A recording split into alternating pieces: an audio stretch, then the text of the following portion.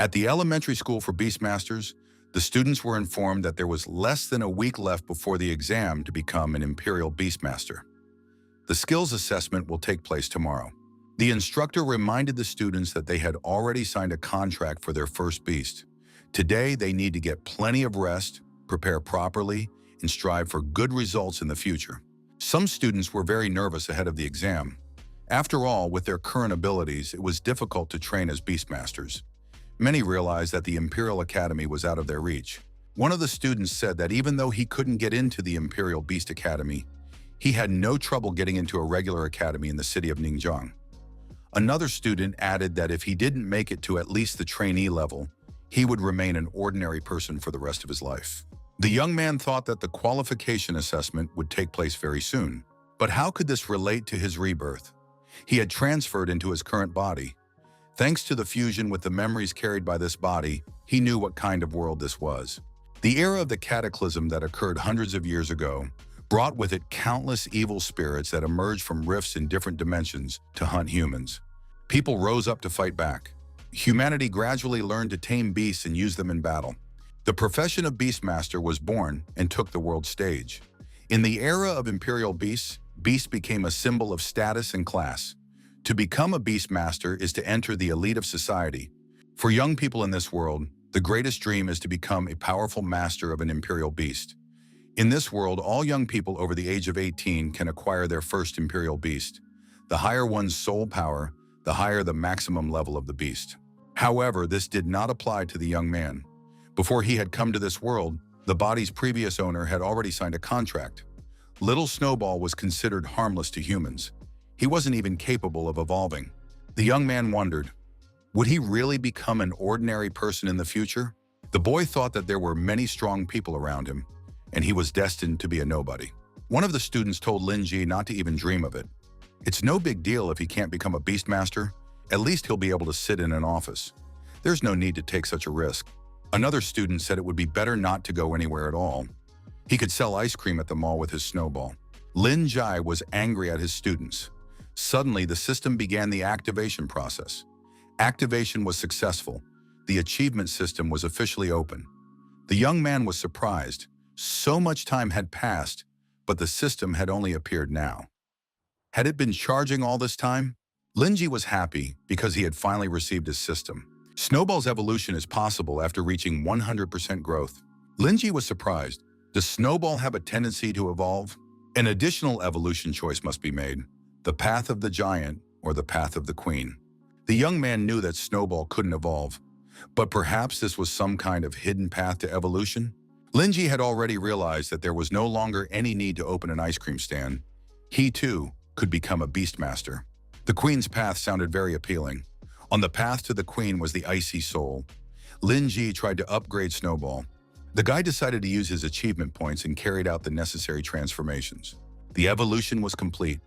The growth rate was 100%, and he had reached the second level. Lin Ji was delighted that the level had increased. That meant he could continue evolving further. The young man wondered what had actually happened to Snowball. The beast was ranked F class. The system reported that he needed to prepare for further evolution. 20 ice elements and 1 soul jade. Not everyone knows about this pre-evolution formula. Lin Ji said he was going to get some money and then go shopping. The students laughed and said that this guy had already gone off to sell ice cream. Lin Ji told Snowflake not to pay any attention to that trash. Tomorrow everything would depend solely on him. One of the students was outraged. What had Lin Ji just called him? The Zhang family was the second most influential in the city. Lin Ji knew he couldn't stand up to this guy right now. But tomorrow everything could change. The students laughed and said that this guy couldn't even evolve. If they were in his shoes, they wouldn't even bother going to tomorrow's qualifying assessment. Lin Ji spotted a girl his age. She told Zhang Hao not to be too cocky. Zhang Hao saw the girl and said, "Miss Guan has graced us with her presence." He was just putting this trash in his place, nothing more. Could it be that Guan was defending this guy because she liked him? Lin Ji told Anning not to pay any attention. Soon these guys would figure it all out. Lin Ji added that he needed to pop into the store now. The young man was upset. Why were the materials so expensive? He'd spent all his savings in just a few months. Guan Anning asked if Lin Jie would come over for dinner tonight.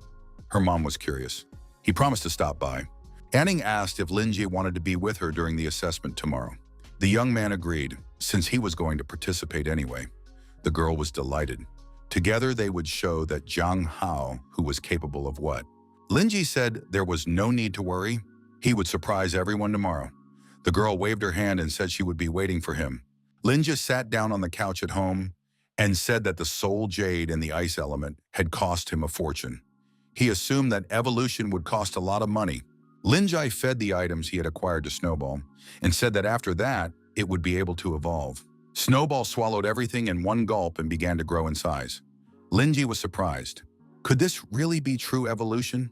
After a bright flash, Linji saw a little girl appear before him. She was made of ice. It was an ice spirit. On the path to becoming a queen, the next stage of evolution must be the Snow Maiden. Linji was delighted because he had succeeded. Now he had a real ice spirit. According to the system's data, the ice spirit had risen an entire rank. The young man thought that he was currently in his senior year of high school.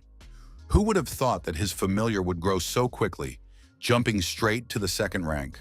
The protagonist felt a chill, and that chill was getting closer and closer. The power was far greater than he had imagined.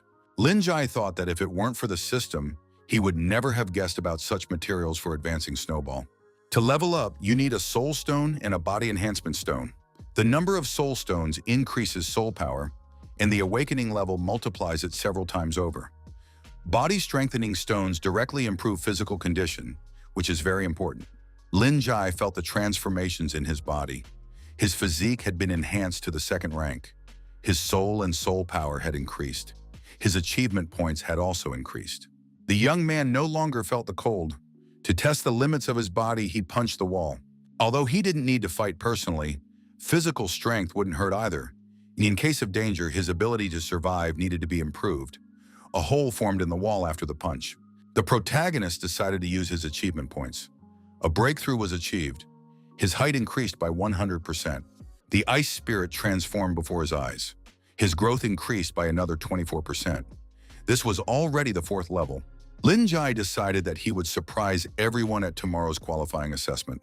On the morning of the exam, Guaning asked Linjie if he was ready. He replied that he was. The girl said that was just wonderful.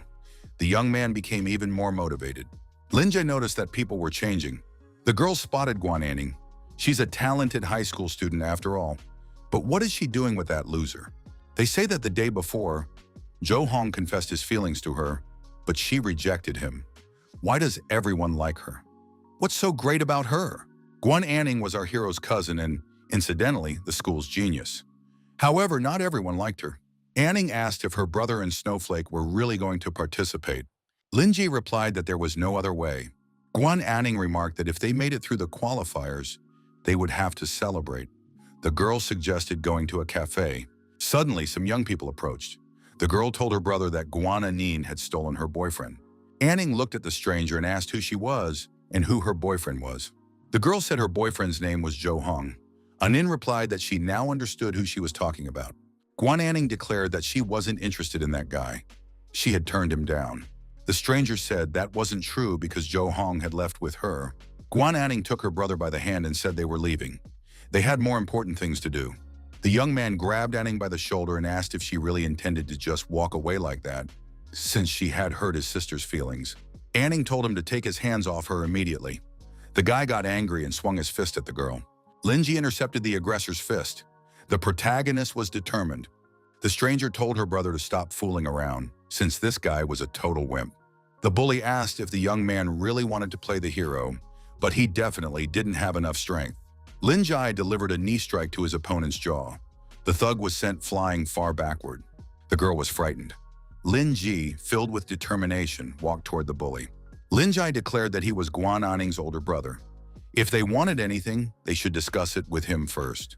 Anning was surprised at where Linjai had gotten such strength. Our hero thought he never imagined he could become so strong. The bully got angry. Had this guy completely lost his fear?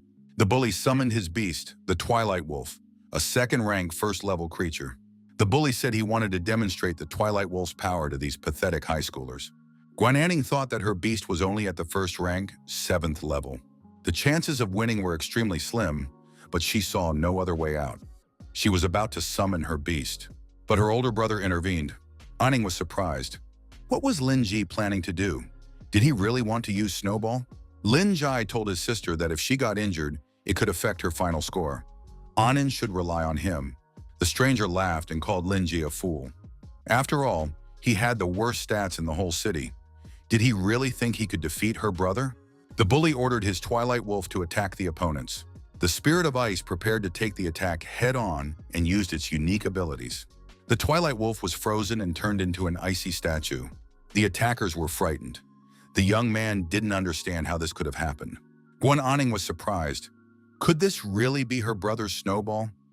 Lin Jie explained that his Snowball had evolved. The bully shouted for Twilight Wolf not to stand there. Something had to be done. Lin Jie said that this was no longer Snowball, but an ice spirit. Under the influence of the Spirit of Ice, Twilight Wolf was shattered into countless ice shards. The young man shouted that this was impossible. After all, he was facing an ordinary student, and his beast was only at the first rank of the 9th level. How could he have destroyed his second-rank wolf? The girl asked her brother what he was going to do now. The bully replied that he hadn't thought this high schooler's beast would turn out to be stronger than his own. The guy added that they had miscalculated and it was time for them to leave. Lin Jai asked in surprise, "Who said you could leave?" The brother and sister were frightened. Could it be that this Lin Jie wanted to take action against them? Lin Jie was determined. The Spirit of Ice was in full combat readiness. The bully approached our hero, bowed and apologized. He said that he and his sister had made a mistake. Lin Jai asked, "Does this guy really think it's enough to just apologize to him?" The bully apologized to Guaning and also admitted that they were wrong. He begged for mercy and promised to teach Zhou Hong a lesson in good manners. The girl was surprised. Why was her brother acting so strangely? The guy got angry and slapped his sister across the cheek. He told her not to butt in on the conversation and to apologize immediately. Guaning turned around and said it was time for them to leave. The bully breathed a sigh of relief. Lin Jie said that the two of them could now leave in peace. The young people turned and started running away. The bully nudged his sister in front of him so she wouldn't fall behind. Anning said her brother was really cool. How awesome that he'd been able to take down a second-ranked Twilight Wolf. His snowflake had truly evolved. The ice spirit smiled. Lin Jie noted that they didn't have much time left. They needed to hurry to the exam site. The Imperial Beast Association building was impressively grand. Stella was inside the building. The young people were examining the object with interest. Lin Jai thought that this was the last qualifying exam of the year. Some would permanently lose their Beastmaster qualification, while others would successfully enroll in the Royal Beast Academy and begin a new life. Our hero was determined to succeed. A man approached the young people and invited everyone who wished to take part in the Beastmaster exam. The man added that after completing the test, everyone would receive a small bronze medal inscribed with low, medium, high, or super. They had to choose the difficulty level of the task they would face. The students looked over the tasks and were surprised. It would be great to pass the super level, though not everyone manages to do so. But even after passing the lowest level, one can become a master of beasts. Guaning asked her brother what he would choose. The man said that before they chose the difficulty level, he wanted to add something. Their future would depend on this, so they needed to choose wisely. They should join forces and choose the difficulty level that suits them. The disciples were curious. Who was the brave soul who would choose the super level? In that case, it would be like signing one's own death warrant. Lin Jai thought he had to take the risk. The super level was chosen. Guaning was surprised. Had her little brother really chosen the hardest level? If he failed, he wouldn't be able to apply to college this year. The protagonist told his sister not to worry. He knew his limits. The students were surprised. Had this loser really chosen the super hard level? Had he made a mistake? The man asked, "Didn't the young man hear what he just said? That you have to choose wisely?" Lin Jai confidently stated that this decision had been made after careful consideration. The man was surprised. Did the guy really mean to say he thought he could clear the super hard level? The answer was yes. The man called the protagonist arrogant. However, he warned him, if the young man wanted to play with fire, that was his choice. The man said that since everyone had made their choice, he would now declare the exam open. After these words, Stella trembled and began to radiate excessive energy along with a bright glow. The students were transported to different locations. With Stella's help, it was possible to observe everyone. The man wondered how Lin Jai would behave. Finding himself in a new place, our hero realized that this was Stella's world. The students had been warned that any injury sustained in this dimension would not affect their true bodies. The protagonist decided that he was fine and ready to begin the task.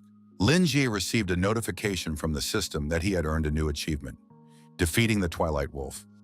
The young man was delighted, for even in this world he could see the system. The protagonist also received 100 achievement points and 1 soul stone. The Spirit of Ice nearly doubled his stats. Our hero, having been transported to Stella's world, found himself in an amphitheater.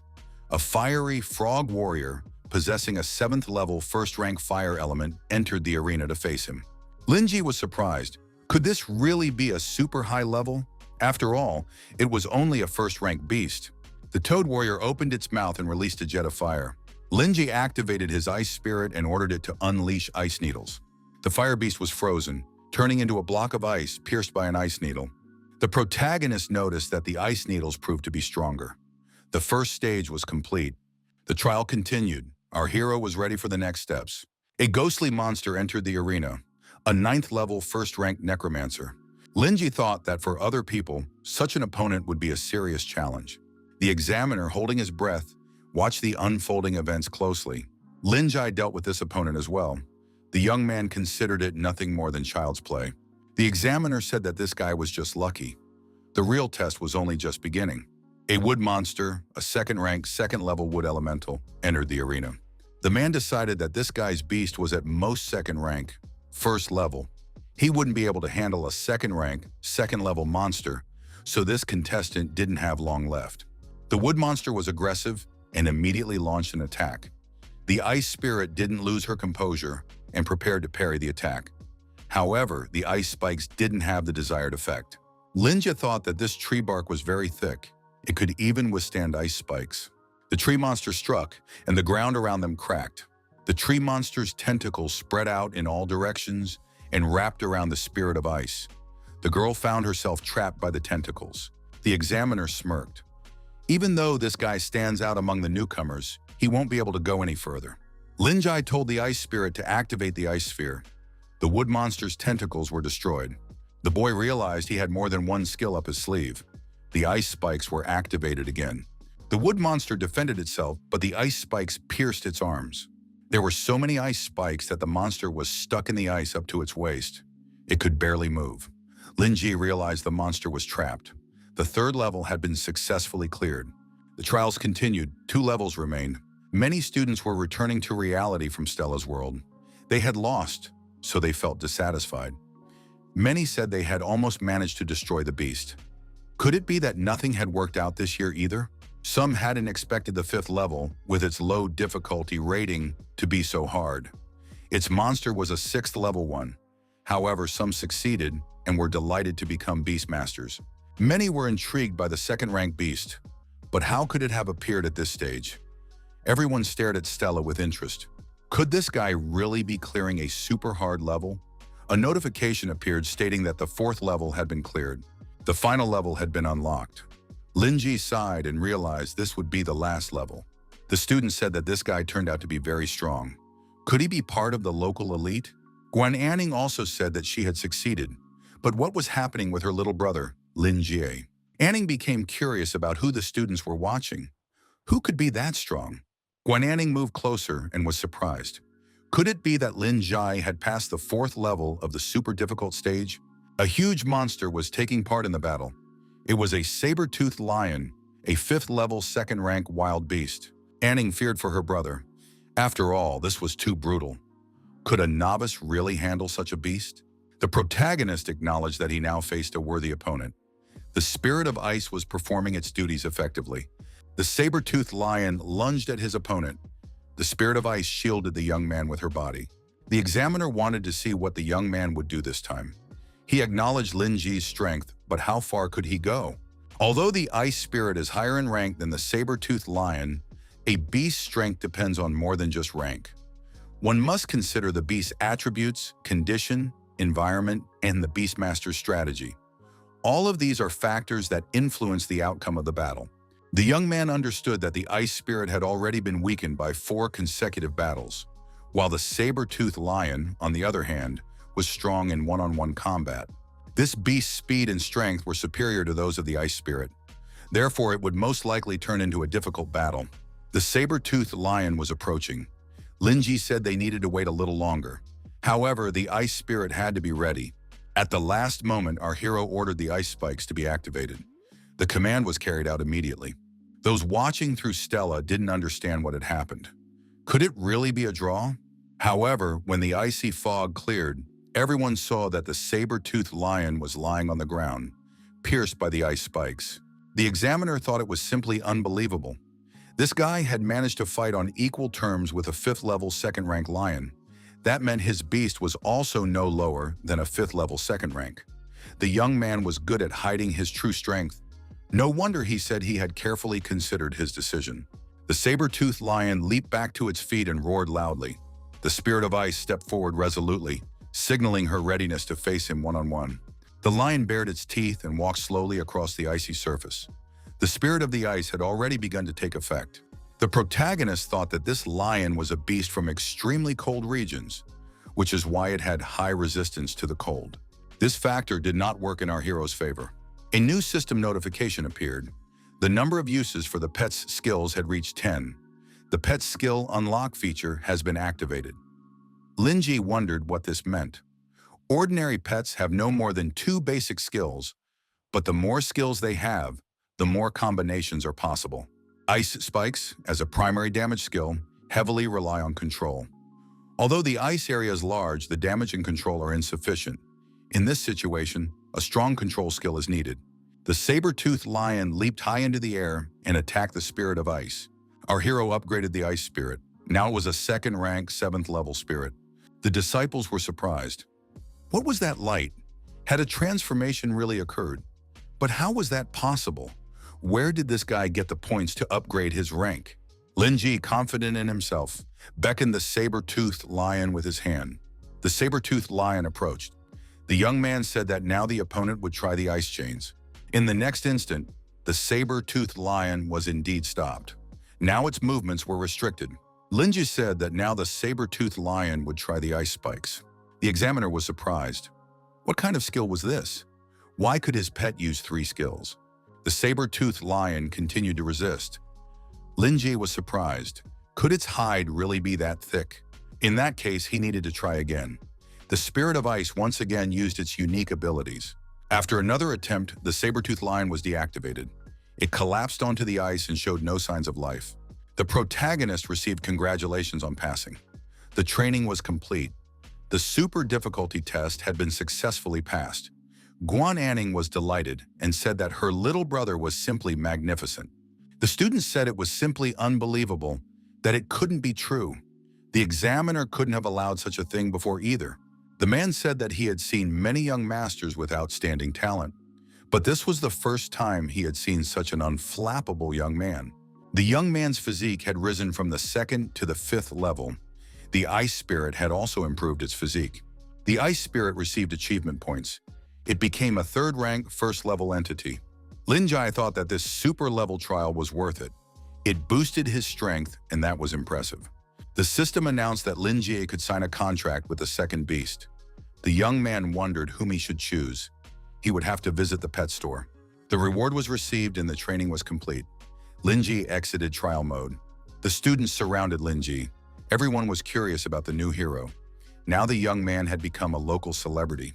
The students began asking how Linji had managed to do it and where he had gotten such a beast. Guaning threw her arms around her brother and said she had believed in him. He was the coolest guy she knew. The examiner said that the young man's abilities had impressed him. He took back his words. His confidence stemmed from strength, not impulsiveness or recklessness. The young people were surprised. Could the examiner really be apologizing to a student? Who would have thought? The examiner asked if the young man was interested in the Beastmasters Association. He could get a leadership position and a good salary with benefits. First, he would need to graduate from the Beastmasters Academy and then come to them. Guaning told her brother to accept the offer.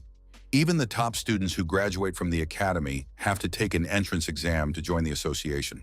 Linji thought that if he agreed now, he wouldn't have to pay for his education at the academy. However, the young man understood that there's no such thing as a free lunch. The more he got now, the more he'd have to give up in the future. Besides, there were too many restrictions in the Beastmasters Association.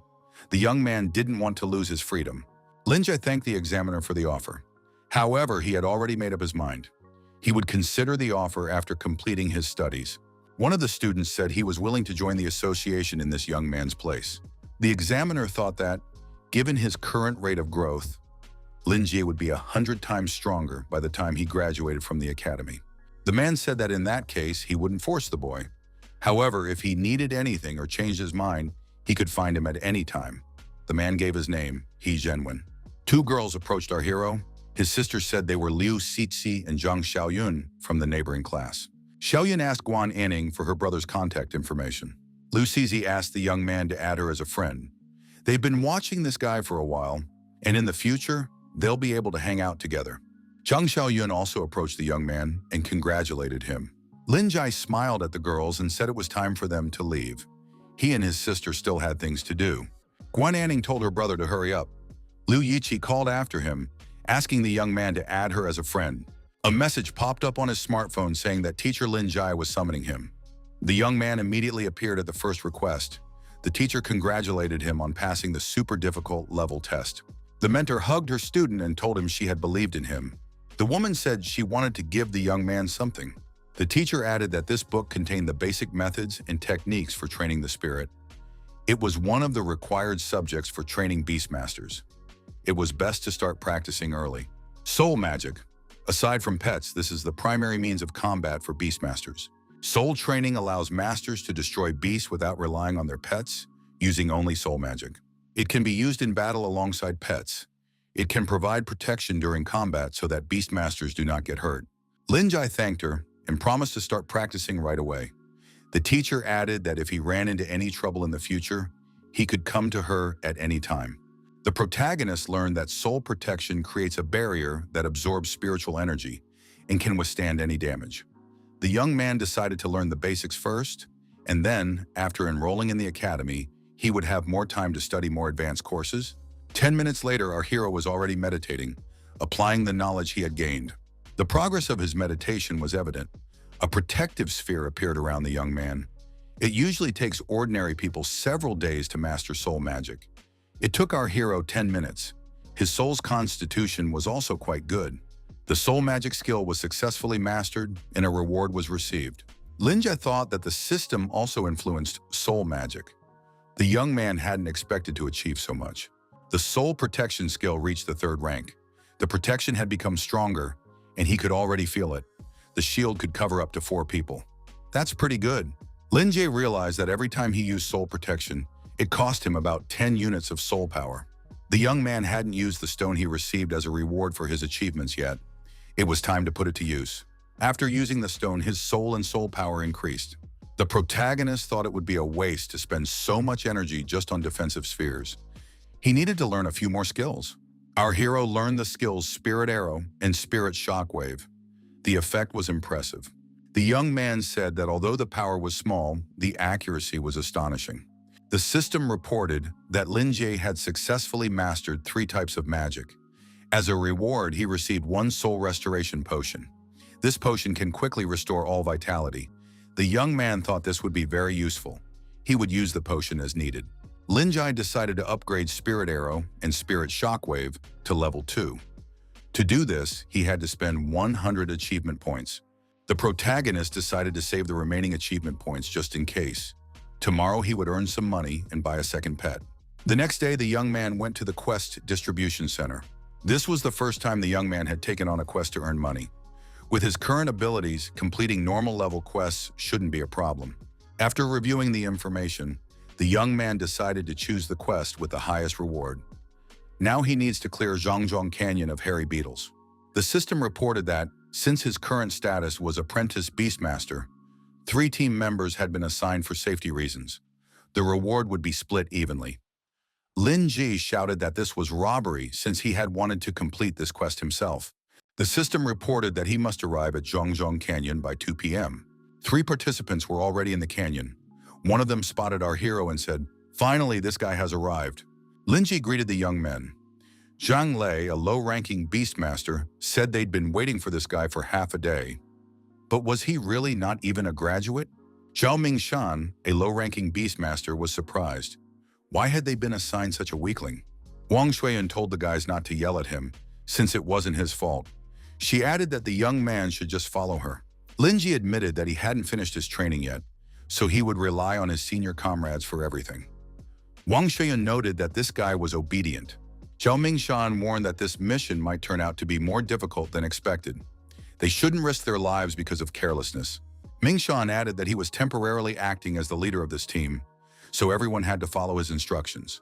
The leader warned that he would reduce this guy's share of the reward because of his tardiness. The protagonist thought that these guys never managed to get into the Beastmaster Academy. They graduated from school and then started making a living by completing missions. Minshin said that since the group was assembled, it meant they were setting off. The group stopped in front of a huge pit, the bottom of which was invisible. A strange noise came from the pit. After a while, insect monsters appeared from within. Wang Shuiyan was surprised. Minshan said that all they needed to do was block the pit and destroy the bugs. The squad leader released his summoned beast and ordered it to attack the bugs. The summoned beast was a rhinoceros, a second-rank, 5th-level creature. Zhang Lei also released his summoned beast. It was a mantis, a second-rank, 6th-level creature. Wang Shuiyan told the newcomer to stay behind her. The girl summoned a bee, a second-rank, 5th-level summoned beast. The protagonist decided to first observe these people's abilities before making a decision. The monster beetles attacked the mercenaries using their strength and skills. They kept pouring out of the deep pit. Minshin said that his rhinoceros must break through the ranks of these beetles and destroy them. Zhang Lei told everyone to watch him. His summoned beast, a mantis, rushed at the beetles. Wang Shuiyan ordered the bee to attack faster than anyone else so that others could see how capable she was. The beetles nearby were attacked and destroyed thanks to them. Zhang Lei asked the newbie what he thought of their perfect combo. He could just watch and appreciate how cool they were. Minshan asked if this guy was still thinking about his share of the reward. You could say they'd given him a free training lesson. Wang Shuiyan added that when the time came, she'd share her share with this guy. For now, he just had to defend himself. Linji thought all these attacks were pointless. They posed no threat. However, the number of bugs wasn't decreasing. They dominated both the ground and the sky. Wang Shuiyan was frightened and asked what those sounds were. Suddenly, a huge beetle fell out of the pit. It was much larger than all the previous ones. Zhang Lei said that reinforcements had been called in at the enemy camp. Linji was surprised. Could there really be more monsters in this pit? At one point, the beetles, using their numerical advantage, attacked the rhinoceros. The beast fought back as best it could. The mantis and the bee were also attacked and deactivated. The situation took a sharp turn for the worse. Zhang Lei and Zhao Mingshan shouted at their summoned beasts to retreat immediately. They couldn't let these beetles destroy the summoned beasts. Linji said it was useless. That sound had a paralyzing effect. The pets could no longer hear commands. Wang Shuiyan didn't know what to do now, since her bee had been injured. Zhang Lei was indignant. Why did the newbie know this and not say anything? Why is this guy of no use at all? Linji replied that right now, Zhang Lei should be concerned not with the pets, but with his own safety. The number of bugs kept growing. The team leader shouted that they had to run, or it would be the end of them. This mission turned out to be on some kind of insane level. The group leader turned and began running away from the bugs. Zhao Mingshan managed to hide behind the protective sphere that our hero had activated. Zhang Lei was surprised. Could this really be soul magic? Only the Academy knows about this technique. How did this guy get it? Linji told the three of them to stop talking nonsense. They should just stand silently in the back. Linji held out his hand and summoned the spirit of ice. The girl appeared and immediately sprang into decisive action. The mercenaries were surprised. What kind of pet was this? They had never seen anything like it. Linji thought that if these monsters were of the same rank as ordinary pets, their main advantage was their numbers. They lacked intelligence, however, as well as skills. Our hero said that his third-rank ice spirit possessed exactly the right techniques. The ice spirit froze all the beetles in the vicinity. The young man asked his colleagues if they still had time to recall their pets. However, in that case, they would have to give up all their rewards. The three participants felt discouraged. The team captain was forced to agree and acknowledge that all the rewards would belong to this guy. He asked him to return their pets. Zhang Lei was outraged. So, did this guy really dare to threaten and boss them around? Did he really think he was that very Lin Jie who had passed the extremely difficult trial? The protagonist confirmed it. Wang Shuiyan said she knew it all along. After all, an ordinary high school student couldn't possibly possess such power. Zhonglei asked if Shuiyun really thought this guy was telling the truth. He refused to believe it. It would be better if the newcomer unfroze and returned their pets. Mingshan struck and deactivated Zhonglei. He said that this guy had already demonstrated his power. There was no need to prove anything else. They had been unfair to him. Linjai noted that there wasn't much time left. Everything would thaw very soon. The three of them needed to get back to their pets as quickly as possible and leave before the swarm of bugs woke up. Wang Xuan asked what Linjai was going to do. After all, these bugs weren't destroyed. They'd only been immobilized for a while. Linjai grinned and said he intended to capture their leader. Zhang Lei was surprised. Did this kid really want to venture deep into the pit? Without wasting any time, our hero jumped down. The spirit of ice followed him. Landing safely, the young man found himself at the bottom. It was dark there, but his improved physical condition had also enhanced his vision. The darkness was no longer an obstacle. The protagonist activated his spirit barrier and became out of reach for the insect monsters. There were too many insects.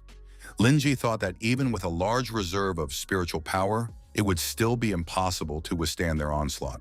Linjai decided to learn additional skills since the young man still had achievement points left. The ice puppet learned Ice Shield and New Star of the Ice Comet. Linjai thought that with the Ice Shield, the ice puppet could act freely and no longer needed his protection. New Star of the Ice Comet was suitable for dealing damage over a large area. Linjai told the ice puppet to use Extreme Frost. The young man also activated the spiritual shield. The ice element was gathered. The protagonist ordered the use of the new Ice Comet Star. In total, 50 monster beetles were destroyed. Linji thought this was a very powerful explosive skill. Linjai decided that his pet could gain experience through battles and level up as well. Although it was slow, there were plenty of beetles, so this place would make an excellent training ground. Perhaps today the ice puppet would be able to break through to the next stage. A loud noise rang out, and the young man realized that the Bug King had appeared. Wang Shuiyan told her colleagues that they must hurry and report the danger of this mission. Otherwise, Lin Jie might die. Zhang Lei was surprised. What did she care about this boy? Another mercenary appeared nearby. The young man asked if the location for the mission involving the monster beetles was ahead. It was Luo Da, the turquoise spellcaster. Zhao Mingshan confirmed this and added that the target was right in front of them. However, they needed to be cautious. Wang Sheyun was surprised. Could this really be a bronze Beastmaster? Beastmaster badges are divided into bronze, silver, and gold. The young man confirmed that he was a bronze Beastmaster. His name was Luo Da. The association had noticed the increased difficulty of this mission, so they sent him to handle it. Wang Shuiyan said that was great because with this guy they would definitely manage. The girl expressed a desire to go with him. Luo Da declared that if his little sister wanted to watch his performance so badly, he couldn't refuse her. The Bronze Beast Lord looked closely at the girl. The young man turned to her colleagues and said that this didn't concern them. He wouldn't be taking those two with him. Zhang Lei said that they didn't want to go anyway. The system congratulated Lin Ji on his achievement. Conqueror of 100 Beasts. A growth acceleration card and 300 achievement points were received. Lin Ji was surprised. Were there really achievements like this? However, the rewards seemed very good to him. The ice puppet was upgraded to the 3rd rank. Lin Ji thought he was one step closer to the Snow Maiden. Lin Jai decided it was time for the Beetle King to come out. However, when the beetle emerged from its hiding place, the protagonist realized it was too big. Our hero recalled that according to the mission details, the crisis involving mantises had begun a week ago. This meant that this beetle had recently evolved. The king of the monsters was the Invader's Mantis, a 4th rank, 1st level creature. Lin Ji knew he couldn't run away. Otherwise, he wouldn't receive the reward. Suddenly, a stone monster appeared, ready to battle the monsters. Loda also descended to the bottom of the pit, carrying a girl in his arms. Wang Sheyun saw the young man unharmed and said that Lin Jie had done a magnificent job. She was glad that the young man was unharmed. Lin Jai said he was fine and asked why she was here. Loda was surprised. Could there be another mercenary here? He told the young man to retreat since it was too dangerous here. Loda noted that this was a praying mantis invader, the legendary king of praying mantises. Out of tens of thousands of praying mantises, only one ferocious 4th rank beast emerges, possessing the ability to control a swarm of insects. Linjai pointed out that he had come here to complete a mission, so he asked the guy not to get in his way. He intended to deal with this boss on his own. Loda asked our hero if he knew who was standing before him. Loda pointed at himself and remarked that he was a bronze beast lord. Who was this young man to speak to him like that? Loda summoned his stone giant, a third-rank, 9th-level beastmaster. Linji cast ice shackles on the monster and said he was a trainee beastmaster. Loda was surprised. Could this really be the one who had passed those extremely difficult trials? No wonder this guy was so talented. However, Loda added that he himself had completed an apprenticeship, survived hundreds of battles, and then passed the trials for the bronze medal. Linjai said that he too intended to follow that path. Wang Shuiyan shouted that they shouldn't argue because danger was lurking behind them. A huge monster beetle appeared behind the young people. Loda said that now he would show the difference between him and this Lin Jie. The spirit magic skill was activated. A buff effect was also applied. The stone giant's current power corresponded to the 4th rank, 2nd level. Linji was surprised. Could this really be spirit magic? Loda said that the ability to comprehend and enhance high-level magic skills is not something everyone can do. That is the difference between them. Loda warned that this opponent was quite a challenge. Lin Jai used icy shackles. The opponent activated Spiritual Blade. The King of Beetles took damage. Linji thought they had succeeded. However, the beetle turned out to be invulnerable. Loda admitted that they could spare this beetle today. They needed to think about what to do next. Lin Jai told everyone to step aside. He would deal with this monster himself. Loda shouted that this guy was crazy. He had seen that even the enhanced stone beast couldn't do anything about it. Loda asked what this newbie was up to. The protagonist decided to use the explosive seed card and activated the enhancement effect. Loda was surprised. Could it be that this guy also knew how to use the amplification technique? The ice puppet began to amplify its power, growing stronger before his very eyes. Loda was surprised by what this guy was doing. Who was he anyway? Linji thought that with his support technique, he should be able to handle a 4th rank, 3rd level opponent within a minute. Linjai ordered the ice puppet to take immediate action. The ultra-powerful ice shackles were activated. The monster was captured. With the ice spirit's level increase, the power of the skills had become much greater than before. However, it would likely be impossible to control it for too long. The monster continued to hold out, and the young man decided it was time to increase the power. A spirit-powered attack was activated. The buff would remain active for another 40 seconds. The monster took serious damage. Its body was pierced right through. Loda shouted for the young man to stop. If he continued to use his spiritual power, it could lead to his death. Lin Jie declared that he was fine, since he had only used half of his spiritual power. Loda was surprised. That couldn't be possible, since this guy was just a beginner. Wang Shuiyun thought that perhaps the boy would be able to defeat this monster. The ice puppet activated the ice star. The monster screamed in pain. Loda was surprised. What kind of power was this? No wonder he had never seen the remains of this monster. Could it really not be destroyed? Loda recalled that once in ancient times, during the War of Gods and Beasts, humanity had gathered the 5 greatest primordial divine beasts to put an end to the chaos. Since then, these beasts had vanished without a trace. The remaining duration of the buff is 30 seconds. Linji said it was time to end this. The ice spears were activated. Linji said this would be the final blow. A system message appeared stating that the boss had been destroyed by a fierce blow. Wang Shuiyan shouted that it was a victory. Linji had defeated the terrifying monster. Loda said, "Who would have thought that this guy would take all the credit for himself?" Linjai told the ice puppet that it had done a good job. The ice puppet's level was upgraded to rank 3, level 5. Linji thought that the progress had reached 100%. Now he needed materials for evolution. The system reported that the achievement had been obtained and the rewards credited to the account. Linji was surprised. Had they even given out the materials for evolution? Luoda suggested they talk. Luoda asked if Linji wanted to give him credit for defeating the boss. Wang Shuiyan was indignant. How could he say such a thing? After all, it was Lin Jie who had done everything here. Luoda offered 100,000 for it. Linji thought that since the guild had sent him to complete this task, his evaluation would change if he failed. If he successfully completed it, it would affect his rank and promotion. That's why he was so interested in the outcome of the mission. Money was more important to our hero. He could use it to buy a new pet. However, the young man couldn't agree right away. He decided to wait and see if more favorable terms would be offered. Loda noted that he had been saving up for 6 months. Besides, the reward for this task was half as much.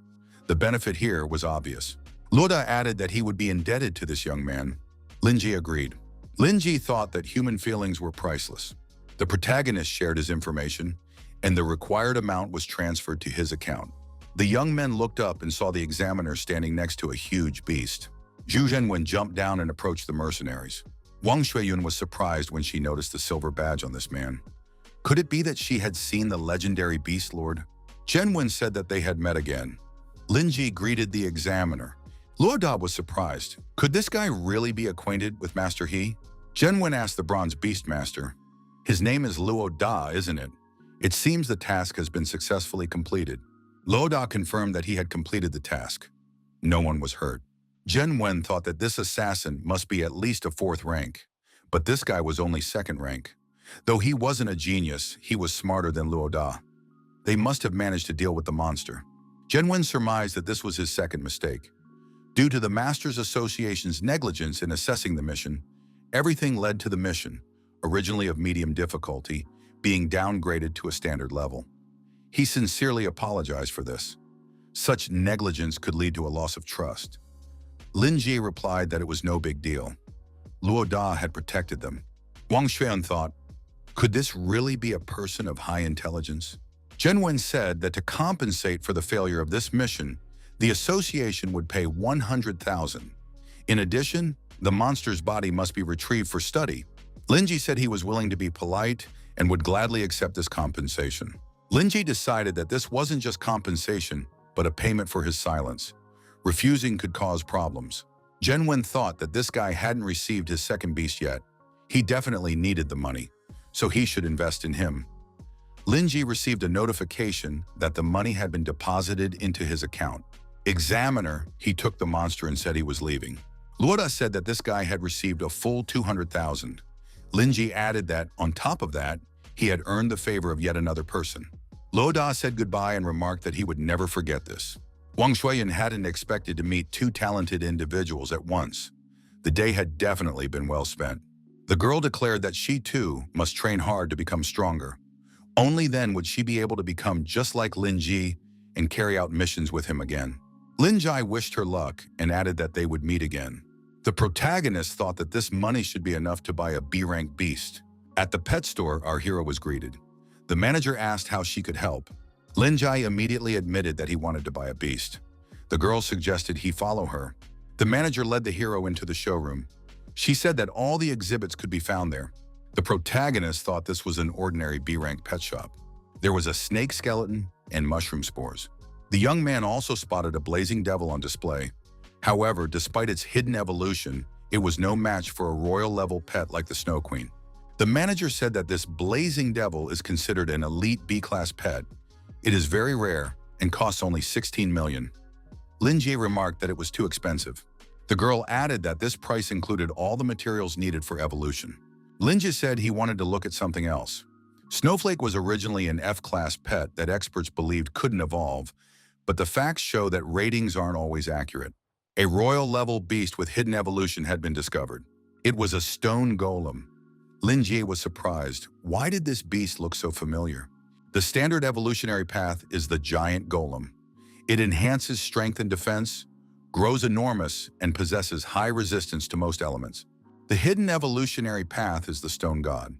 It follows an ancient evolutionary lineage, revealing the threat of a supernatural deity within the lineage. It possesses the ability to manipulate rocks and soil. The next form is the stone devil. Lin Ji recalled Luo Da and realized why this beast seemed familiar to him. That young man's enormous beast, the stone monster, had evolved from this small creature, but this is merely the ordinary path of evolution. Lin Ji thought that the ice puppet's advantage lay in its explosive power and control, much like a mage's. The manager told the young man to stop hesitating. This stone golem was the choice of many people. It could resist, fight, was easy to evolve, and on top of that, was inexpensive. Lin Ji agreed to purchase this golem for 80,000. The young man added that he needed to buy some materials for evolution and listed them. The manager asked if the customer intended to evolve the stone golem. However, these evolution materials would not allow it to evolve. The girl noted that mid-tier elemental essence was quite expensive. Lin Ji said he wasn't buying it for himself. The young man received the seal pearl. The second beast contract was concluded. Achievement points were awarded. That same evening, the protagonist decided to perform the necessary procedures. The golem needed to be fed. The stone golem currently possessed the first rank of the first level. Linjai decided that he first needed to double its growth rate in order to proceed. Rank points were spent, and the stone golem was upgraded to rank 2, level 2. Linji thought this beast looked a bit silly, but who would have thought it possessed a hidden path of divine beast evolution? In the end, the beast ate all the evolution materials to evolve. Linji noticed that there was still some powder left. The golem refused. The young man got angry since he had spent a lot of money buying all of this. Linjai threw up his hands. He had a new beast, one that was picky about food. The ice spirit appeared nearby. Linji thought the restoration had gone well. The ice puppet taught the new beast a lesson. The stone golem ended up lying on the floor. The new beast, not wanting to tempt fate, was forced to eat all the powder. The stone golem transformed into a stone demon with enhanced stats. Now it was a second-ranked 9th level creature. Linjai was surprised when he saw what the stone demon was doing. The ice puppet was forced to intervene to cool the stone demon's ardor. To do so, she even had to use an ice shield. Linjai was upset. The wall in his house had been damaged. Friendly interaction is good. However, the stone demon doesn't listen to his orders and acts on its own. He'll have to teach it how to behave. The ice spirit had reached the necessary conditions. Linji decided to show who was in charge here. Advanced material for the evolution of the ice crystal was consumed. During the successful evolution, the Snow Maiden appeared. She possessed the 4th rank of the first level. The ice arrows were upgraded to Icefall. The ice shield was upgraded to Ice Crystal Mirror. Extreme Cold was upgraded to Blizzard. Linjai was impressed. He hadn't even dreamed of such an evolution. The stone demon's eyes flashed, and his feet immediately froze to the ice. Snow Maiden reacted in a flash. The protagonist ordered the Snow Maiden to activate the Icefall. The stone demon found himself exposed to the icy rain. The confrontation was over. The stone demon dropped to his knees and bowed to Snow Maiden. Linjai declared if he had signed the contract and become the master, the stone demon must obey him. However, if its nature proved impossible to reform, drastic measures would have to be taken. The protagonist asked the same question again. Was the stone demon willing to submit to him? The new beast bowed to its master. The young man said that was excellent. The door opened and the neighbor walked into the room. He asked if this guy knew what had happened to his walls and why he was banging on them in the middle of the night. Linji apologized. The young man added that he had been training and was ready to pay for the damage. The neighbor said this wasn't even the second time. He would demand compensation for emotional distress. He was looking for at least 30,000. The man added that he expected the money within 3 days. The stone demon stepped in to resolve the matter. He walked over and glared at the man. The stone demon swung his fist, intending to teach the neighbor a lesson for speaking rudely to his master. At the last moment, Linji told the stone demon to stop immediately. The summoned beast's paw stopped near the neighbor's throat. The man was terrified. Could this really be his beast? What kind of monster was this? Linji apologized and noted that his beast was still poorly trained. The young man asked about compensation. The frightened man said he didn't need compensation, since he wasn't that petty. Night fell. Linji, as always, slept in his bed. Snow Maiden slept beside him.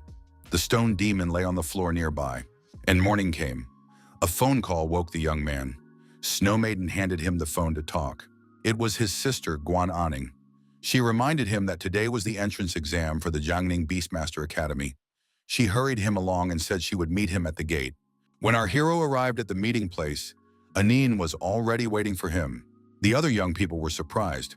How could this guy be late for such an important event? He thought too highly of himself.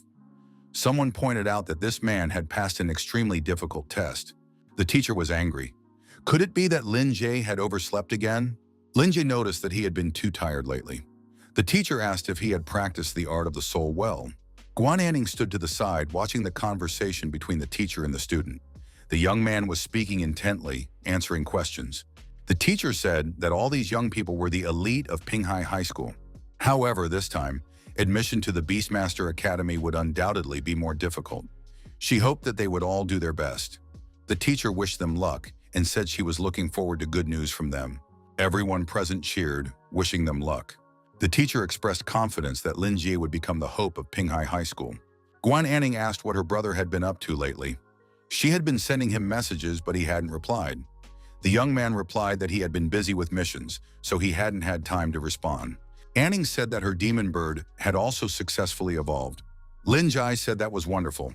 In that case, there would be no problems with enrollment this time. The young people entered Guaning City, located on the banks of a large river. Anin leaned against the window and gazed out at the vast, beautiful city. She remarked that it was truly beautiful. Linji blushed with embarrassment. He too was looking at something big and beautiful. Guaning caught the young man's gaze. She felt embarrassed and immediately sat back down in her seat. An awkward silence fell. The young people approached the Guaning Academy of Rulers. The academy building was majestic and enormous. Linji thought he would be willing to give his life to study in this place. The young people parted. 17 students from Chimping High School had arrived to register. Pingyun led them. Tanyun said that 21 students from Kangxia High School had also arrived to register.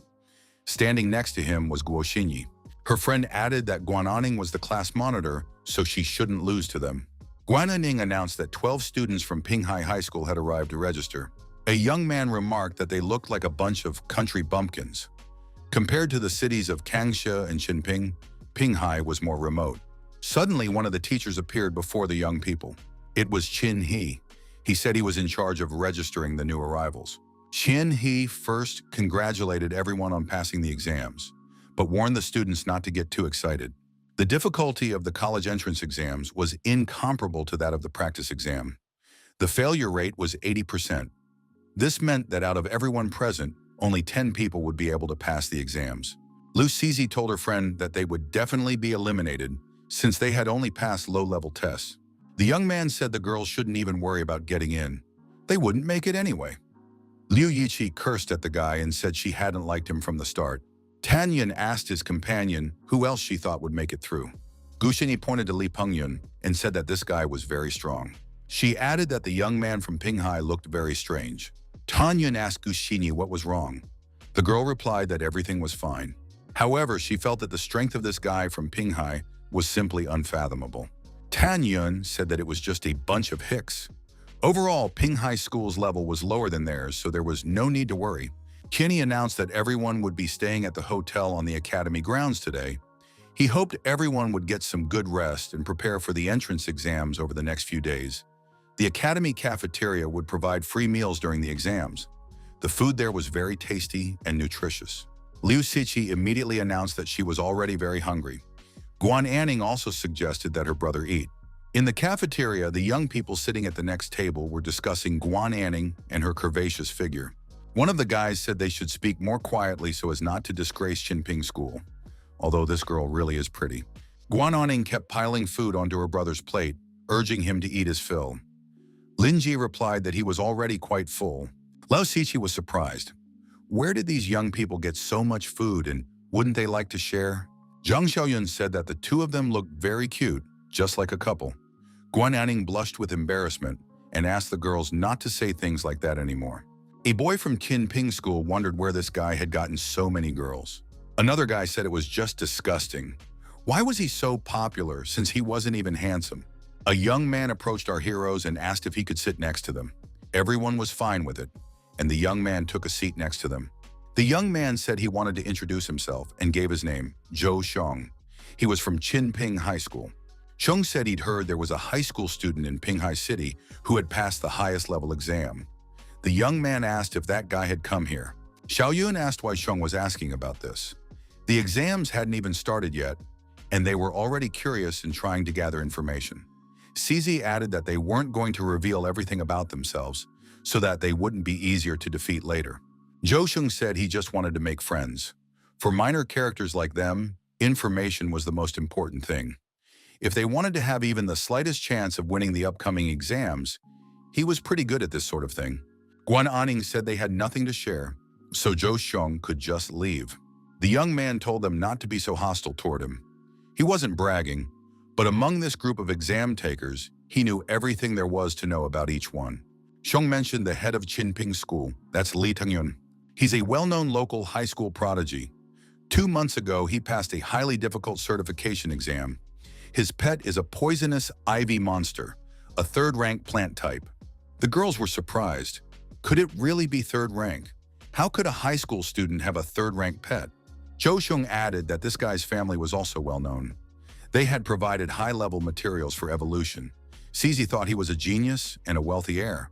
With their first-ranked pets, they definitely wouldn't be able to win. Anin thought about how big the difference was between their pets. She only had a second-ranked, 7th-level pet. Jo Xiong said that Go Xinyi from Kanghuai City was a problem child. She had only contracted with her pet in her 3rd year of school. It took her just 1 month to pass a highly difficult assessment. Her pet was a second-rank, 8th-level steel lizard. Liu Yiqi was surprised. Is it possible to raise a pet to second-rank, 8th level in just 6 months? Xiaoyun replied that it was possible. When she signed the contract, the pet was already 7th level, 2nd rank. If a person's soul power is high enough, they can contract with stronger pets. Chu Qiong noted that there was another master in Kanghuai City, Tan Yang. He was a young man with a dual-element pet. Anin said that the teacher had mentioned earlier. Some very rare pets possess 2 elements. These beasts inhabit extremely dangerous areas, and most of them cannot be tamed. Lin Jai thought that his stone demon was a spirit and a stone. This dual element was worth studying. Jo Xiong finished his story and added that he didn't know anything else. Could they now tell him about the guy who had passed the difficult level?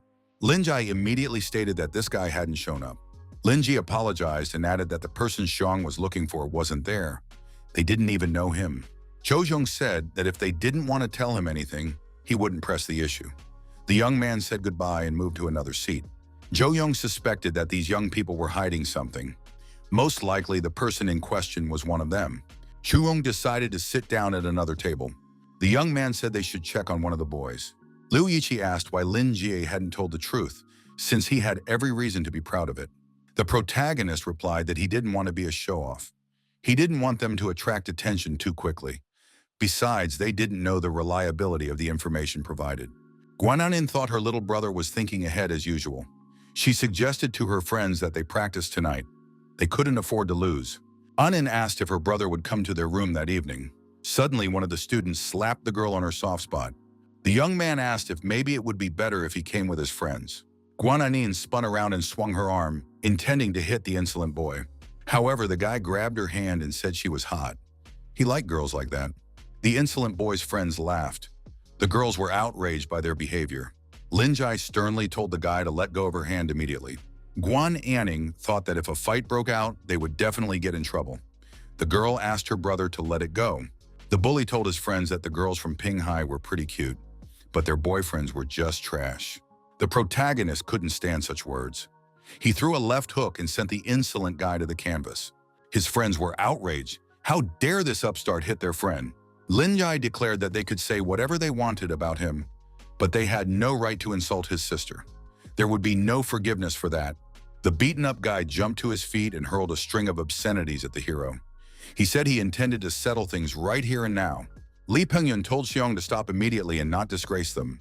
Pingyun told the hero that the blow was powerful. They could consider themselves even. Lin Jai declared that this wasn't over yet. Li Pingyun told Lin Jai that he would teach the guy a lesson himself. If Lin Jai had any grievances, he could take them out on him. Guaning took her brother by the hand and said they were leaving. Lin Jai told his opponents that they would see each other again at the exam. Li Pingyun watched as the young people walked away. The girls said that their little brother was really cool. Li Pingyun surmised that this guy was the very same Lin Jie. Guaning was taking a relaxing bath. The girl wondered why her friends had come here. Li Cizi said they wanted to thank her for helping them with their training. Their support had reached the 2nd rank. This was great progress for them. Cizi offered to give her a massage as a way to show their gratitude. Anning told the girls not to touch her. She would handle it herself. The next day, Teacher Chin, he announced that everyone was now assembled. The teacher added that he wanted to share some good news. After analyzing past results, the performance of this year's first group of examinees showed that this group was the worst. Therefore, he didn't expect anything good from them. Those present were surprised. Was this really the good news? Zhong said that Ping High School was holding everyone back. Liu Yiqi declared that this guy had better not cross her path after the exam.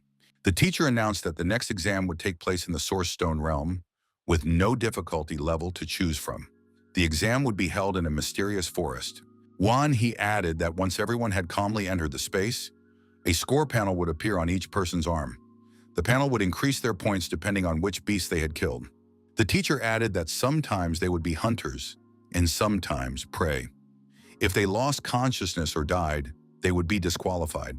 In the very center of the mysterious forest would be a stone pillar displaying the scores and coordinates of the top 10 players. Someone asked, "Are there really third-ranked beasts there? If you encounter them, you could be eliminated immediately." Shinhee added that the competition would last 4 hours. The top 10 would be approved. Lee Pingyun asked if it was allowed to kill only beasts. The teacher replied that it was a good question. The winner who eliminated another examinee would receive all of their opponent's points. The students were surprised. Why are the rules so cruel? They encourage us to kill each other. If we team up and hunt other schools, we can definitely make it into the top 10. Tanyan noted that any methods could be used. The teacher added that the real battlefield is much harsher.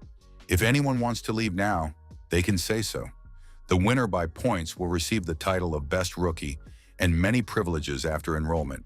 The teacher wanted to see which of them would become the king of all rookies. Guaning thought it would be great to meet her brother, Lin Ji. Even if she couldn't make it into the top 10, at least she could help him. Lin Ji told his sister that as soon as she entered the space, she should use the Flying Hawk ability to find him as quickly as possible. He urged everyone to calm down. The entry into the space was about to take place. The next moment, our hero found himself in a forest. Now he needed to look around. The young man noticed a stone stele towering above the trees. Linja glanced at his wrist and saw the information displayed. The countdown had begun. The information on his wrist only showed his current points, but there was no way to tell if participants were in the top 10. This meant that anyone who wanted to know their ranking would eventually have to go to the central stone pillar. It was quite likely that in the later stages, this would become the most dangerous area. Most importantly, if you don't approach the stone pillar and update your score, even if you've earned enough points to enter the top 10, your coordinates will be displayed anew. This will attract other players. Lin Jai thought that the real purpose of this exam was to let players fight each other. As long as a player is strong enough, all the rules can be ignored. No one can take points away from the strong. The young man understood that this was just a game, so the fun was only just beginning. A two-headed forest python, a first-ranked 9th-level beast, appeared from behind the trees. Linji activated his defensive sphere and became out of reach for the monster. For safety's sake, our hero decided to maintain his soul defense at all times. In any case, it wouldn't take much energy. The stone demon was summoned, and special control and defense functions were assigned to it. Lin Jai decided to temporarily conceal his power and test the stone demon's strength. It was worth examining its dual attributes. The stone demon performed magnificently. The two-headed forest python was neutralized, and a knot appeared on its body. Lin Jai told the stone demon not to pursue this python. It was worth only 10 points. It was more efficient to deal with high-level monsters. The protagonist decided it would be better to challenge more powerful beasts. The young man wondered if his sister would be able to find him. He hoped that everything would go well for Guaning. The girl was indeed fighting the forest monsters effectively. A huge insect monster was destroyed and set ablaze. The girl glanced at her wrist. Only 15 minutes had passed. There was still plenty of time. Guaning ordered the Firehawk to fly ahead. She wanted to find her brother, Lin Jie, as quickly as possible. Many participants were unable to complete the task and were forced to retreat from the monsters chasing them. The Firehawk had returned. Guaning thought the beast didn't have the ability to stray so far. The distance from its master was too great. Anning realized she would have to go on her own. Guaning decided to approach the stone stele to check her brother's coordinates. After all, he was definitely in the top 10. Suddenly, Guaning was attacked by a forest monster. At the last moment, the girl managed to jump up and dodge the attack. The monster rushed past. Anand thought that the beast depicted on the stone stele was a second-rank 5th-level golden scorpion hawk. It would be no match for her second-rank 7th-level hawk. The Firehawk attacked the monster and effectively destroyed it. 20 points were earned with ease. Suddenly, Oda emerged from the forest. He was a human race savage, a second-rank 4th-level warrior. One of the participants followed behind him. Yu said it was just a coincidence. Anand was outraged. Didn't this guy think it was despicable to steal other people's points? The young man replied that the rules didn't forbid it. He added that he wouldn't just steal her points, but also finish off her stupid bird. And he'd deal with the girl too. Anand screamed for the Firehawk to dodge the enemy's attack. The girl noticed that she was being attacked too. Shu grabbed Guaning, covered her mouth with his hand, and said she was dodging well. However, now she wouldn't be able to give orders to the Firehawk. Xiu declared that humanoid beasts had a major advantage: greater intelligence. They could act of their own free will. The savage Oda managed to grab the firehawk by its wings. Xiu declared that before getting rid of this girl, he wanted to have some fun with her. Linji looked at his wrist. He already had 40 points. Half an hour had passed. The stone demon was dealing with yet another monster. Zhou appeared in the clearing. He was with his strange summoned beast, which had grabbed a giant second-rank, 4th-level monkey. The summoned beast was a creature called Terrible Snout, Oddity. It possessed second-rank, 7th level. Zhou had already earned 60 points. The young man knew he couldn't afford to let his guard down. Lin Jie greeted Zhou. The guy recognized him. After all, they had already met in the cafeteria. Lin Jie thought that this guy didn't know who he was yet. However, he knew a lot of useful information. He had to try to make use of that. Zhou looked at the stone demon and said it looked really cool. It was definitely a rare beast. But why hadn't he seen anything like this before? Zhou thought that the person in front of him wasn't Lin Jie. Based on the available information, Lin Jie uses an ice beast. The protagonist said that his pet was completely ordinary. Lin Jie added that it was just an ordinary D-rank beast that had only reached the 2nd stage. Zhou suggested taking a look at his beast, the terrifying Snout. It was a rare beast, and it had already reached the 2nd rank, 7th level. Lin Jie said that was really cool. Zhou said that since fate had brought them together here in the forest, he wanted to help this guy with glasses. Lin Jie said that was wonderful. Zhou decided he would help the young man level up and then finish him off. Guaning effectively knocked her opponent to the ground. A hand-to-hand combat skill was used. Guaning said that last time, her brother had beaten her to it. Surely this scoundrel didn't think she'd let him off that easily now. A monster appeared out of nowhere. The savage Oda was attacked. A huge monster flew over Shu's summoned beast, striking fear into it. Yu shouted for Oda to help him. However, the savage turned and ran into the forest. Guaning told her rival that his pet had a mind of its own, and that this wouldn't lead to anything good. Shu declared that he had one last request: don't hit him where her brother had hit her.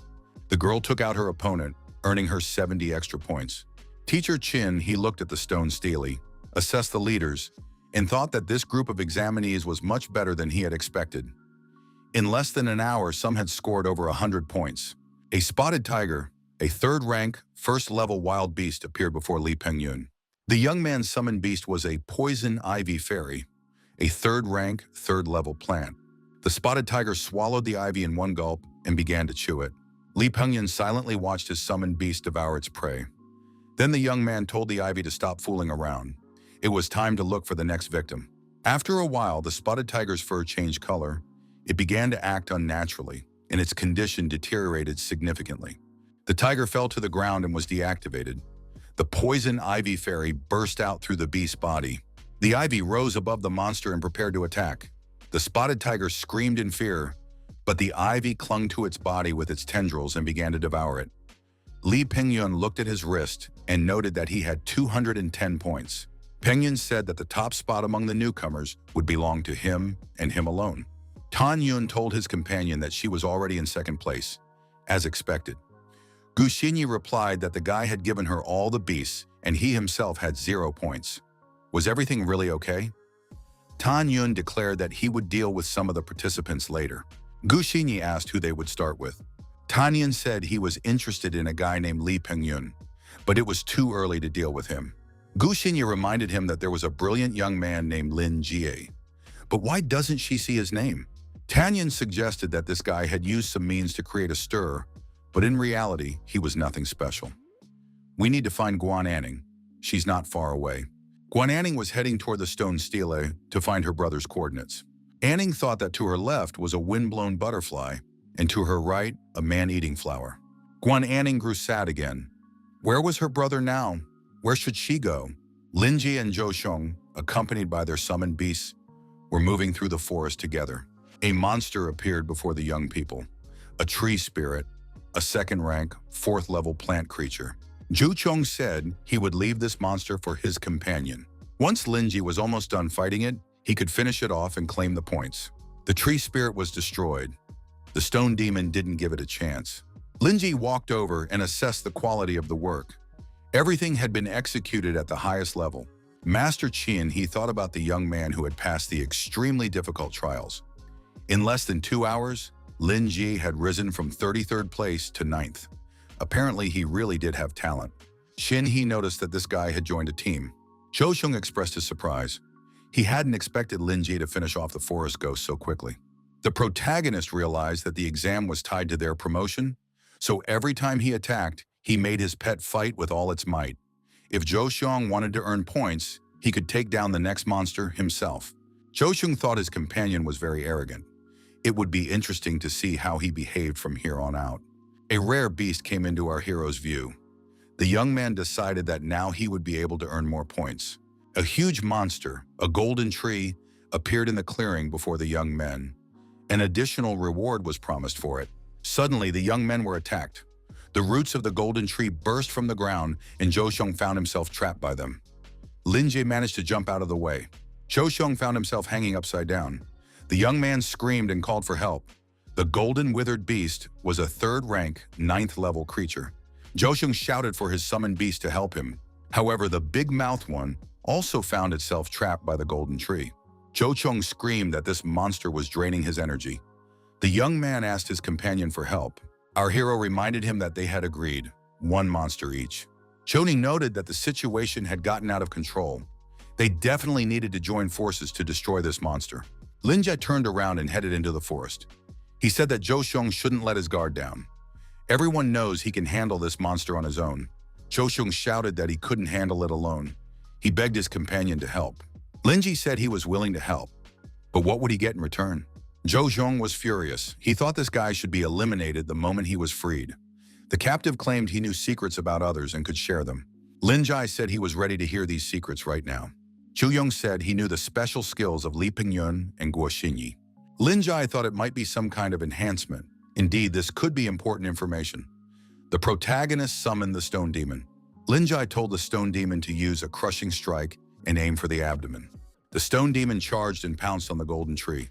However, the attack was neutralized, and as a result, the stone demon was also captured. Its body was entangled by the branches of the golden tree. Lin Jai thought that this 9th level, 2nd rank stone demon was still having a hard time with the 9th level, 3rd rank golden withered beast. The stone demon couldn't break free. The protagonist decided he would have to call on Snow Maiden for help. Lin Jai shouted, "Could it be that he could see everything the stone demon was capable of?" Zhou Xiong was terrified when he saw that the golden tree monster was about to swallow the stone demon. Shin He glanced at the timer. There were just under 2 hours left and 27 participants remaining. The teacher thought that this Lin Jie was truly powerful. Suddenly, the stone demon changed its appearance. A notification appeared stating that a new ability had been unlocked. Ghost form. Zhou Xiong was surprised. What on earth was this? The protagonist thought that the dual stats were very useful.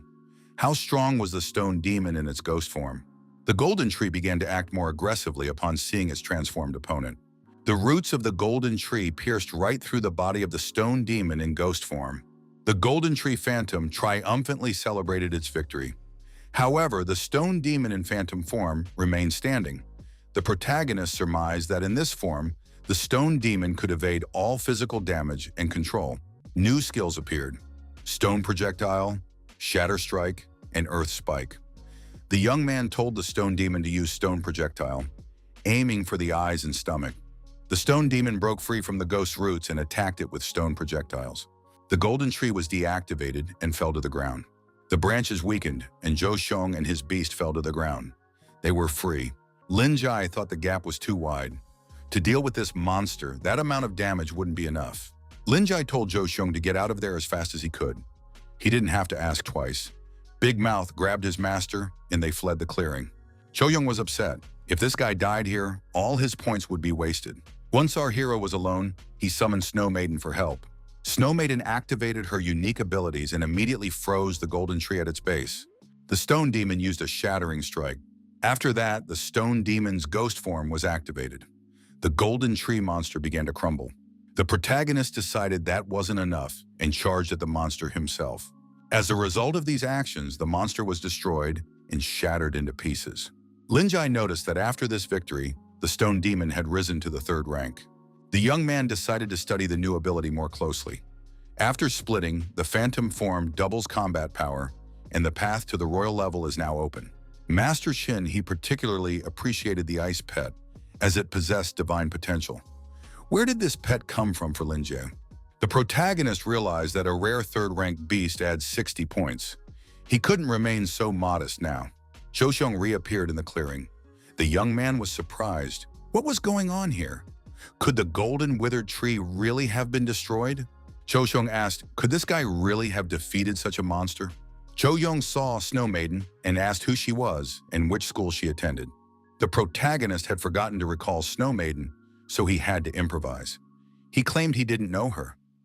Zhou Xiong surmised that she was also an ice beast in human form. Could she have defeated the golden tree?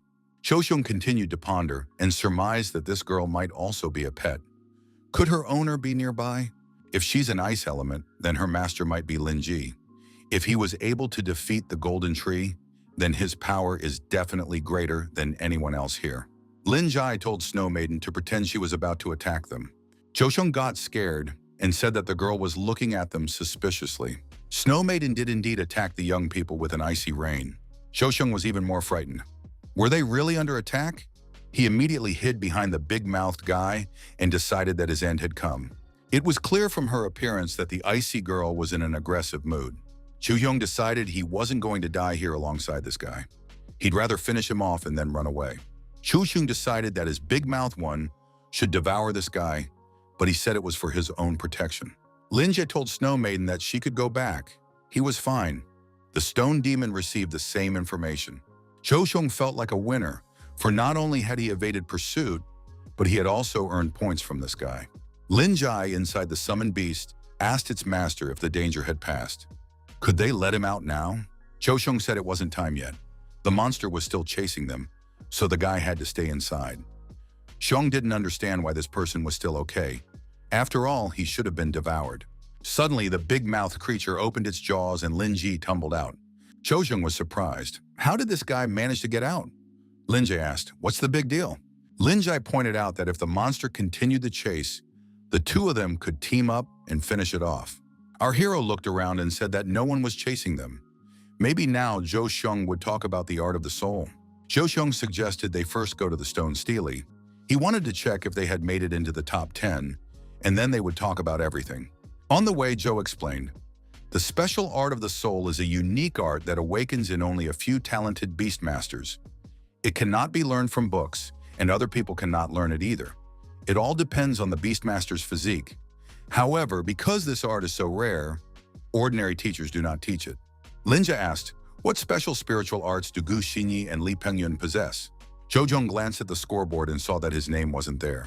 The young man thought he still had a chance. There was still a whole hour left. 10th place had only 100 points. If he added this guy's points to his own, then he could definitely take 10th place. Zhou Xiong saw the number of points on his companion's wrist, 180. The young man was surprised. Had this guy really earned that many points? That many points would help him break into the top ranks. Zhou Xiong looked at the Stone Steely and saw that the participant named Lin Jie had that many points. Zhou Xiong was surprised. Could it really be that Lin Jie had been following him? The boy remembered that those who had passed the ultra-difficult level could have 2 pets. So Lin Jie had been hiding his strength the whole time. It turned out the ice pet was his too. Lin Jie had simply been following him the entire way. Lin Jie said that Zhou Xiong shouldn't forget. If it weren't for him, the golden tree monster would have destroyed this guy long ago. Zhou Xiong got angry and ordered his big mouth to deal with this guy immediately. However, Snow Maiden intervened, and Zhou Xiong's summoned beast was frozen solid in an instant. Zhou Xiong was frightened, stumbled backward, and fell to the ground. Lin Jie said that even though this guy didn't have many points, they were equivalent to a rare third-rank ferocious beast, so they would have to take them. Chu Kyung shouted for Lin Ji not to do that. He was ready to tell everything. The protagonist said he had changed his mind. He didn't care at all what kind of soul art those participants had. Our hero added that he didn't see those participants as rivals. However, our hero didn't have time to do anything. Participant Li Pengyun's summoned beast pierced Zhou Xiong's body right through. His master said he had been waiting for a contestant named Lin Yi. Shu Kung told the leader to be careful. This guy has a beast with the ice element. Our hero hadn't expected to run into this guy here and now. It seems the debt he owed earlier can now be considered paid off. Li Pengyun said that Zhou Xiong could now rest. Choshung said that was just wonderful, since the squad leader, Lee Pingyun, had taken all his points. Pingyun said he wanted to see Lin Ji's true strength. He was curious to see who was worthy of becoming the leader. Lin Ji replied that he wasn't interested in the title of rookie leader. He could give it to his opponent. Lee Pingyun laughed loudly. Was this guy really admitting defeat? The young man added that after he dealt with Lin Ji, he would eliminate everyone in the rankings. He had no intention of leaving anyone alive. Suddenly, Lee Pingyun began to lose control. A sense of oppression had been triggered. Lin Ji realized that Guaning was in danger right now. She was in the same place as Tanyun and Guoxinyi. Our hero turned around and dashed sharply toward the east. Lee Pingyun was surprised. Was this guy really running away? The young man ordered his beast to catch up to this participant. The summoned beast caught up to the stone demon and wrapped its tentacles around him. Lin Ji activated a protective sphere and became untouchable. However, the phantom beast wrapped its tentacles around the entire protective sphere. Lee Pingyun ordered the poisonous spirit to destroy this guy. The protagonist told his opponent that he had no time for these games. Behind Lee Pingyun, the Snow Maiden appeared. At that very moment, Lee Pingyun was frozen and completely covered in ice. Snow Maiden did the same to the summoned beast. The stone demon struck, and the frozen beast fell apart. The protagonist repeated that he had no time for these games. He turned and ran east in search of Guaning. After a while, the ice melted. The shattered remains of the summoned beast lay on the grass.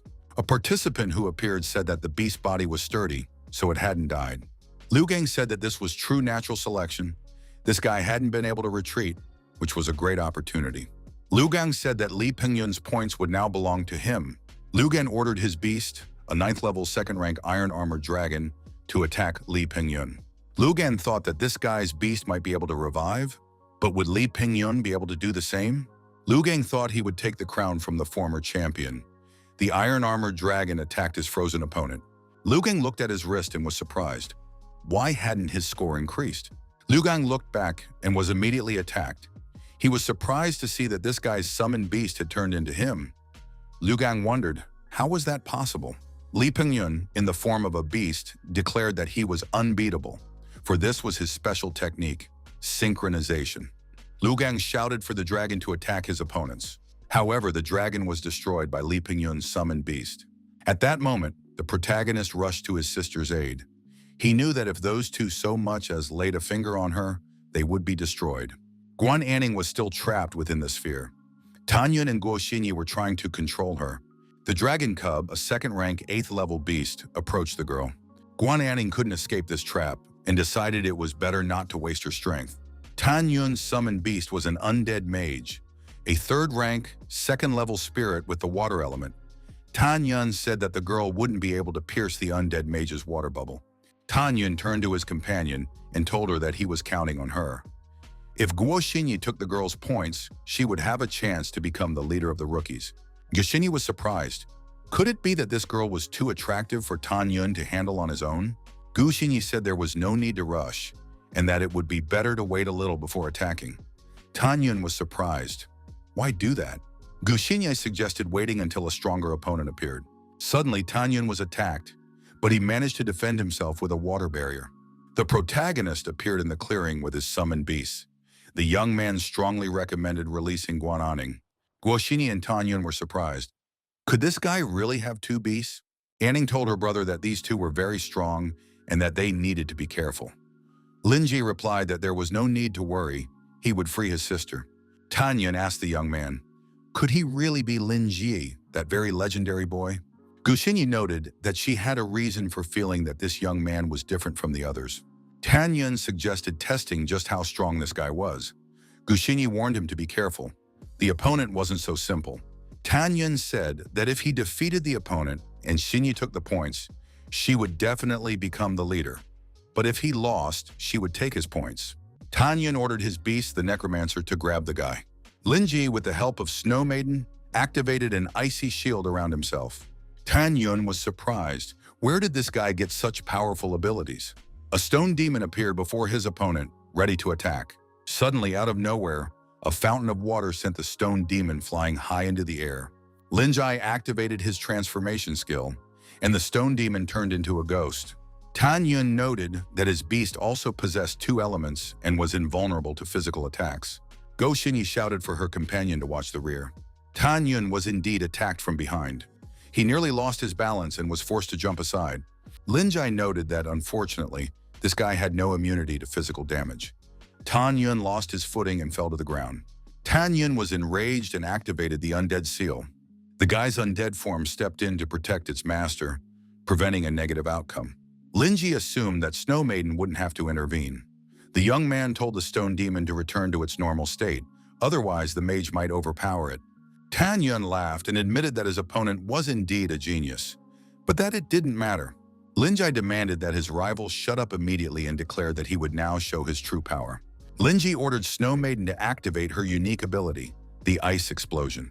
Go Xinyi thought that they were definitely no match for this guy, and they could certainly lose.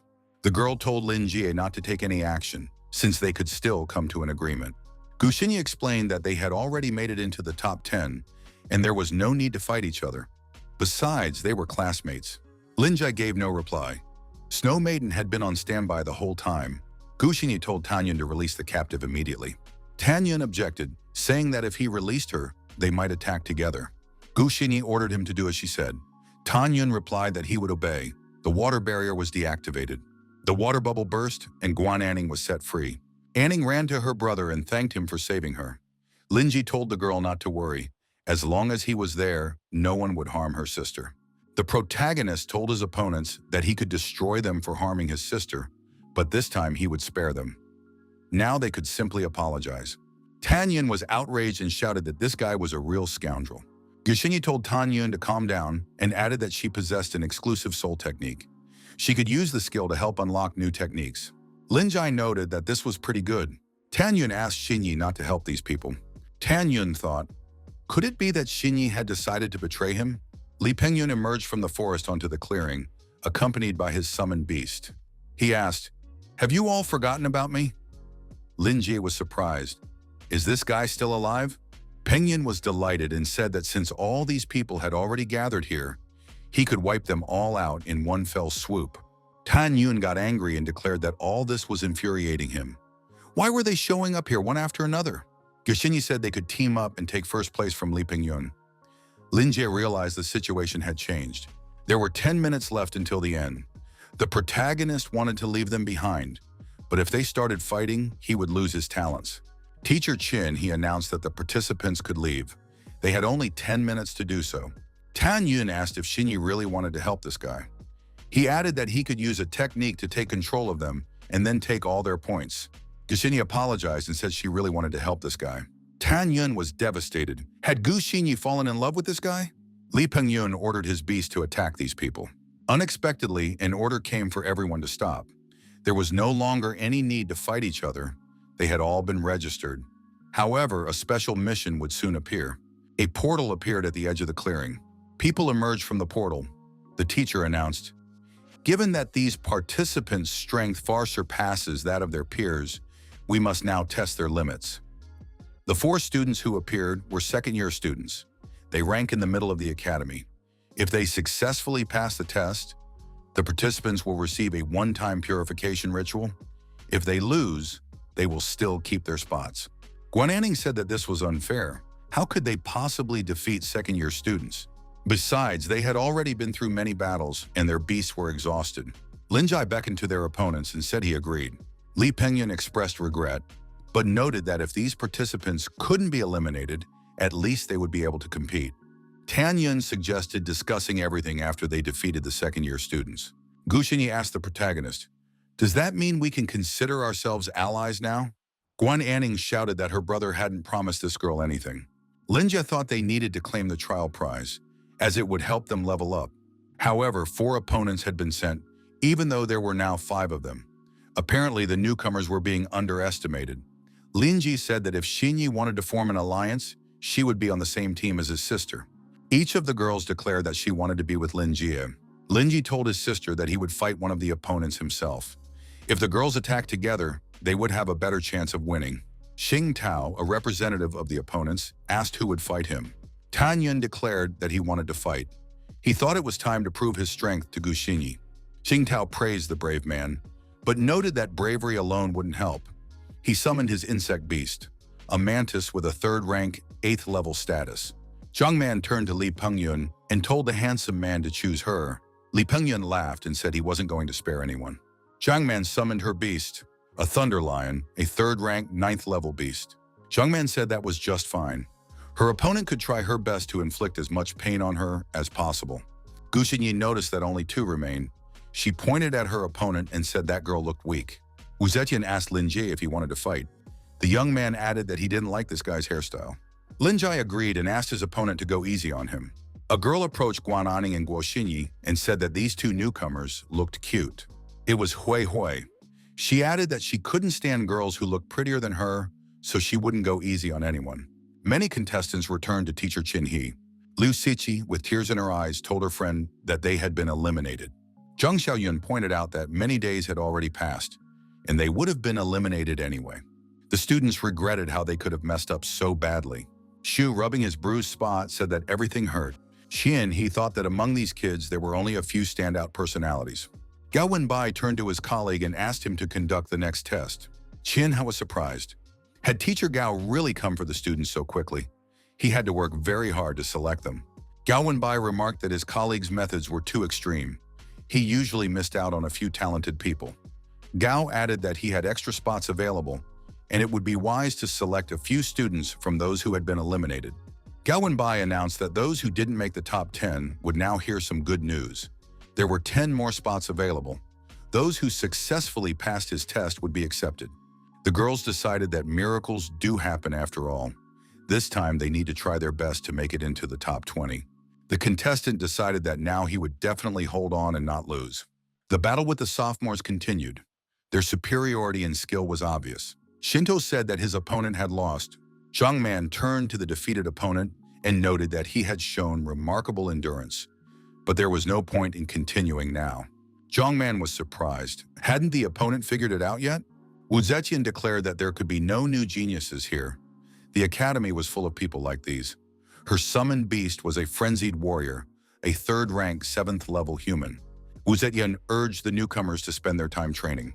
Gao said he was against such methods. Such behavior deprived them of the incentive to develop further. Qin He remarked that he wanted to knock these students off their high horse. Otherwise, no one would achieve anything. They would consider themselves the coolest. Gao laughed and noted that one was still resisting. One of the sophomores summoned a fierce warhorse, a 3rd-ranked 9th-level wild beast, to his aid. However, his horse was frozen. The sophomore couldn't believe what was happening. How was this possible? Lin Ji told his opponent that he was ready to concede. Qin He laughed and noted that this time, his method had definitely worked. They had seen quite a few geniuses, but this guy seemed to embody the 18 great beastmasters. Qin He added that it excited him. Master Gao noted that even masters his age didn't possess such powers. The student's name is Lin Jie. He needs to be transferred to his group. Qin He asked if Master Gao wasn't rushing things, since the assignment of students to groups must follow the rules. A system notification arrived stating that the fire horse had been defeated. The 2nd-year student reported that he had lost. Guaning told her little brother that they had won. Guo Xinyi hadn't expected this guy to be so strong. Tan Yun fell to his knees and admitted that there was a huge gap between them. He decided to turn his sorrow into motivation. The leader of the sophomores asked if Wu Zetian really hadn't given in. A newcomer who hadn't even enrolled in the academy yet had already beaten the sophomores. It was hard to believe. Lin Ji asked the sophomores, did they really want to continue? The commander replied that the young man shouldn't think he could now look down on them. Lin Ji suggested that all 3 of them take him on. The 2nd-year student's leader said the boy was arrogant and ordered his insect beast to attack the stone demon. Teacher Gao admitted that this guy was truly in a league of his own. If they continued in this vein, the 2nd-year student's reputation would suffer significantly. Qin He announced that the testing was complete. The students could stop. The only one who passed the trials was Lin Ji. The others had also performed quite well, and after enrolling in the academy, their abilities would grow rapidly. The leader of the 2nd-year students began to threaten the hero. Once he graduates from the academy, he'll settle the score with him. Lin Ji said there was no point in competing anymore, since he could see that this 2nd-year student was truly strong. The teacher announced that it was now time for the rewards. Our hero's physique had been enhanced, and his spirit had also been boosted. Shin Hee congratulated the protagonist and announced that Linji had successfully enrolled in the academy. Linji returned to the other students. The young people were amazed. Who was he? Could this really be the one who had passed the ultra-difficult level? Gishinyi suggested that this guy's spirit had another form. Linji was surprised. Really? The girl said she could explain how to activate the exclusive skill. If Linji came to see her after the exam, she would explain everything in detail. Teacher Chin, he called for silence and announced that the top 10 would be admitted to the academy immediately. He announced the leader among the newcomers. It was Lee Pingyun. The students were surprised. Why was this particular graduate the winner? Lee Pingyun considered this a real insult, since that guy turned out to be stronger than him. Teacher Gao pointed out that he wasn't the one who should have taken first place. Was that fair? Shin He emphasized that one person shouldn't bear all the responsibility. The rules of the trial determine the winner based on points. Gao Wenbai said that those who would participate in the retest should follow him. Guaning reassured her friends. Everything would be all right. They would definitely make it through. Zhou Xiong approached the hero again and greeted him. Zhou Xiong admitted that he hadn't realized this guy's name was Lin Ji. Apparently his intel had been wrong, but he'd just seen Lin Ji stand up to the sophomores. It was impressive. Lin Ji asked what Zhou Xiong wanted from him. Zhou Xiong asked him to take him on as a disciple. The young man added that his respect for his mentor would be unwavering and unyielding.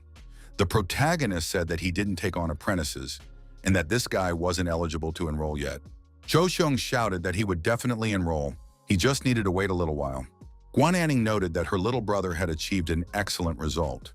To celebrate passing the test and becoming official students, she suggested they go out and have some fun in the city today. Linji remarked that after 4 hours of exams, he was very tired and needed a good rest. Guaning suggested they return tomorrow, but that they would stay in town for the night anyway. Her brother agreed. Guaning suggested they start by having a proper meal. The young people visited a premium-class restaurant. Here it was permitted to dine alongside the beasts. Anning mentioned that she had wanted to come here for a long time. The girl suggested calling the pets over, since they had fought and deserved a good meal too. Linji agreed again. His sister noted that last time, Snow Maiden didn't look like a girl, so she had evolved. How had Linji done that? The young man suggested that the bond between them might have grown stronger. He decided to explain the system later, when he had the time and opportunity. Guaning, after studying the menu, declared that it was time to order. The menu included braised red lamb, charcoal grilled octopus, and braised dragon scales. The protagonist paid more attention to the cost of the dishes. The Stone Demon was looking forward to a delicious meal. Snow Maiden and Firehawk were also up for dinner. The waitress asked if the young people had chosen anything.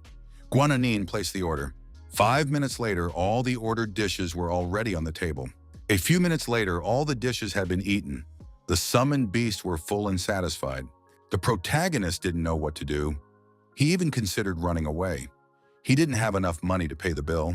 The waitress brought the bill and asked how the young man intended to pay. Guaning told her brother that she would cover the bill. She had saved up money for such an occasion, and the protagonist realized he was saved. Anning admitted that the city was very beautiful at night. She added that just thinking about the fact that they would now be studying in such a big city gave her goosebumps all over. Linja decided he needed to find a way to make money and take on some kind of job. The young people heard shouts coming from inside the building. Someone said it was a great blow. This building housed the Arena of Doom. Fistfights were held in this place. In the current fight, a 4-armed monster had emerged victorious. The 4-armed monster was an anomaly and possessed a 3rd-rank, 2nd-level status. The host announced that whoever defeated this monster would take all the money from the prize pool. Was anyone willing to challenge it? Linji thought that he only needed to pay 300 coins for entry to earn the right to participate in the fight. The winner would receive 50,000. This was a way to make money. Local rules prohibit the use of any soul magic or spells. Only fair fistfights so that spectators can enjoy a real brawl. Before entering the arena, one must sign a waiver. If a pet accidentally destroys another's pet during the fight, no one is held responsible. Linji asked his sister if she wanted to watch. The girl was surprised. Could it be that her brother was inviting her to participate? Linji said that if the organizers wanted to just give away money, he'd gladly take it. The guy figured that, judging by the system, this monster was a 3rd-rank, 2nd-level creature. It would be better to level up a 2nd-rank, 9th-level stone beast to 3rd rank. third level. The protagonist performed the necessary actions, infusing the stone monster with a sufficient amount of power. The stone spirit became a third-rank, third-level creature. It took quite a few points to do this. Guaning was surprised. Had the stone demon really risen in rank? Linja said it was because he had recently eaten a hearty meal. Anning proudly declared that she believed in her little brother. Linji knew what he was doing. The host announced the four-armed monster's new opponent and asked the audience to cheer for this guy. He reported that it was a young man with an unremarkable appearance. Next to him was a stone man whom the audience had never seen before. The host wondered how this guy dared to participate. The audience remarked that this stone man was just a worthless, red-haired scum. The four-armed anomaly monster laughed loudly and approached the stone demon. The anomaly's master, Shanggu, approached our hero and said that if he were to die at the hands of the anomaly, he shouldn't blame him. Linjai asked his opponent to give it his all. Shanggu remarked that this guy clearly didn't value his own life at all. The host announced that it was time to sign the contract of life and death. The opponents sealed the agreement with their fingerprints. The host shouted that the competition was beginning. Shanggu told the four-armed monster to show the opponents who was the strongest here. The monster attacked, but the stone demon effectively dodged the blow. The protagonist thought that the anomaly had decent speed. The four-armed monster grabbed the stone demon and began to stretch it, holding it by its limbs. The monster flung the stone demon aside and it flew forward, crashing onto the arena. The stone demon crashed onto the arena and partially crumbled. Shanggu noticed that even though his monster couldn't use skills, it was unmatched in raw strength. Linjai thought just as expected. The rules favor the four-armed one. No wonder he's so confident. The four-armed monster continued to advance and pressed down on the stone demon. The stone demon was deactivated and fell to the ground. Shanggu was surprised. Was that all there was to it? The spectators said that the four-armed monster, as always, had been magnificent. Linji thought if skills were allowed, the stone spirit would have torn him apart long ago. Unfortunately, the rules don't permit that. If he relied solely on strength, his beast would certainly be no match for the monster. Linji recalled the words Gu Xinyi had spoken to him. If that was true, it was worth the risk. Last time, the stone demon had unlocked a new form in a critical situation. Now, either he would unlock a new form or he would be crushed by the four-armed monster. Linji said he wanted to see what the stone demon was capable of. Was he really going to continue relying solely on Snow Maiden's strength? After hearing these words, the stone demon leaped to his feet. He kicked the four-armed monster in the chest and sent it flying to the side. The demon general form had been unlocked. Linji thought, what a surprise. It turns out the stone armor attached to his body can be activated depending on the situation on the battlefield. The demon general began to attack the four-armed monster relentlessly. The monster tried to counterattack, but the demon general vanished instantly. Shanggu still didn't understand what had just happened. The demon general appeared behind his opponent and resumed beating him. The four-armed monster was unable to put up a fight. The anomalous monster retreated into a defensive stance, trying to shield himself from the blows raining down on him. 10 seconds remained. The young man shouted for the demon to stop messing around and finish it quickly. The four-armed monster was deactivated. The stone demon was promoted to the third rank of the fourth level. Lightning Ram in the form of a demon general was unlocked. Shanggu shouted that this couldn't be happening. Tears streamed down his cheeks. The host said he was ready to announce the winner. The audience was baffled. What had just happened? The four-armed monster was declared the winner. Linji couldn't believe his ears. It was obvious to the audience that the four-armed monster had lost. What was going on? The host announced that this guy had used skills, even though they were forbidden. Due to the use of skills, the contestant is eliminated. The audience agreed that guy's beast had changed form. But that's just taking off armor. It doesn't count as magic. Guaning shouted that it was unfair. Shanggu said that this guy wouldn't be able to take the money by using tricks. The protagonist suggested, if he lost the battle between the beasts, why not have a one-on-one fight between the Beastmasters? Whoever wins gets the prize. Shanggu smiled. Is this guy really saying he's challenging me? The host said he couldn't believe it. The young man wanted to challenge a man, the former freestyle wrestling champion. Shanggu entered the arena. All the spectators were expecting a spectacular fight. Linji remarked that this would be much more interesting than a battle between pets. Linji patted the stone demon on the shoulder and said that he had won and could now look at the master. The host and Shanggu exchanged a silent glance. They understood each other without words. The host said, This young man is the first to dare challenge this man. Therefore, his determination deserves respect. If he can defeat Xianggu, the prize will truly belong to him. Shanggu said he was ready for some fun. The bruiser was ready for the showdown. Tanyun asked his companion, "Is Gu Xinyi really interested in this guy?" The girl asked back, "Why are you bringing this up again, Yun? I told you, you're like a brother to me." Tanyun didn't understand how he was any worse than that guy. Besides, they had only just met. He didn't want that guy to hurt her. The girl said she would handle her own problems. Tanyun could take a break for now. Hishini turned the corner.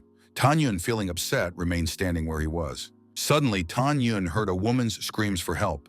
The girl had been captured by a fiery beast, a fire elemental, a first-rank, second-level creature.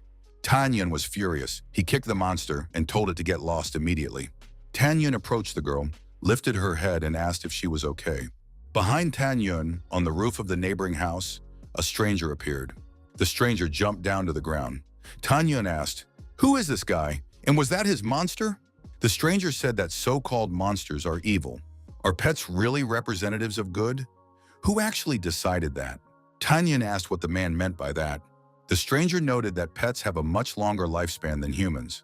But because of their loyalty to people, some pets refuse to serve others after their master's death. They are forced to live alone for a long time, without care or attention. Then people start mistaking them for monsters. Tanyun shouted that it was all nonsense. If this guy harmed people and pets, he wouldn't let it slide so easily. Yun summoned his beast, a dark mage. The stranger asked the young man, "Is your name Tanyun?" The young man said the stranger had to surrender, or else he'd be sent to the association, where they'd deal with him. The stranger told his monster to retreat. However, it was a trick. The monster began to transform and gained unprecedented power. The stranger said that he had actually been hoping to find this person, but it turned out that the person had come here on his own. Now he wanted to see what Tanyun was really made of. The monster grew in size and prepared to attack Tanyun and his summoned beast. Gushini entered the club where the fistfights were taking place. At that moment, the spectators were shouting for Xianggu to show his opponent his strength. Gushini saw that Linjie was currently in the arena. At one point, Guaning and Guoxinyi found themselves standing next to each other. Each of them wished the protagonist good luck. The girls exchanged surprised and furtive glances. Shanggu announced that he had become champion for the first time after his very first match. 2 years later, he completely crushed the heavy artillery of Leilong from the country of Sakura. His nickname is Shanggu the Meat Grinder. Shanggu thought that usually his stories would make his opponent's knees buckle. Why wasn't this guy even scared? Shanggu declared that no one should say he was pressuring his opponent. He would give him the chance to strike first. The host told the young man to start the fight, or else they'd break every bone in his body. Shanggu shouted for the audience to watch him closely. Linji declared that in that case, his opponent shouldn't blame him. The protagonist struck. Shanggu lost his footing and flew to the side. The spectators managed to scatter. Shanggu flew past them and fell to the floor. The host didn't understand what had happened. Could Shanggu really have been knocked out with the first blow? Gao Xinyi and Guan Anning cheerfully high-fived each other. The next moment, the girls modestly turned away from each other. The host said it didn't count. Since he hadn't given the command yet, Lin Ji had struck first and broken the rules. Lin Ji glared at the host and placed his hand on the host's head. The host broke out in a cold sweat and admitted he was wrong. This young fighter hadn't broken the competition rules. Lin Ji was declared the winner. The young man checked, and he had received 50,000. Our hero figured he now had enough money for a hotel. The delighted girls rushed over to the young man. Guo Xinyi said she hadn't expected that from him. Guan Anning said that those two weren't really friends. Gu Xinyi winked and reminded Anning not to forget that they were on the same team. It was only natural that they had grown closer. Xinyi added that now they would be classmates, so she was ready to introduce herself again. Her name is Guo Xinyi. Lin Jai asked why the girl had come here. Xinyi replied that she'd decided to help activate an additional ability. Anning was surprised. What was she talking about? Xinyi explained that if Anning accepted her as a friend, she was ready to help. Guan Anning suggested finding a quiet place to talk. The girls found a quiet place. It turned out to be a hotel room. Linji said that now Guo Xinyi could begin her story. Xinyi explained that her special spiritual power is called perception. Since she was 7, she's been able to sense information that ordinary people find difficult to detect. Anning said the girl had an amazing ability. Linji asked how she planned to help them. Gushini asked the young man to close his eyes. He complied. Shinyi moved closer to the young man. Anning was indignant. What was she going to do? Gushini asked for silence. Only then could she understand the nature of his ability and guide its development in the right direction. Shinyi felt the boy's heart beating rapidly. However, she needed to concentrate. Go-Shinyi clearly saw a strange creature. The girl announced that she had noticed a strange pet. It looked like neither the Snow Maiden nor a stone spirit. It looked like something in between, more like a fusion of the two or a combined state. Linji was surprised. What did Shinyi mean? The girl replied that at the moment she didn't have enough physical strength yet, so she could only sense vague signals. Shinyi said that now it was Guaning's turn. Shinyi approached the girl and said that Anning's potential lay deep within her body. Shinyi closed her eyes and saw a multitude of monsters before her. One of the monsters turned and looked at Guo Shinyi. The girl was startled, opened her eyes, and gasped. Anning asked, "Well, what's wrong? What did Shinyi see?" Shinyi replied that she hadn't seen anything special, just some dark shadows. Perhaps Anning's potential hadn't manifested yet. She needed to train more to sense it. Go Shinyi thought that whatever it was, she had a premonition. It was something bad. Anning decided she needed to try harder. Shinyi decided not to say anything for now. Go Shinyi looked at her watch and said it was already too late. A girl shouldn't be out on the streets this late. Shinyi said she would stay here for the night. The young men didn't object, and Gu Shinyi thanked them for their hospitality. That night, the protagonist lay between the girls. However, he couldn't fall asleep. The young man thought about his new pet, which resembled a fusion. He decided that Snow Maiden and the Stone Demon should get along with each other. It was necessary to activate this technique as soon as possible. 10 days passed. A festive atmosphere reigned at the academy. The young people had the opportunity to see the results of the placement. Lin Jai was placed in the first group. His sister said that was wonderful. They would be in the same class. He Xinye announced that she had good news too. She had also been placed in that class. Xinye looked back and saw Tan Yun. The young man was injured and bandaged. The girl asked what had happened to him. Had he gotten into another fight? Tan Yun replied that he had run into some dangerous people. Tan Yun and Li Pingyun were placed in the second group. Pingyun thought it was a good thing he hadn't ended up in the first group with that guy. Otherwise, he definitely wouldn't have been able to hold back. Tan Yun said he wouldn't mind getting into a fight right now either. Guaning saw her friends and was delighted. That meant they had made it here too. Zhang Xiaoyun said they had been assigned to the fourth group. Only the first and second groups were the best. Lu Siqi once again thanked Guaning for the training. Qin He reminded them that they had met before. He would be the homeroom teacher for the first-year class and would guide the students in their studies for the next 3 years. There were many courses here, and everyone could choose the number of classes they needed. However, no matter how the students felt about their classes, they couldn't stop training. Jin He added that the young people's strength would be tested periodically. Those who fail the test will be transferred back to a regular class. For each test, the top 3 students in the rankings will receive a scholarship of 100,000. Annan said she wasn't surprised. She didn't expect anything less from this academy. It offers the highest scholarships. If you receive the payment at least twice, you can buy an advanced pet. The teacher noted that the academy offers various clubs and recreational activities, as well as practical projects. After classes, everyone can choose what they want to do. The teacher wanted to highlight one project in particular. Everyone must participate in it. Qin He explained that these are virtual battles.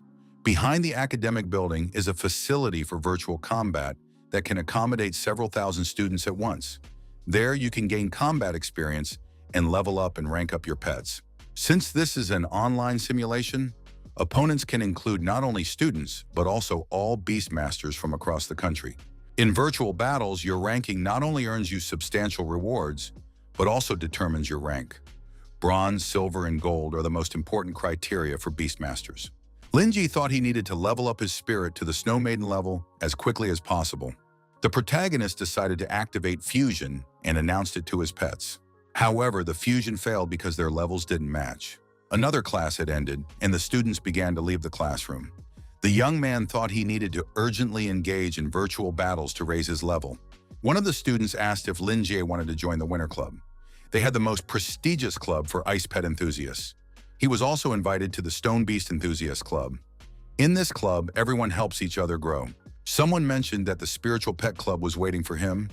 There were plenty of beautiful girls there, and they allocated extra funds for various events. The protagonist apologized and said he didn't plan to join any club just yet. Members of the High Mountains Club appeared. They explained to the young man that this is one of the top 5 clubs at Guaning Academy. All club members are part of the elite. The club leader is a sophomore who ranked in the top 3 on the entrance exam. Lu Han, the club leader, asked the young man, "Is your name Lin Jie?" Xinyi thought these students looked mean. She hadn't expected Jin Tao to be a member of the High Mountains Club too.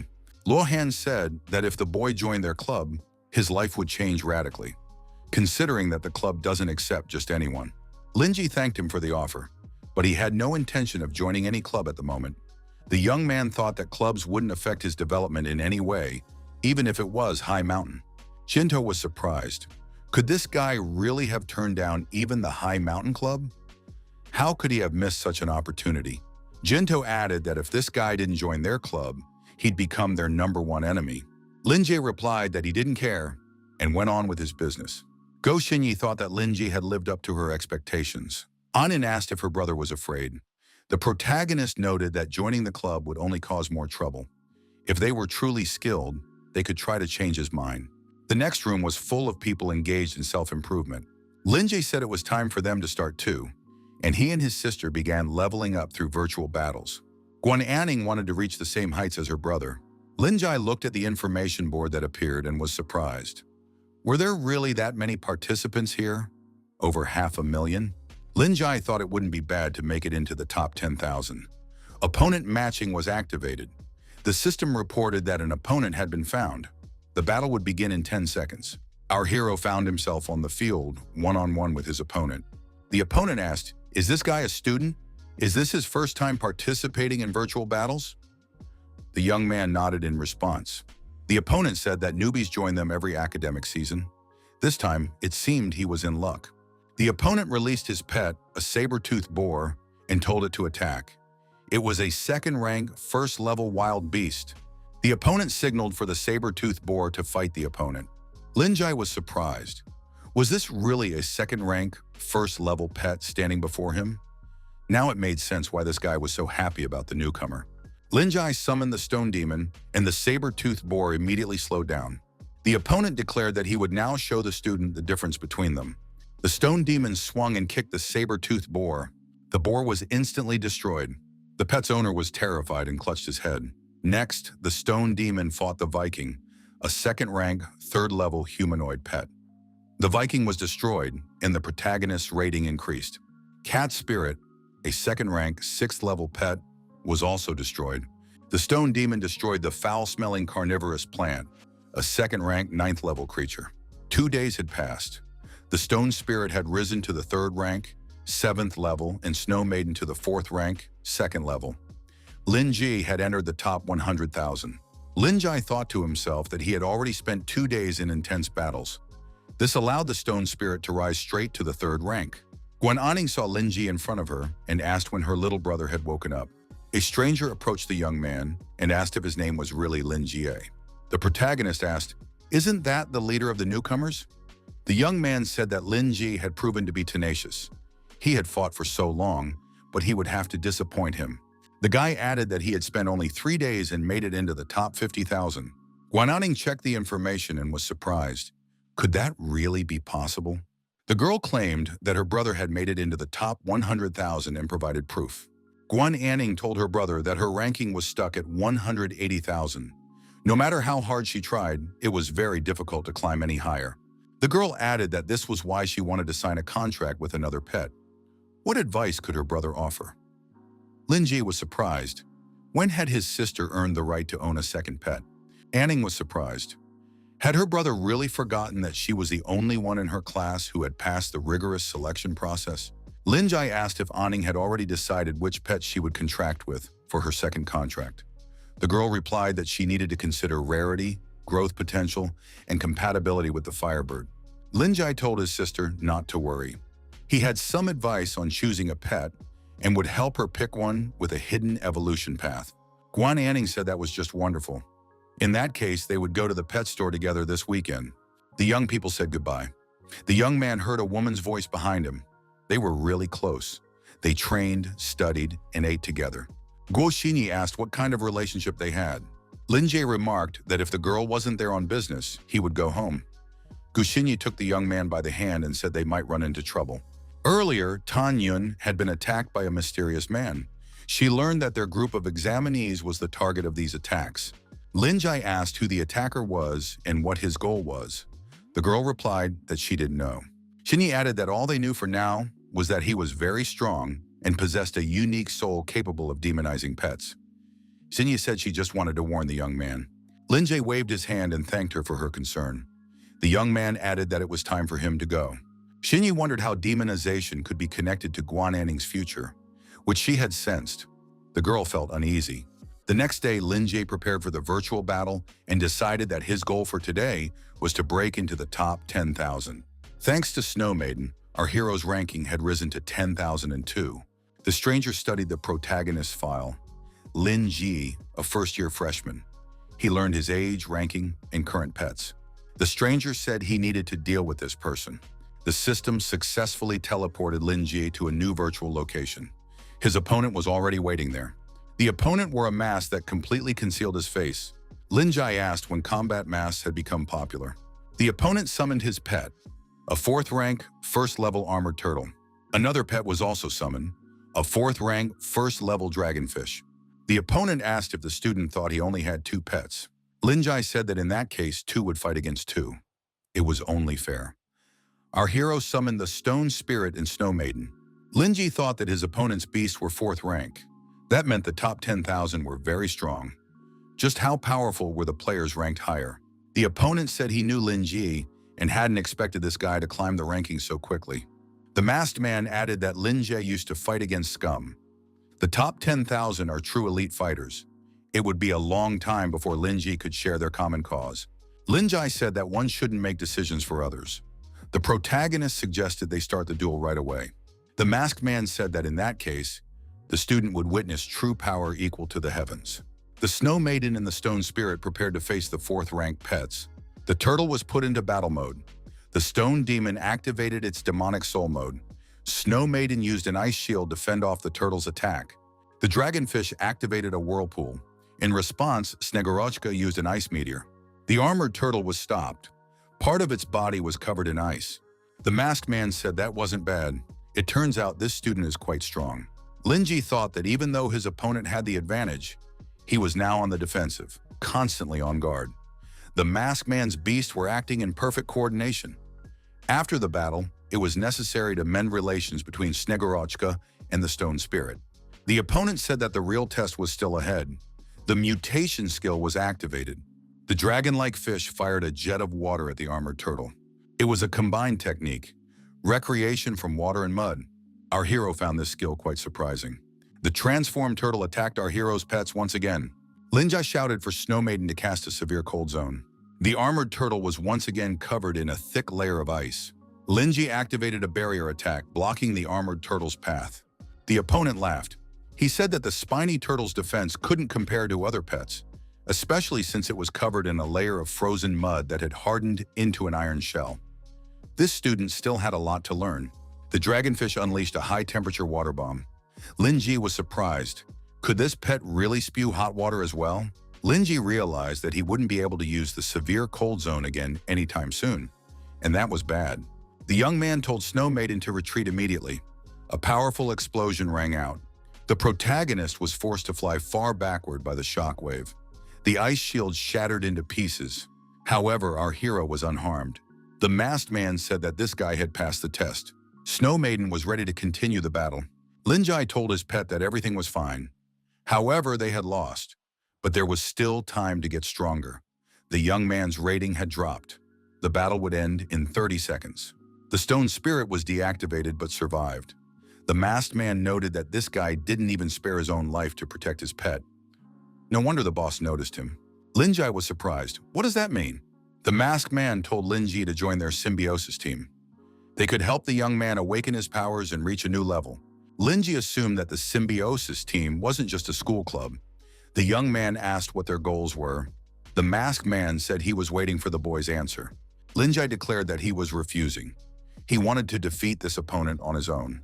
The masked man said that in that case, he would wait for Lin Jie here. The young man looked at the comments in the chat rooms about the current participants. Many called Lin Jie arrogant and wanted more detailed information.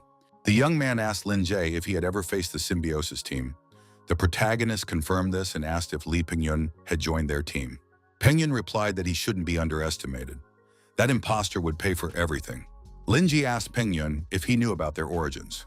His companion replied that he would handle everything himself. Lin Jie surmised that they had quite a few henchmen. What did they want? Go Xinyi must have mentioned them. Our hero thought that perhaps he could squeeze some information out of the masked man. However, if he let things take their course, it could lead to trouble. Lin Jie recalled that currently, the Stone Spirit was at the 3rd rank of the 7th level, and Snow Maiden was at the 4th rank of the 2nd level. The remaining points could allow the Stone Spirit to rise to the 4th rank, but without the necessary materials, it would be impossible to break through. Our hero figured that buying those materials would cost at least 400,000. Zhou Xiong ran up to the protagonist and said that according to the forum posts, he had lost. Could someone really have defeated him? Lin Jie stated that he wasn't omnipotent and asked how one could obtain high-quality earth elemental essence and soul stones. Zhou Xiong acknowledged that these were extremely rare and interesting items and asked how many would be needed. Lin Jie said he was interested in 30 pieces of high-quality earth elemental essence and 3 spirit stones. Zhou Xiong was horrified. Even if they robbed the rich, they still wouldn't be able to get that many. Young remembered that he knew of a place where these materials might be found and offered to take Lin Jie there. Before the ancient wars, numerous rifts to other dimensions had appeared in the world.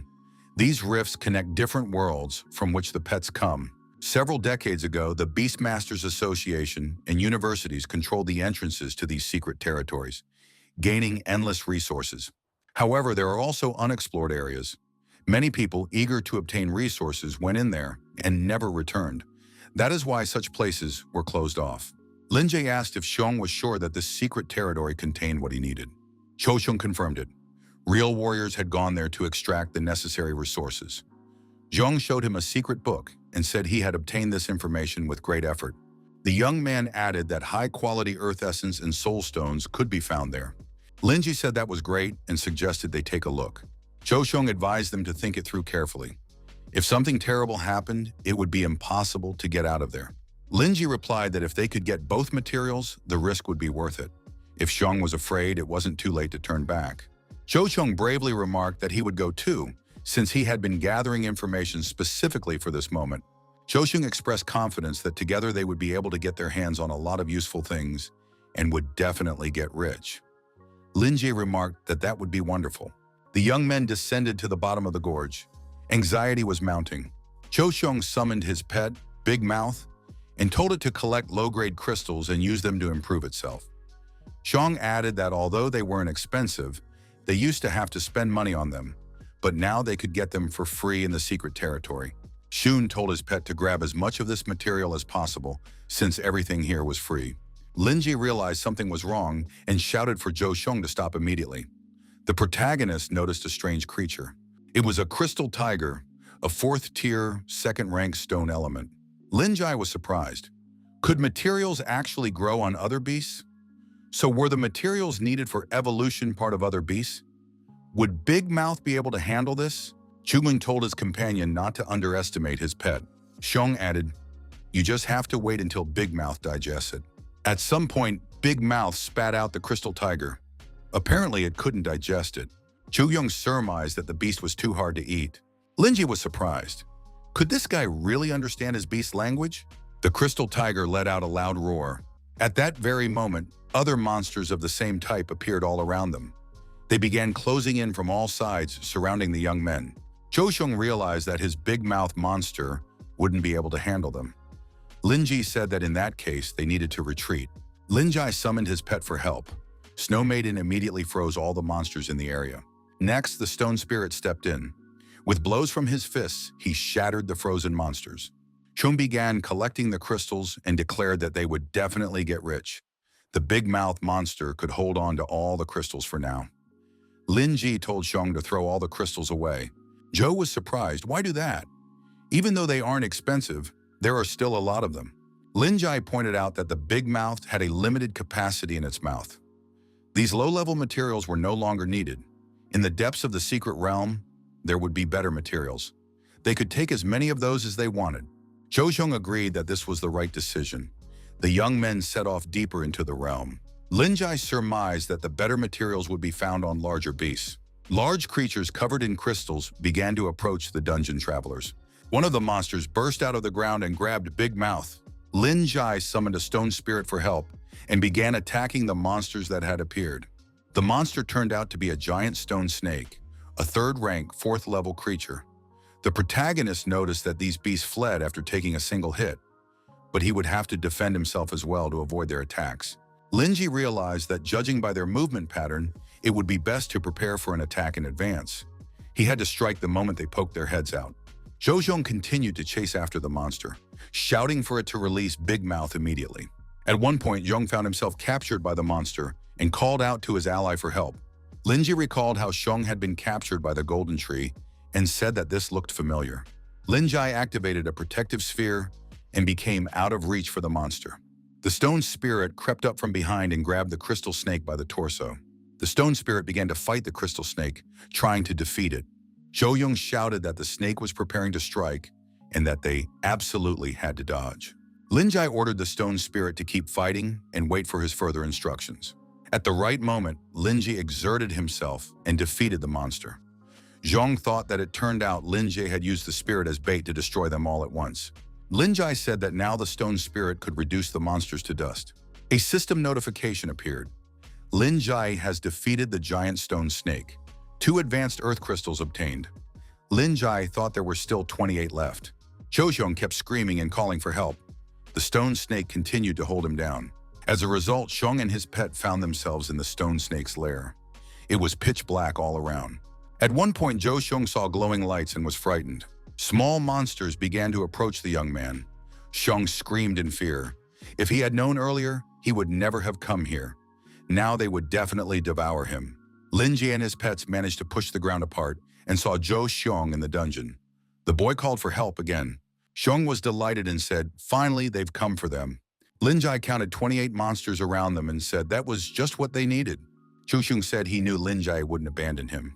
The monsters were closing in. Zhong shouted that they had to hurry or he might die. Linjai summoned Snow Maiden to help. Zhong told Big Mouth that now they definitely wouldn't die. A system message appeared stating that a top-quality earth element item had been obtained. Linjai thought that even though only one material had dropped compared to the adult giant stone snake, these lower-tier snakes were far too nimble. Zhou was saved and said that he had managed to survive after all.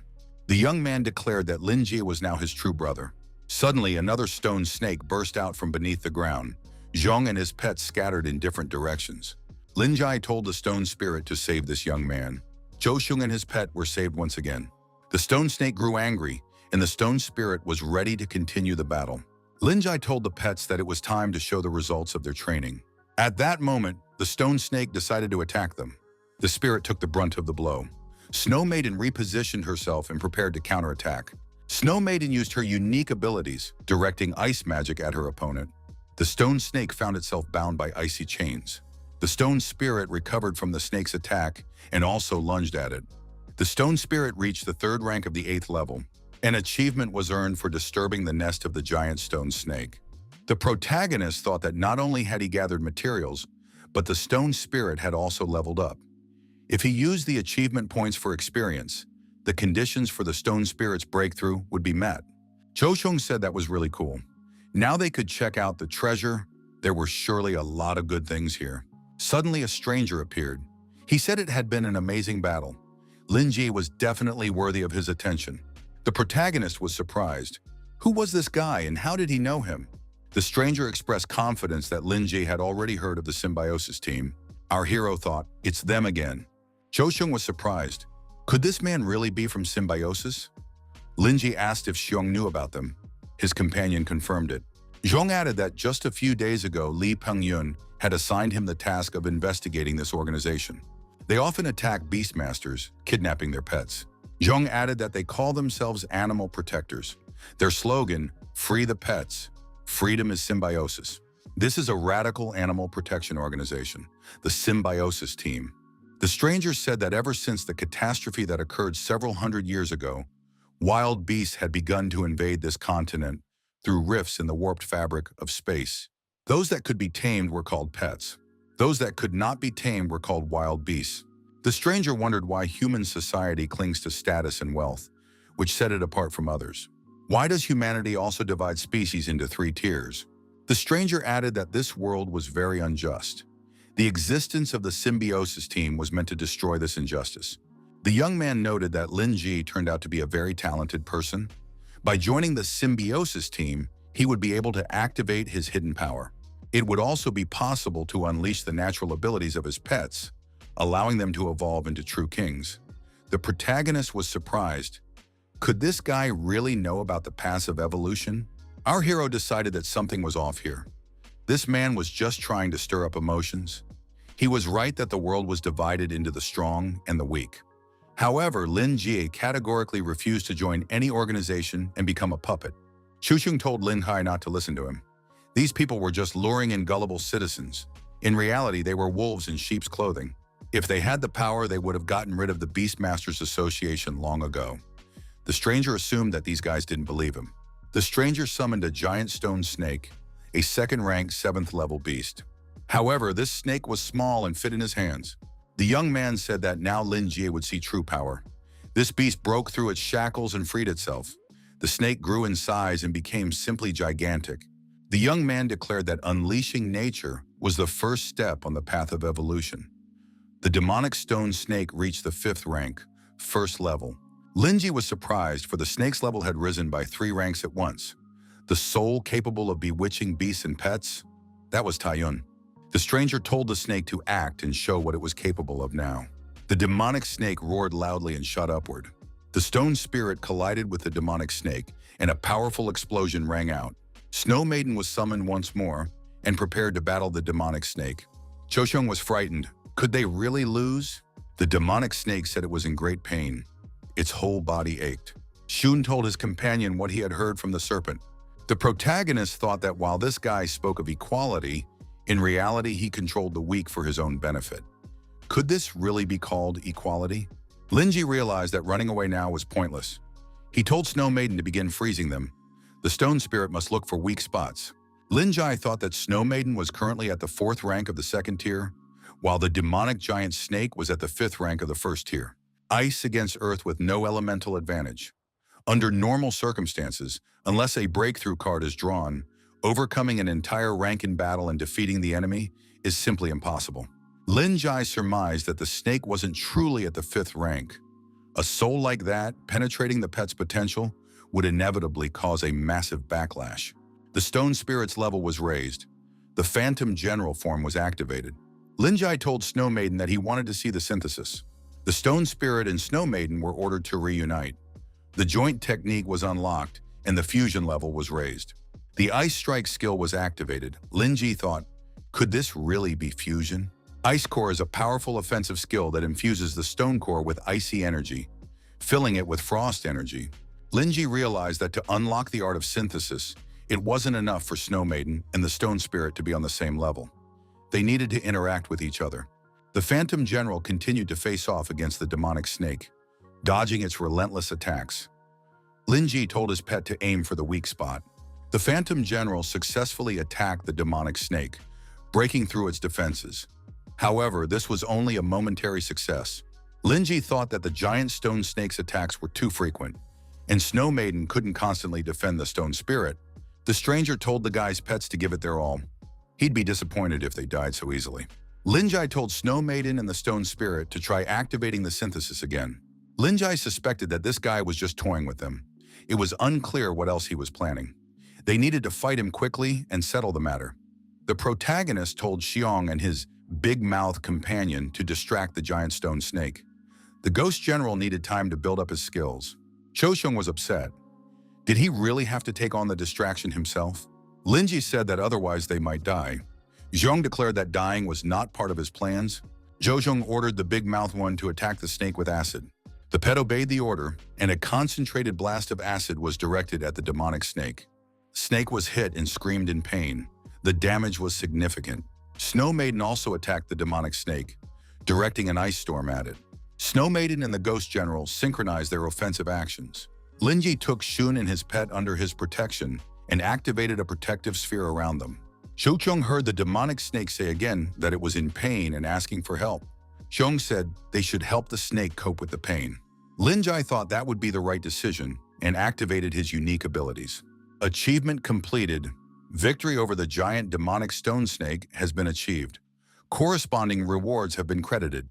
The achievement was completed. The giant stone snake was helped by removing the curse.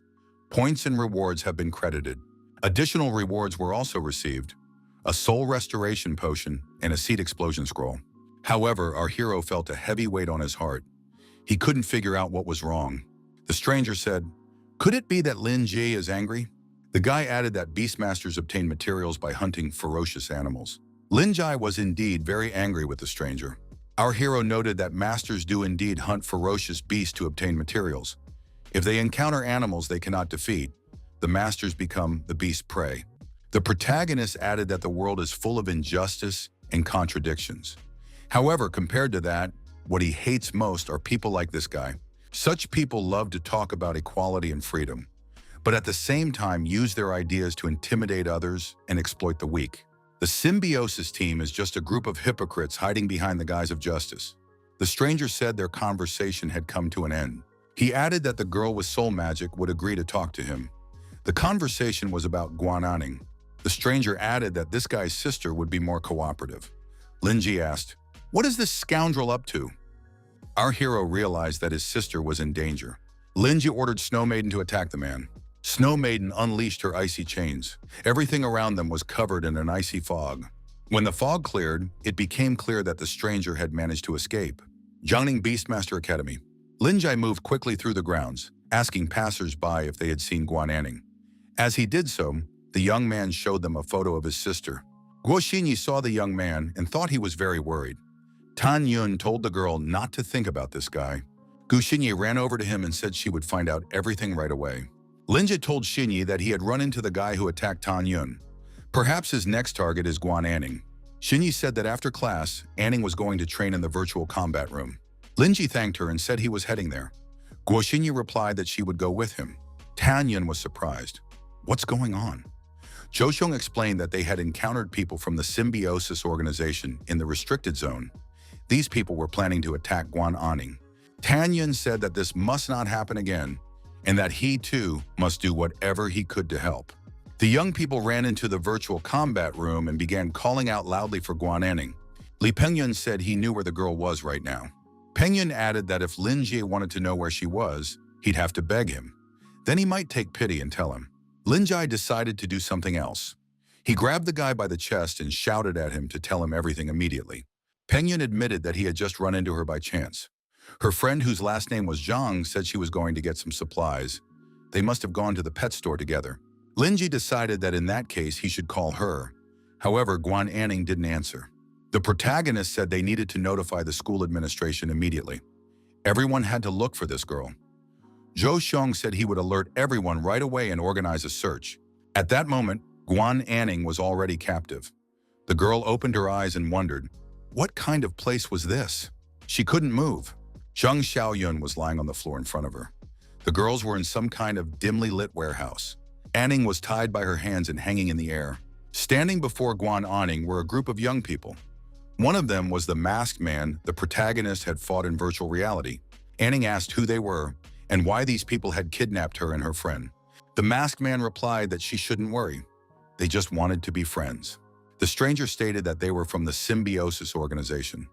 Annan asked, "Do you tie up future friends?" The girl demanded that they release her immediately. Guanin thought that her firebird could counteract the plants. If she summoned it, it would be able to burn the vines. At that moment, the plants began to pull the girl in different directions, even harder. The hooded man said that his poisonous vine demon had already injected the girl with poison. If she didn't want to end up a vegetable, she shouldn't activate her soul power. Guanin decided to buy some time until the poison wore off. She asked what these scoundrels wanted. The masked man said it was very simple. They were inviting her to join the Symbiosis for the sake of the great cause. They needed her power so that together they could destroy this unjust world. The villain had heard that the girl possessed a special soul capable of transforming pets into magical creatures. The masked man asked her once more to start cooperating with them. Annan stated that her pet could indeed transform, but that was the Phoenix's ability. The villain noticed that the girl didn't want to think at all. Then they would have to use special methods. Guaning shouted that she really didn't know what kind of special soul this was. There was a commotion in the next room. The people heard the door creak and turned around. Lin Jai appeared in the doorway. The young man told those scoundrels to let the girl go immediately. A strange creature was with him. Annan was delighted to see her brother. She said it was simply wonderful. The masked man was surprised. Hadn't the boss said he was going to the Masters Association? Where did this guy come from? The protagonist wondered. Wasn't this the same masked man he had encountered during the virtual battle? Our hero's companion was a spirit dog, a second-rank, third-level animal. Skill, spirit sense, allows the user to ignore visual distractions and track the energy of a specified target. The fresher the trail, the higher the effectiveness. The masked man was surprised. Wasn't this a creature bred by the Association of Beastmasters?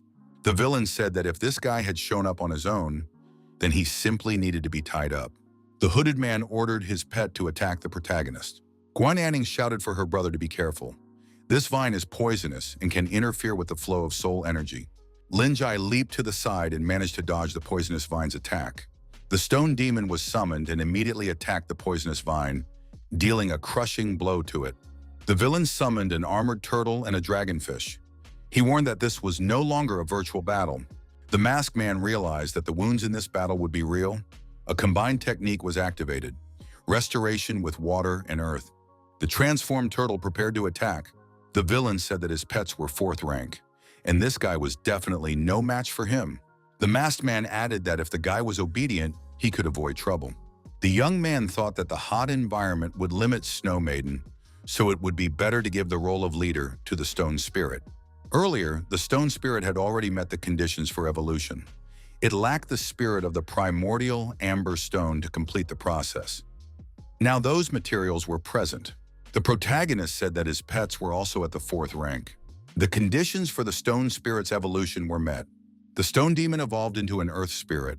Guaning was surprised. Had her brother's pet really evolved so quickly? Noticing this transformation, the turtle was frightened and even backed away. The masked man didn't understand what was happening. He had never seen a shelled turtle behave this way. Lin Jai admitted that even among creatures of the same type, there should be no restraint. Lin Jai added that his earth spirit was no ordinary stone element pet. His new skill, earth power. The masked man said that events were unfolding according to a negative scenario. They had to take the girl and retreat. Poisonous vine was activated once more. Guaning found herself completely ensnared by the poisonous vine. The girl thought she mustn't let her brother down, but he might have weakened. Guaning summoned the demonic phoenix. Anning told her brother that Zhang Xiaoyun was still asleep, but that they were all right. The girl asked her brother to catch those scoundrels and punish them to the full extent of the law. The villains decided to retreat immediately to avoid encountering the people from the association. Poison Ivy initiated the release of a poisonous mist. Lin Jai was surprised. Could it be that these scoundrels had decided to flee? The masked villain told his companion that he was too slow and that they wouldn't be able to get far this way. The villain fumed. Why couldn't his pet even fight properly? The masked villain added that Lin Jai's pets were evolving strangely. However, the poisonous mist would soon wear off, and their pursuers would be able to catch up to them. The villains came to an abrupt halt as our hero's pets appeared before them. The stone spirit was in the lead. Guaning and her fire phoenix stood nearby. The girl demanded that they immediately explain what the special demonic soul they had mentioned earlier meant. Anning asked another question. What did their great goal mean? The captives couldn't speak, as they had gags in their mouths. Lin Jai thought, doesn't that stranger in the hood possess exactly such a demonic soul? How could such evil sorcery be connected to Guaning? Lin Jai told the villains that he was willing to give them a chance. To do so, they had to tell him everything honestly. Otherwise, they would be punished to the full extent of the law. One of the villains got scared and said he would tell everything. The spy added that the new recruits from the academy had great potential. The villain grew angry. How could this traitor give in so easily? Most people joining the alliance are low-ranking spirit hunters with flaws and weak familiars. If you want to become strong, you need to unite. During the exams, Guaning demonized her pet. This soul is very important to them. Demonization increases the combat effectiveness of pets. and everyone must understand what that means. Guaning reminded the villains that this is the power of the demonic phoenix. Linji was surprised. Hadn't these people already mastered a demonic soul? Why then were they looking for Guaning? The villain replied that their demonization wasn't a soul, but the use of a certain artifact. Linji asked what artifact they were talking about. The frightened villain said that if they let him go, he would hand over the artifact. Linji was outraged. Were these scoundrels really going to start making demands now? The young man told Snow Maiden to talk to them. Snow Maiden stepped closer, and the villains groaned, for they immediately began to freeze. Snow Maiden pulled a shard of the rift from the pocket of one of the captives. Anin asked her brother what it was. She hadn't seen anything like it in the artifact reference book. Linji explained that artifacts are supernatural objects possessing extraordinary power. They emerged during an era of catastrophes and rifts between other dimensions and this world. These objects can serve various purposes: vast spaces of super-real volume, materials to enhance the combat power of beastmasters. The young man thought that, according to the system, the primary use of these crystals was as materials for evolution. Other uses were most likely the demonization of pets. It was no surprise that they were mistaken for artifacts. The Fire Phoenix shows great interest in these materials. Perhaps they are related to its evolution. Linji handed the crystal to his sister and told her to take it. Perhaps it was necessary for the Phoenix's evolution. Linji turned to the villain and said he was interested in the ability to demonize the Phoenix. The doors swung open again, and Guo Xinyi and Pingyun appeared in the doorway. The girl asked if Linji was okay. The young man replied that they were fine and even had prisoners. Zhang Xiaoyun was also fine, though she had been poisoned with a sleeping powder. She should come too soon. Yuan, captain of the Masters Association team, burst into the room with his assistants and said that the crime scene needed to be sealed off. They also needed to check on all the injured. The captain approached the protagonist and asked if his name was Lin Ji. The young man confirmed it. The captain also gave his name and rank. He added that he had spoken with the director. The young man had been mentioned as a very talented newcomer in the current intake. Yuan extended his hand and thanked the young man for the information he had provided about the Symbiosis team. The squad captain added that the young man would be awarded a bonus and a free pool membership. Yuan said that his team would restore order, but that the young man's cooperation would be needed for the investigation. 90 agreed. Yuan assigned people to take the young men to the clinic to check on their health. At the hospital, Zhang Xiaoyun regained consciousness and was told what had happened. The girl said she felt dizzy, closed her eyes, and woke up already at the clinic. Anin said that the villains had attacked her quite unexpectedly. Xiaoyun noticed that Pingyun and Lin Ji had also met with the Symbiosis team. It was hard to believe. Guo Xinyi recalled that the villains had mentioned the symbionts had used a demonic soul technique on Guaning. Could this soul technique be related to what she saw earlier? Jie Xinyi told the protagonist that she wanted to speak with him and his sister in private. Xinyi reminded him that she had helped investigate the potential of the soul technique. Xinyi added that when she spoke of shadows, she had gathered data. She had seen signs of a demonic entity appear in Guaning. Countless demonic familiars stood at her feet. Xinyi apologized and admitted that that scene had been too terrifying for her. That's why she wanted to gather some data first and then tell everyone about it. Anin stated that she had only heard of ferocious demonic beasts. The demonic branch is unusual. Its ability is extremely rapid growth. But such beasts are usually cruel. When confined as familiars, they can gradually erode their master's mind. The master gradually becomes uncontrollable, grows dark, and turns into a merciless, fallen one. Gu Xinyi noted that under the association's control, breeding and selling demonic pets is now prohibited. Materials related to the evolution of demonic species are strictly controlled and banned from sale. Linji noted that the man he had met was carrying a demonic pet, but it seemed that the man remained clear-headed and in full possession of his faculties. Fallen refers to a master consumed by their pet's power. Symbiosis occurs when a pet is influenced by another power. Linji asked his sister how she had demonized the phoenix. The girl replied that after evolving from a firebird into a phoenix, she had gained this ability. Currently, the phoenix is at the 2nd rank, 7th level. After demonization, it reaches the 3rd rank, 2nd level. This lasts about a minute. Anin added that with her current power, she can use this no more than once a day. Linji said that he had seen the demonized beasts of the Symbiosis team. The results were extremely unstable. It seemed they were trying to find a way to control this power, which is why they were hunting Guanyin. Gu Xinyi noted that there are many wonders in the world. The development of humanity's spiritual power is merely the tip of the iceberg. Xinyi added that the most important thing is to build up her power. Once Anin forms a contract with her second spirit pet, she'll be able to discover new ways to interact with that power.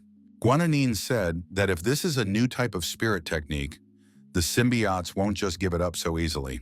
The girl added that strengthening herself is the best solution in any case. If someone stands in her way, she simply needs to become stronger. Anin told her brother that during the first trial after starting her studies, Phoenix got stuck at the second rank of the 7th level and couldn't evolve. She wants to contract with a second pet as soon as possible and become stronger. Her brother replied that he would help her. The young man thought that this way he could find out more about the Phoenix. Gu Xinyi pointed out that it was already late and the pet shops were closed. They could go tomorrow. There were 3 days left until the trial. Linji said he knew of a 24-hour store that sold starter materials and provided initial pet evaluations. The young people headed to this shop. It still displayed ordinary pets, without any special evolution pass. Even within a single species of pet, hidden evolution paths aren't guaranteed. Anin said these pets looked ordinary. She grabbed the beak of a fire phoenix and selected an evolution line. The flaming eagle line was selected. It enhances strength and base stats, increasing the power of explosive attacks. The next evolutionary form is the red flaming eagle. It can evolve up to the 5th rank. The second line of the hellish blazing phoenix awakens ancient veins within the body, striving for the evolution of life into a more primitive form. It emphasizes improving control over the flames. Linjai thought that usually the phoenix's standard line is the flaming eagle, while the hidden line is the hellish blazing phoenix. It's unclear exactly how this path was activated in Guaning. Apparently, the line is connected to the demonic branch. Development along the path of the infernal blazing phoenix is irreversible. Either the bird must be allowed to continue evolving, or it will get stuck at this stage. In that case, a second pet will have to be raised. The next form is the magma red spring. Such things weren't required during the evolution of Snow Maiden and the Stone Spirit. Perhaps this is a feature of the demonic branch. Linjai told his sister that he had actually awakened a special soul technique. Sometimes he vaguely senses the path of evolution hidden within certain pets. Anin remarked that in that case, it was no surprise that Snowflake had evolved that way. The young man said that things weren't quite so wonderful. He could only vaguely sense it, and it consumed a lot of energy. Our hero couldn't tell anyone that he had a system. Moreover, if such an unnatural ability were discovered, the association would capture him and begin experimenting on him. The protagonist sensed something while near the phoenix. The bird harbors a dormant, unusual, and powerful force. This branch of evolution is significantly stronger than the standard line of the flame eagle. It is also extremely dangerous. He sensed that this power was filled with wildness and uncertainty. As it evolves further, it will become linked to the demonic element. Anin was surprised. Could it really evolve into a dual-element beast? Fire and demon are a rare combination, but nothing is impossible. Linji noted that the information he sensed was very vague. It needed some kind of very ancient catalyst to awaken the power. Guaning wasn't surprised that the phoenix hadn't evolved yet. In any case, this was a power that she and the phoenix would have to face and learn to control. As for the object needed to activate its potential, it is a shard of the rift. The young man thought that any ancient object would do. This shard of the rift must meet the requirements. But how to tell Guaning this? The young man used a soul technique as a pretext to sense the path of evolution. Anin said she sensed energy in the crystal. It was similar to the phoenix's energy. The girl held out the crystal to the phoenix and was surprised to see that it immediately ate it. The phoenix began to transform. Linji told his sister not to be afraid. The protagonist activated a protective sphere. The phoenix evolved into a 3rd rank, 1st level flaming phoenix. Guaning noticed that this form radiated incredible power. Linjai said that the evolution had to be successful. That was the most important thing. The boy added that when the phoenix evolved next time, he would definitely help. Aning looked at the flame phoenix and told her brother that they had succeeded. The manager told the young people that next time, if they wanted to tame a pet, they should go to a professional training hall. The young people were forced to pay much more money than they had planned. Lin Jai thought that the bonus he had just received from the association was instantly gone. He needed to earn money again as soon as possible. A hooded stranger from the Symbiosis group was examining a large crystal. The assistant reported to the boss that the police had caught them. The hooded man replied that he understood everything. The assistant asked what they would do now.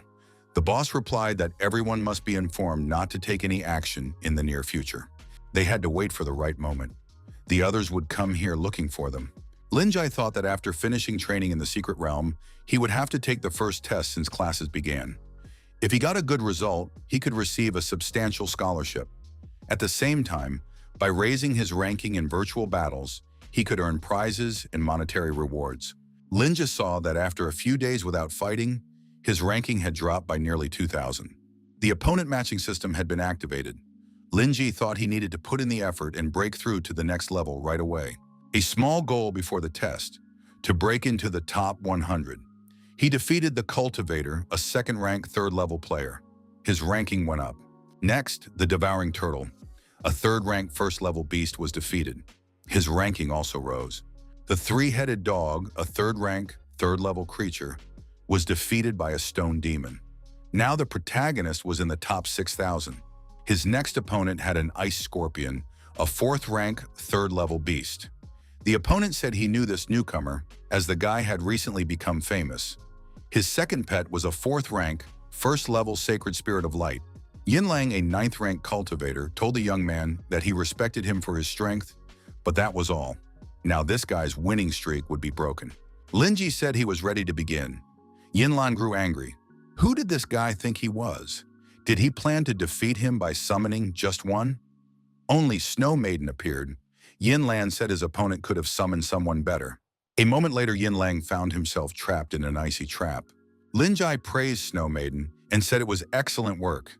Among opponents of equal level, Snow Maiden can completely overwhelm her opponent. Lin Jai noted that intense battles had fueled Snow Maiden's progress. Now all that remained was to find the necessary materials for her evolution. Rewards for achievements were received. A bronze rating was awarded. Lin Jai was delighted and decided to buy materials for Snegorochka the next day. At the same time, he would use soul crystals to boost her base stats. Zhang Manman, the head of Dragonheart, peeked into the room and greeted Guo Xinyi. Manman asked if Xinyi wanted to join them for testing next week. Xinyi agreed. She had been worried that she wouldn't be able to find suitable teammates. Who was on this team? Manman replied that besides her, there was also Lian Yan and others. The girl added that they were still short 2 people. Could Xinyi invite Lin Jai to join them? Xinyi asked, did they really invite her just because of that guy? Manman noted that he had recently caused quite a stir in the virtual world as a breakout candidate. Lin Jai used a spiritual power crystal and a fortifying crystal. After that, a breakthrough in spiritual power occurred. The young man noted that his spirit level had increased, and his maximum spiritual power had also risen. Now the combined technique of Snow Maiden and Stone Spirit would become stronger, and the power of his spiritual techniques would increase. Lin Jai told the manager that he wanted to buy an icy blue tier. Payment could be made in cash or via a crypto wallet. The manager apologized and said that the last icy blue tier in the store had just been sold. This material is quite rare. The next batch will arrive in a month. Lin Jai thought a month was too long to wait. Jinyi walked into the store with her friend, waved, and said that they had finally met. Xinyi said that the trials would begin next week and asked if the young man had found a team. The answer was no. Xinyi asked if Lin Jai wanted to join their team. Zhang Manman said hello and mentioned that it had been a long time since they'd seen each other. Manman mentioned that she was the president of the Dragonheart Club and a sophomore. She introduced her vice president, Gu Lingyang, who was also a sophomore. Lin Jai greeted the girls and mentioned that he wasn't planning on looking for a team. The protagonist knew that team rewards always came with headaches and strangers. It would be better to take his sister along. It would be more fun to explore the secret realm together. Xinyi asked if Lin Jai really wasn't going to the secret realm. To ensure the safety of the trial organized by the academy, a team must have at least 5 members. The young man was surprised. Were there really such rules? Xinyi asked, you weren't planning on going alone, were you? The boy replied that she had figured him out. Gulangyan asked, did Lin Jai just want to buy an icy blue tier? The girl said that if Lin Jai joined their team, she would give him that crystal as a reward after the trials. He would also receive 10 ice element materials. Linji thought it would be hard for him to turn down such an icy blue tier. Gulang Yan added that they would share all the rewards they received with the young man. Linji agreed, but said he had a small request. Lang Yan noted that they would also take Guaning with them. The young people said goodbye until next Monday. Everyone was satisfied with the preliminary agreement. The day of the trials arrived. All interested parties arrived at the meeting place. Guaning said it was simply amazing.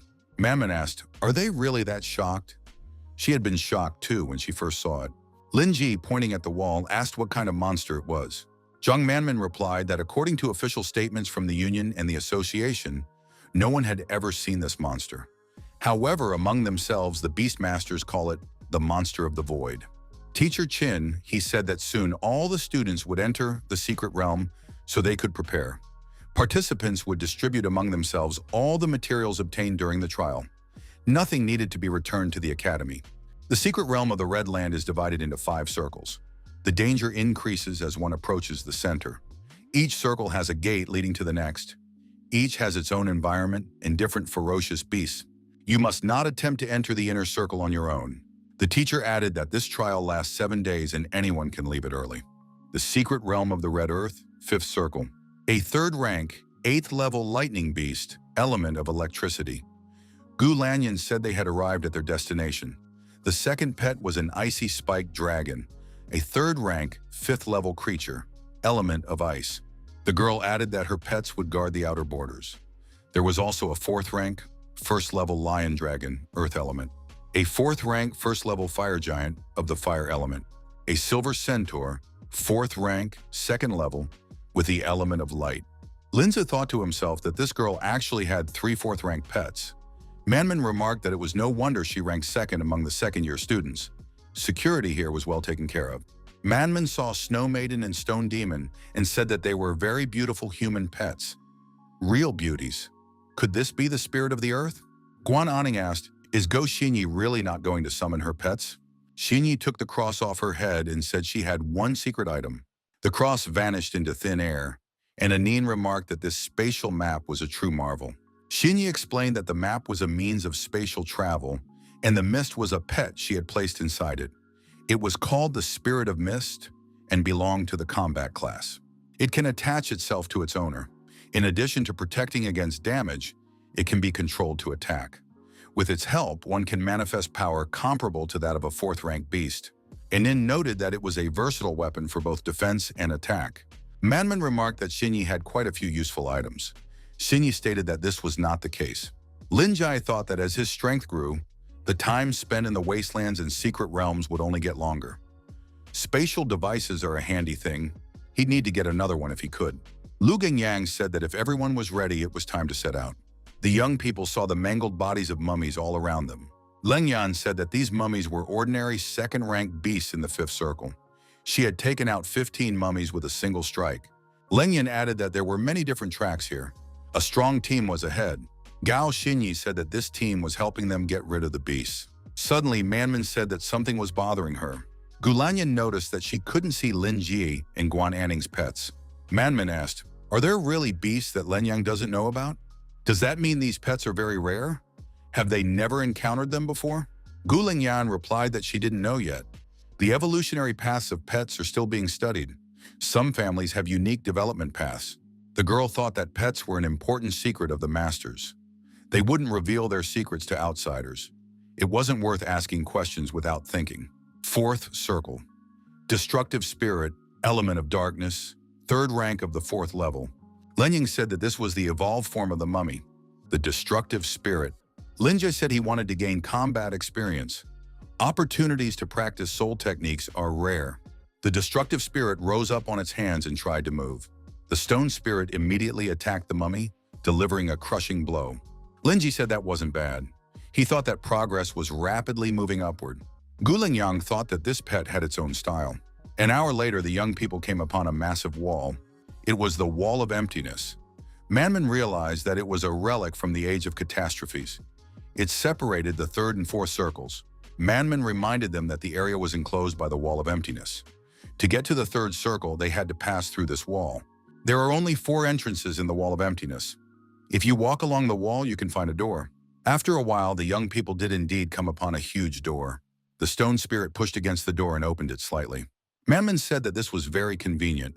The strong pets made the task easier. Before they had to push the door for half a day, Linjai stepped inside. Gulengyan told the young man to be careful. There are far more ferocious beasts in the third circle, and they are of a higher level. Furthermore, in the third circle, there is a sinister beast from the zombie class. It is called the Lord of the Void. The Lord of the Void himself isn't the problem. What's truly terrifying is his ability to control others. The Lord can summon low-level allies. Every time he appears, he is accompanied by a multitude of void guards. Manman reminded them that their goal was the second circle. It was better not to waste too much energy here. If a fight could be avoided, it was best to do so. Manman added that there was no need to worry. The Lord of the Void spends most of his time sleeping deep underground. He rarely comes to the surface. Usually the Lord of the Void doesn't come out at all, unless you're really unlucky. The young people thought that Manman might say something she shouldn't right now. Suddenly, a pale guardian appeared, a third-rank, 7th-level undead. Guaning was frightened and asked what on earth this was. Manman said she didn't mean to, that this was just one of those rare occasions. Gu Xinyi asked what they should do now. Maybe they should run away? Gu Lengyan said that the guardians ran fast. Spirit-class beasts didn't expend energy. Chasing them across open terrain was foolish. It was better to attack them head-on. The undead and its minions were armed and closing in on the young people. Manman shouted for everyone to get ready. Manman summoned the red spirit, the giant, and activated the fire explosion orb. Go Xinyi shouted that she would help. The girl activated her unique abilities. Snow Maiden created an area of extreme cold. The undead were frozen. The stone spirit, swinging his fists, began to shatter the icy undead, scattering ice shards in all directions. Manman said it was magnificent. How had the young man mastered such a powerful area of effect attack skill? Linjai recalled that earlier, this girl had said, "The Guardian's leader possesses strong leadership abilities." Given such a powerful attack, the leader is definitely behind it. But why can't anything be seen? Anan ordered her Firebird to fly ahead and find where the leader was hiding. The leader of the Pale Guardians, a 4th-rank, 8th-level undead, was detected. He was located to the southeast, no more than 100 meters away from the young people. Anan told her brother that this undead was moving toward them. Linjai summoned the Earth Spirit and said that they needed to activate the Earth Spike. The protagonist saw wounds on the undead leader and realized why he hadn't engaged in open combat. Our hero thought that if the leader of the Pale Guards was wounded, he would have to defend himself against the beast's attack. Snow Maiden and the Stone Spirit of the Earth were already holding back the leader of the Pale Guardians. We must seize the moment and launch a surprise attack. Maybe we can even destroy him with a single blow. Gu Lenyang was surprised. Could it be that Lin Ji had decided to use a soul wave? She said that the arrow's base power wasn't enough to destroy this monster. They needed to use a different tactic and wear him down. Linji said that later they would have to make their way deeper into the second circle. A protracted battle would drain the pet's combat effectiveness. Besides, the leader of the Pale Guard was wounded. There were other squads nearby. They needed to settle this now. The protagonist thought that for an ordinary person, a spiritual arrow with a power of several dozen points isn't strong. Under these conditions, using it is a waste of rare spiritual energy. Our hero activated a hyper-concentrated spiritual arrow and decided to end it all with a single strike. This power was enough to destroy the leader of the Pale Guard. The super-concentrated spiritual arrow dealt significant damage to the undead leader. The Pale Guard fell from his horse. The girls were surprised. Could a single shot from a spiritual arrow really have defeated the leader of the Pale Guard? Lengyan thought that earlier, when he had used the Spirit Spear against a 3rd-rank spirit, its power hadn't been this great. He needed to level up the Spirit Spear to at least the 6th level, but Lin Jai was just a beginner. How was this possible? Lin Jai told the undead not to even think about putting up any resistance. An icy waterfall was activated and stone projectiles were hurled. After the icy mist cleared, it became clear that the undead had been destroyed. Zheng Manman couldn't believe her eyes. Could it really be over with these undead? The girls cheered. Linji said they needed to quickly collect the trophy. It was time to leave. Suddenly, other participants appeared. They said that Lin Jie had absolutely no shame. How could he have the audacity to take the loot from the High Mountain Group? Manman was surprised, for it was a member of the Gaoshan Club, Luohan. The girl added that it was just luck. The leader's assistant demanded that they immediately hand over the equipment and all the supplies that had fallen from the leader. Manman was surprised. Did they really mean to say that the leader belonged to them? Lohan said that in the secret zone, it was forbidden to take loot from others. Surely they hadn't forgotten this rule in their club. Manman replied that it was just an informal rule. Moreover, there was a follow-up to it. If the prey escapes, the hunt is considered a failure. From the moment it escaped, the prey no longer belonged to them. Geshinyi said that was true. Luohan hadn't managed to keep the prey, so it had escaped.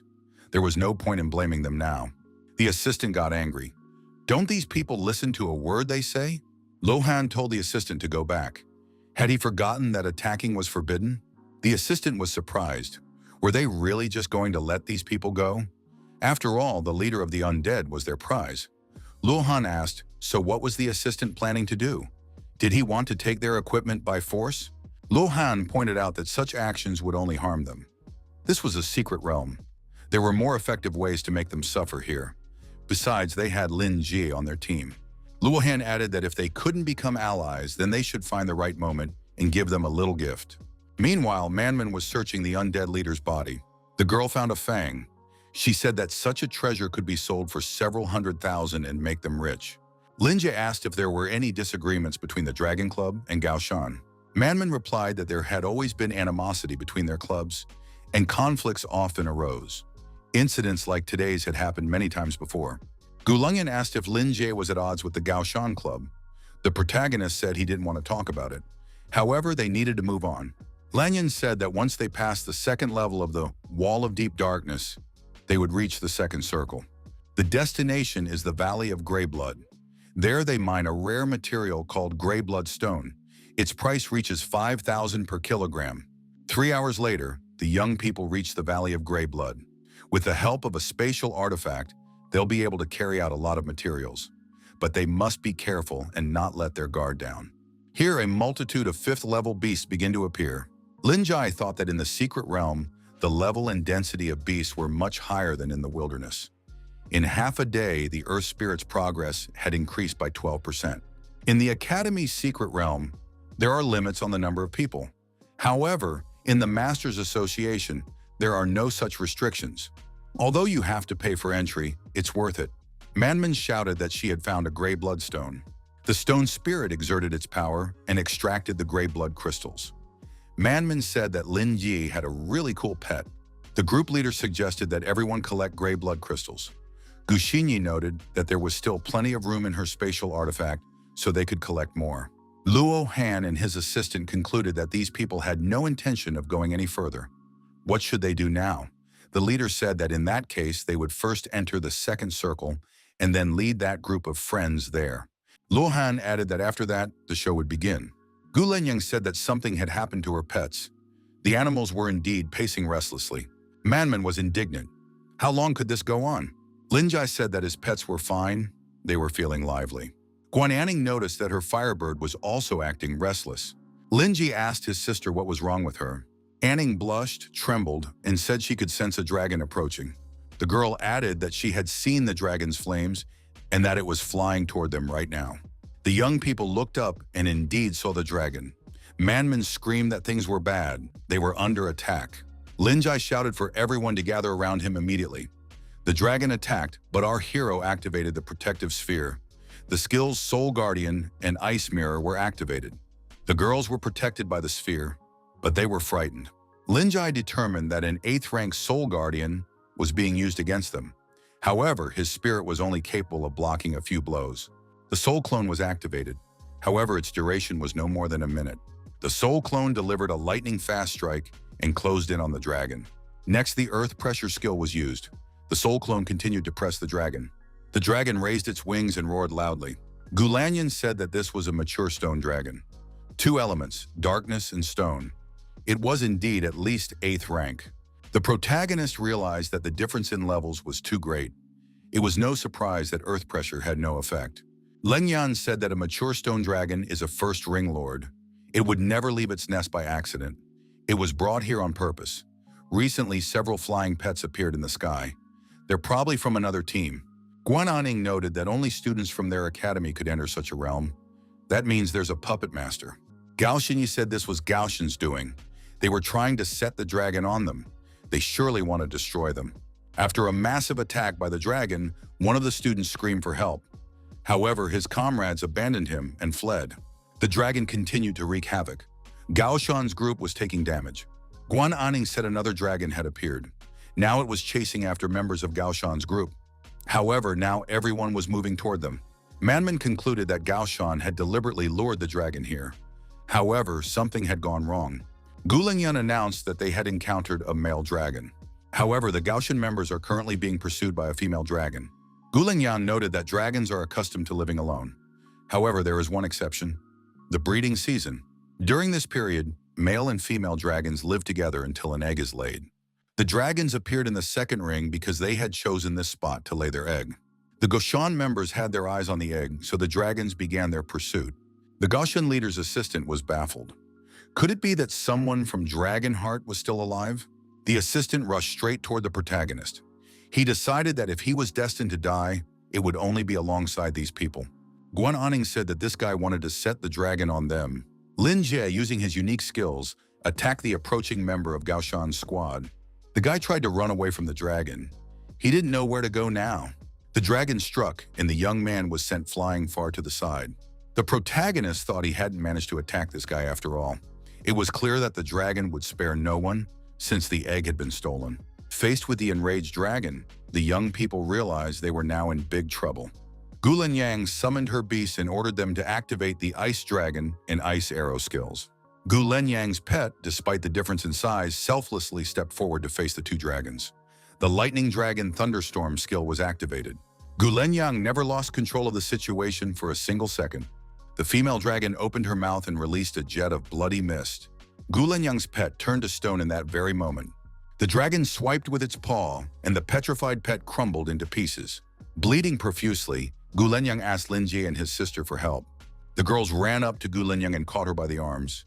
It was clear that this was a reaction to the death of her pet.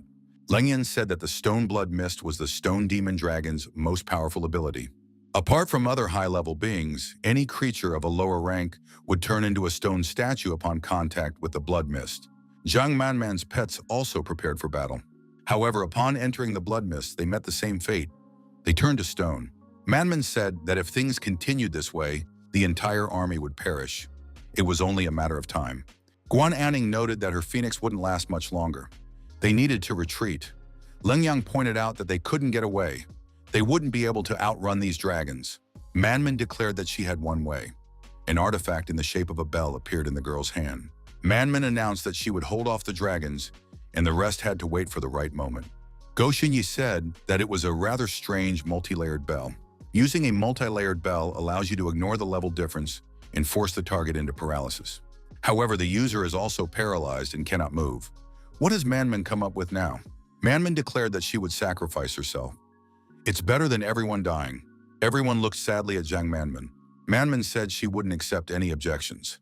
Linji must lead everyone away from here. Manman said that you must all flee immediately. Linji declared that he could not abandon his comrades in trouble. Our hero noticed that things weren't so bad after all. The young man had the explosion card in his hands. For a short time, the card awakens a pet's potential, allowing it to overcome obstacles. Linja summoned Snow Maiden and Stone Spirit. The soul fusion skill was activated. The process was successfully initiated.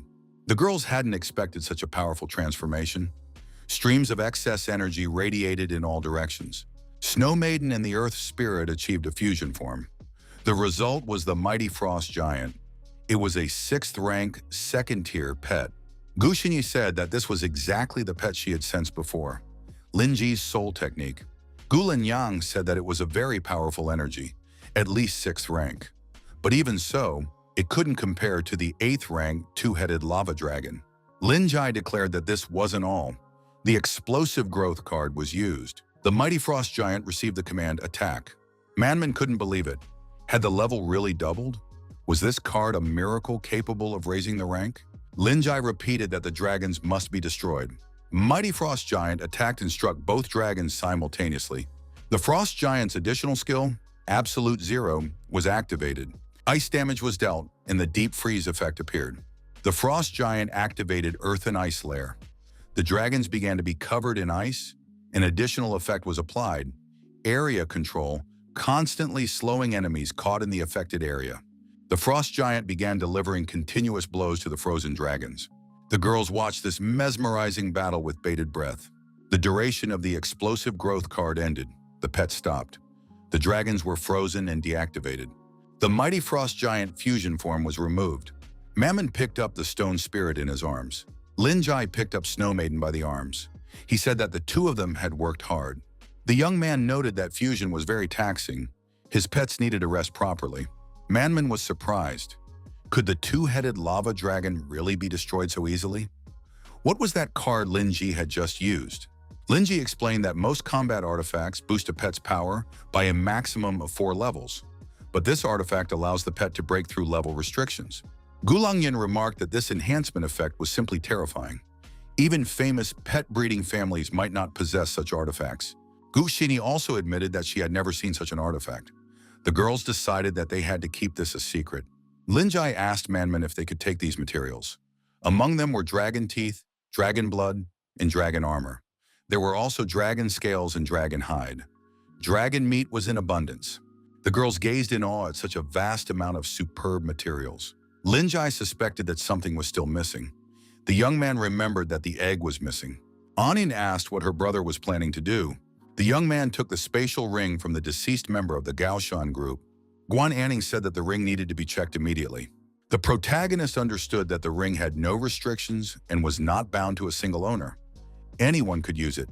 The young man decided to focus his mind and explore the space. He stepped inside the spatial ring. Looking around, the young man realized that the area was about 12 square meters, much larger than he had thought, and it was a pleasant surprise. Looking around more carefully, Lin Ji found what he was looking for.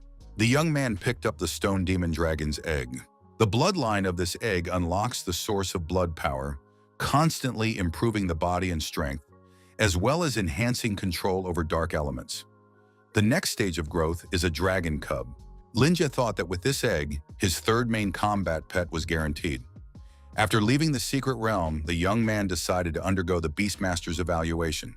Leaving the spatial rings area, Lin Ji explained that the dragon egg had been hidden inside. That was why the mother dragon had been constantly chasing them and wouldn't let them go. Gulangyan said they wanted to thank the young man. They agreed that all the spoils, including the dragon egg, would belong to him. The previous materials would also remain with Lin Jia.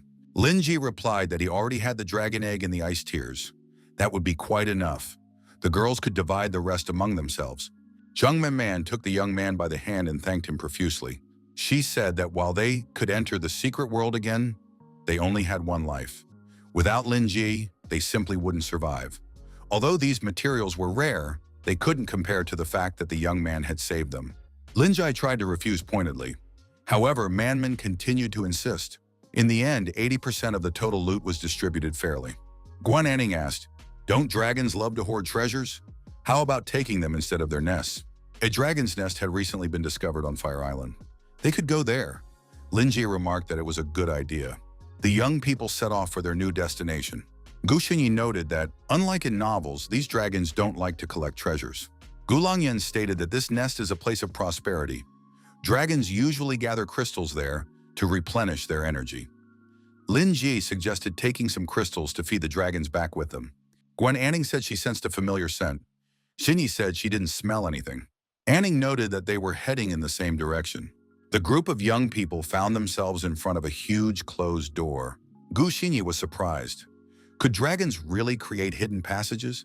Lin Jai suggested that it was all man-made. Maybe someone lives here? However, they say that this secret world is open only to people from their academy. Behind the door was a dark room, its walls covered with various symbols. The room was dimly lit. A magic circle was drawn right in the center. In the center of the circle, on a pedestal surrounded by crystals, lay a dragon egg. Lin Jie asked how Guaning was feeling. The girl said that the egg was calling to her. The young people moved closer, and Gu Linyang surmised that it was the egg of a demonic pet. However, they couldn't linger here for long. A suggestion was made to take the egg and leave. As they were leaving, Teacher Qin appeared before the young people. The mentor said that the young people had left quickly, though he had thought they would stay here for 7 days. Gu Lingyang noted that they needed some rest. Xianhao was surprised. Where were they in such a hurry to go? Once back at the academy, Gulingyang announced that they would appraise the materials for money and give Lin Jie his share and his sister's share. Lin Jie received the tears and 10 ice essences. Gulingyang said she wanted to warn him about the egg found in the dragon's nest. It was the egg of a demonic pet. Therefore, it was best not to hatch it carelessly. The secret room might be connected to the Red Moon. Gulingyang asked, "Have you heard of the Fallen?" The Red Moon is a secret society. All of its core members are fallen ones. If the Symbiosis group is a tormenting parasite, then the Red Moon is a demon seeking to plunge the world into an abyss. Numerous large-scale terrorist attacks are linked to them. The number of civilians and beastmasters who have died because of their conspiracy is beyond count. Lengyan added that the eggs of demonic pets can only be obtained through a special summoning ritual. Therefore, their sudden appearance in the Academy's restricted zone is no mere coincidence. Lin Jie was taken aback. Could Lengyan be implying that there are members of the Red Moon within the Academy? The girl stated that this was her worst-case scenario. Perhaps remnants of the rituals had accidentally seeped into the secret zone. As for the demonic egg, it would be best to find a way to report it and destroy it. Manman said they wouldn't scare anyone anymore. Lin Jie could keep in touch in the future. The Dragon Heart Club was always happy to have him. Lin Jie acquired high-quality ice essence. Snow Maiden can now evolve. That's exactly why the missing materials were purchased. The protagonist summoned Snow Maiden and handed her the crystal. The ice pet immediately absorbed the crystal. The girl smiled and began to transform. Lin Jie warned the stone spirit not to get up to any mischief during the transformation. Lin Jie suspected that something was still missing. The young man remembered that he still hadn't received his achievement reward. After defeating the 2 frost demon dragons, a new achievement had unlocked. Lin Jie was in a hurry to leave and hadn't noticed it. Lin Jie thought that giant dragon hunter rewards were mostly materials for dragon evolution, which was perfect for the stone demon dragon. Although an explosion card had been used, the destruction of a super powerful pet quest had granted another reward. Elixir of Rebirth, a unique elixir with powerful life force that instantly heals all wounds upon consumption. Growth Crystal can activate a pet's potential and accelerate its growth. Evolution Stone, a unique stone with the power of evolution that activates a pet's inner potential. Lin Jie decided it was time to form a contract with a third pet. This evolution stone would be very useful. However, the transformation process was more violent than expected. As a result, the location, namely the bed, suffered significant damage. After the transformation, Snow Maiden appeared. She possessed the 5th rank of the 1st level. Lin Jie said that Snow Maiden had developed some anomalies after synchronizing with the Earth Spirit. The young man was surprised. Could it be because she surpassed the Earth Spirit in rank? Could it be that he would now be unable to use the soul fusion technique? Lin Jie decided that, after all, once the fusion form was unlocked, it would be possible to fuse with pets of different levels. Snow Maiden was at the 5th rank. She was still a little short of the Earth Spirit's evolution.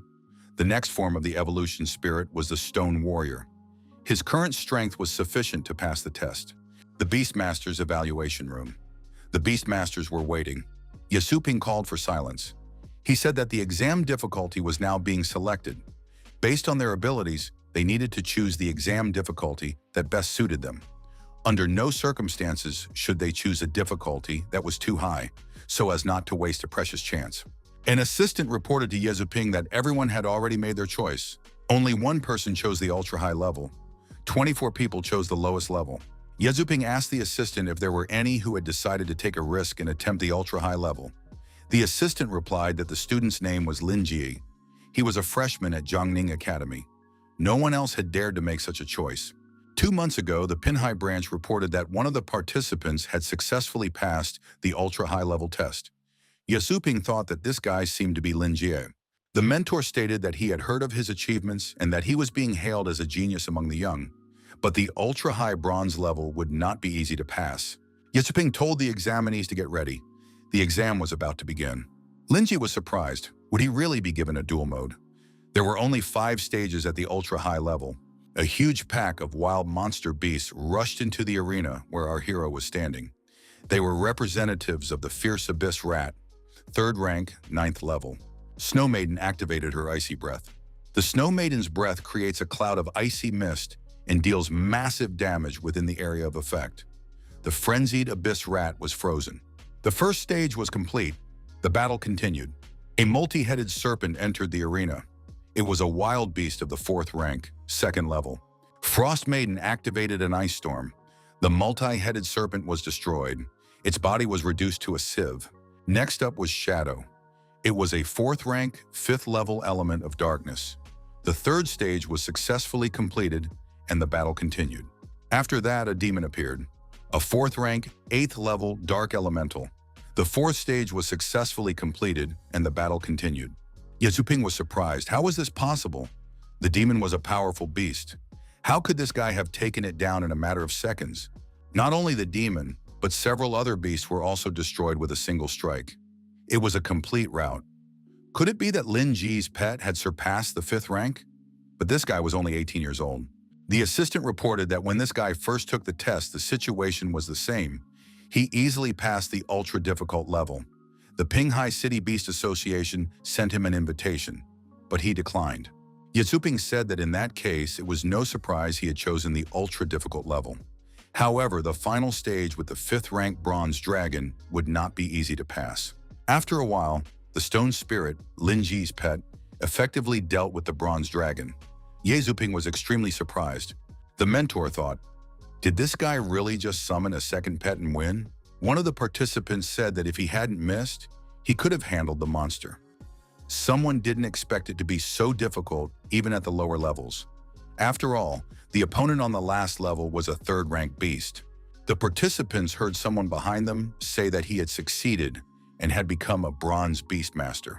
One of the participants said he had chosen the high difficulty level. It seems that out of the 4 people who chose the high level, he was the only one to pass. Suddenly, everyone saw a bronze dragon on the screen. But that's at least a 5th rank beast. How could such a beast appear in a bronze level test? The participants recognized the guy who had chosen the ultra difficult level. It was Lin Ji. Some had seen him during the test in Pinghai. Back then, he had easily passed the ultra difficult level. The test was over. Lin Ji had successfully passed the ultra difficult bronze level assessment. Current status of Santa Claus, 5th rank, 3rd level. The participants looked at our hero with admiration. Yazuping congratulated Lin Ji on his magnificent victory. The teacher introduced himself and added that he was an examiner. When he was at the same level as Lin Ji, he had only 2 3rd-rank pets. Yazuping said that Lin Ji was the first to pass the ultra-difficult bronze level assessment. Did the young man want to join the association? Lin Ji thanked him and noted that he wanted to focus on training and self-improvement. Yazuping handed him a business card and said he'd been too pushy. In Pinghai, the young man had also turned down the invitation. If he ever showed interest in the association or needed help, he was welcome to reach out. Lin Ji remained in the room alone with his pets. The young man was holding a dinosaur egg in his hand. Our hero recalled what Shinyi had said. If you infuse a soul into a dragon egg, you can form a contract. Lin Ji tried to initiate the soul infusion process. The energy expenditure was enormous. Even his spiritual power couldn't keep up. If this had been an ordinary bronze rank master, he would have been completely drained immediately. Lin Ji placed the egg on the floor. The egg trembled unnaturally. Lin Ji and his pets watched the egg closely. The young man assumed that he had succeeded. But how was he supposed to remove the shell now? The egg began to tremble more intensely, and cracks appeared on the shell. After a while, the shell crumbled, and a baby dragon emerged into the light. The dragon stood on all 4 legs, spread its wings, and let out its first cry. Its body began to radiate energy and light. The first thing the dragon hatchling did was eat the eggshell. It was a stone demon dragon hatchling, possessing the 1st level of the 1st rank. Its innate skills were dragon's breath and stone-crushing claws. The dragon hatchling had no hidden paths of evolution. However, its potential had already reached the royal level. Even if there were other hidden paths, they weren't necessarily better than this one. The hatchling ate its fill of eggshell and fell asleep immediately. Lin Ji thought that even though this dragon was only at the 1st rank, the growth rate of pure-blooded dragons was very high in the early stages. Besides, all the necessary materials for evolution were already available. Lin Ji decided to use his achievement points to boost growth first. With the right materials, he could bring it up to the 3rd rank. The protagonist went out into nature. The young man thought that if the level up occurred indoors, the dragon might suddenly grow in size, and the house would burst from the pressure. Since the materials for evolution were already available, all that remained was to wait for the growth. The protagonist could feel the dragon's energy surging like a storm. The evolution process was proceeding successfully. The stone demon dragon had reached the third level of the third rank. Linjai greeted the transformed dragon. Now he couldn't bring himself to call it a baby anymore. The young man stroked the dragon and said that it had grown significantly and even matured. The young man handed the dragon an evolution stone and told it to be sure to eat it. It didn't even need to wash it down with anything. An evolution stone is an extraordinary crystal containing the power of evolution. Once consumed, it activates the evolutionary potential within the pet's body. The stone demon dragon has reached level 4, rank 4. With a breath, the dragon spews dark elemental energy, dealing massive damage to enemies within its radius. Its claws are essential for shattering stones. Linjai thought that the pet hadn't unlocked the Stone Blood Mist skill yet. Perhaps its level wasn't high enough yet? Linjai wondered if the dragon could control its size. A growl was the only response. The next moment, the dragon shrank in size and fit into the protagonist's palm. The young man realized that the dragon must be able to control its size. Otherwise, they wouldn't be able to summon it home. A few days passed. The teacher at the academy announced to the students that she had an important announcement to make. The academy's annual competition would take place in a week. It was a long-awaited event. The students were delighted. Linji wondered, what kind of academy competition is this? A special achievement task appeared. He must win the crown at the upcoming academy competition to become the champion of Guaning Academy. Linji thought this would unlock new achievements. Generous rewards were promised. Linji asked the teacher if lower-year students could participate in the competition. The answer was yes. The teacher added that, according to academy rules, any student could register. There were no age restrictions. The main requirement was that their academic performance be at a decent level. The teacher added that the academy competition is held on a knockout basis. Most freshmen participate just for the sake of statistics, with a few exceptions. However, in any case, one can register to gain experience for future competitions. Gushini asked if Linjie would be participating in the competition. Guaning suggested that her brother register. The girls took the boy by the hands and began arguing over which of them had suggested he register first. Tan Yun was still angry at Linji. After all, Guoxini was now paying attention only to this guy. Li Pingyun believed that this time he would definitely defeat Linjie. Under the cover of darkness, in a locked room, the secret society held secret meetings. One of the Red Moon members named Yan reported that Xin Tao had gone missing. The informant told Mr. Yan that preparations for entering the secret realm had been underway at Ningjing Academy for the past few days. It was normal that Xin Tao could not be contacted. Yan became angry and struck his comrade. Bleeding profusely, the man flew to the side. The young man fell to the floor and asked in surprise, "Why did the gentleman hit him?" Yan asked, "Is it really normal that we can't get in touch?" If he wasn't mistaken, he had been told that the red zone of the secret realm was safe. Where the experimental subjects were being raised, no one would definitely find them. Yan noticed that the experimental subject's energy had vanished. Even the mother body couldn't sense its existence. Why was this happening? Yan surmised that the experimental subject had been stolen. If it was still in the secret realm, how could the mother body not sense it? This was only possible in one scenario, if it was hidden within a spatial object or had already been destroyed. Yan ordered his subordinates to investigate. They needed to find out who had participated in the training and had contact with the test subject. The Ningjing Academy was large, but this had to be determined. The assistants bowed and said they would carry out the orders. A week passed, the grounds of Ningjing Academy. The students were wondering, why had so many people gathered here? Guaning asked her brother if he had really been training all week. Had he signed a contract with a third pet? After all, it was a stone demon dragon. Her brother asked Guaning to wait until the competition began. Gu Lingyan and Zhang Manman showed up at the academy. The girls called out to our hero. Manman said she knew it. Lin Jie was bound to register. Manman warned that she would be keeping an eye on him. This year's prizes are much more generous. In addition to money, there will be a rare, valuable artifact. Lin Jie thought that the academy would award a rare artifact. Winning would earn him another one. If he won, he would receive 2 artifacts at once. Some participants began to recognize our hero. Among those present were Gaoshan Club President Xu Li and third-year student Liang Jun, the former club president. Liang Jun is a 4th-year student.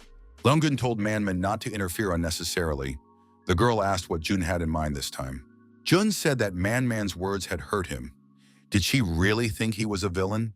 They just hadn't seen each other in a long time, so he decided to say hello. Jun asked if they had run into Luo Han and the others during their last training mission in the secret realm. Manman was surprised. Had their comrades gone missing? Did Liang Jun want to make some kind of accusation? Sanman suggested that Liang Jun didn't know what he was talking about. The chosen successors were weak, and he couldn't even assess his own protege. He was completely useless. Shu Li was indignant. Jun noted that he had merely asked. If Manman said she hadn't seen anything, then that was the case. Liang Jun and his comrades moved on. Guaning said that these people suspect them. Gu Lingyang declared that there was nothing to worry about. Besides, they were the victims. No one could prove that they had clashed with Luo Han and his group. Manman noted that Liang Jun had always liked to make a mountain out of a molehill. She was already used to that. The girl added that Shu Li had registered to participate. Even though he's a tail-ender, he's pretty strong. He's the leader of the third-year class and has 3 pets. Manman added that if Lin Jie ran into him at the competition, he should be careful. This guy likes to play dirty. Shu Li and Liang Jun continued along the designated route. Shu Li was indignant. Were they really just going to let these people go? Liang Jun pointed out that without evidence, nothing could be done, even if it really was them. Jun thought it would be better to figure out how to deal with Lin Ji. An ordinary guy, yet strong, and he still hasn't joined the Gaussian club. If he makes it to the top again at the competition, it could affect the club's reputation. Shu Li remarked, no matter how talented he is, where will he get the expensive evolution materials? His abilities are no better than average, so he definitely needs to be taught a lesson. The preliminary round has been announced. Participants in Group 11 must prepare. Shu Li will face Lin Jie. Shu Li was delighted. Finally, he would face this guy one-on-one. The girls asked Lin Jie to show his opponent who's boss. The opponents entered the arena. There was very little time left before the start. Lu Ketian, the head of the Guaning Academy, appeared near the arena. The spectators were surprised. Hadn't the director attended the academy's competitions before? The director is one of the 10 strongest in the association. It's no surprise that he can't always attend the competitions. This year, he took the tournament seriously. Beastmaster Yuan asked why director Lu Ketian had decided to attend the competition this year. The director replied that the overall level of the students is significantly higher. Many talented students have emerged. Yuan laughed. Usually the director is busy with work, so he rarely takes an interest in the students. But this year, a young genius has emerged. If the director doesn't pay attention to him, someone else might snatch him up. Lu Ketian asked, was Yuan referring to the student who had passed the highest bronze level exam? It seemed his name was Lin Jie. The master confirmed it. Earlier, this young man had helped the investigation team capture members of the Symbiosis group. Yuan added that the principal had arrived just in time, right as the boy was stepping into the arena. The students tried to guess who would win the match. Shu Li is the third-year class representative, but Lin Jie is also strong. Shu Li has 3 pets, one of which is 5th rank. On top of that, Lin Jie is a freshman. Shu Li said he'd heard about his opponent. They say he's a genius from a humble background. Now he has one last chance to prove himself. Shu Li once again invited Lin Jie to join the Gaussian club so that he might benefit from it in the future. Lin Jie reiterated that he wasn't interested. Lin Jie added that he couldn't stand humiliating and arrogant people. Ordinary spirit masters aren't like that. Julie called his opponent unscrupulous and added that the guy would feel the difference in strength today. The third-year student summoned his pet, a shark of the water and earth elements, 5th rank, 2nd level. The onlookers were terrified. It was a full-grown male shark, the strongest known pet. Lin Jie was definitely going to lose now. Shu Li declared that a single shark was enough for him to defeat this guy. The shark activated the rough strike skill. The protagonist didn't even bat an eye. Shu Li was surprised. Why isn't this guy summoning his pet? The junior assumed that his opponent was scared and couldn't summon the beast. In any case, this saved the shark some energy. At the most opportune moment, our hero activated his unique abilities and struck the approaching shark. The beast took damage and was deactivated. The male adult 5th rank shark fell onto the arena and didn't move anymore. It was just bleeding out. Shu Li shouted, "That's impossible!" His eyes were filled with horror. The third-year student realized that his shark had been taken down by a soul arrow on the first shot. The onlookers were surprised. Had this guy really not summoned a pet and taken down the shark with a single soul arrow? Manman said it was really cool. Anin praised her brother. Principal Lu Kidian noted that these soul arrows were already above the 6th rank. Shuli thought, why doesn't this guy summon any pets? Is he just messing with us? The 3rd-year student told Lin Jie not to get cocky. Shuli added that he simply hadn't taken this guy seriously. Shuli summoned an elephant-like pet, a 4th-rank 8th-level creature. He also summoned an ice element snow monkey, a 4th-rank 6th-level creature. Shuli shouted for his pets to tear his opponent to pieces. What was the point of a high-level soul arrow? Concentrating the arrow required soul energy. This arrow had drained at least half of his opponent's energy. The 3rd-year student shouted for his opponent to summon his pet immediately. It was time to fight for real. As a result, both of the 3rd-year students' pets were destroyed by precision fire. Julie said that was impossible. How could this have happened at all? There really was a gulf between them. Linjai declared that Shuli's strength wasn't worth summoning his pets. The 3rd-year student dropped to his knees and bowed his head. The contest was over. Lin Ji was declared the winner.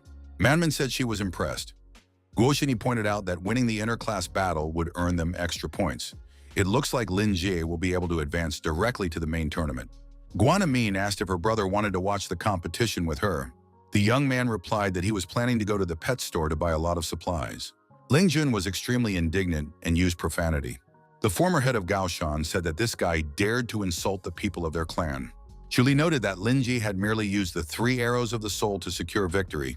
His soul power was simply astonishing. Shuli speculated that the opponent must have used some kind of magical item. Where could an ordinary person have obtained such a powerful item? He probably stole it.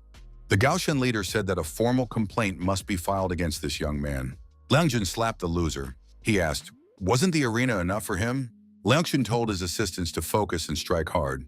Jun added that academic competitions aren't just about one-on-one battles. He'd find a way to punish that guy personally. Linji walked out of the shop. His pet, a dragon, was perched on his head. The young man believed he had acquired the necessary materials at a very high price. The materials for enhancement had changed from essence to primordial source. The price per material had increased 5-fold. Compared to the price hike, the most expensive material on the path to enhancement was the knot stone. The materials required for evolution were not available on site. Linjai thought he needed to find a way to make money. It would be better to go through the relevant dungeons right away and gather the materials. The young man saw a brick wall blocking the passage ahead of him. He was surprised. Could this be an illusion? A voice behind him asked, did the guy notice? The protagonist turned around. Strangers appeared behind Linji. They were emissaries of the Red Moon. A girl named Silence asked, isn't this guy's name Linji? An envoy of the Red Moon named Speech told the girl to act more seriously. Silence promised to be more serious and noticed that Speech was in a hurry again. Silence said that just recently in the secret realm, this guy had taken something that didn't belong to him. Lin Ji, with a dragon on his head, said he didn't understand what she was talking about. The young man tried to figure out who these people were. The protagonist realized that these people were connected to the Red Moon realm. Silence told the young man not to pretend because they had already investigated everything. What was on his chest was Xin Tao's spatial artifact.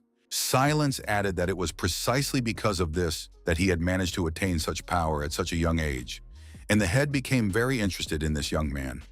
If the young man agreed to join the Red Moon Guild, everything he had done and taken could be undone in a single stroke. The girl noted that this young man was smart and talented, but in this world, talent requires resources. The guild could give him what the academy could not. Lin Ji declared that he refused. Silence remarked that the young man was misjudging the situation. A ban has been imposed in this area. No one will come to save him. Either the young man must join the Red Moon Guild or he will die.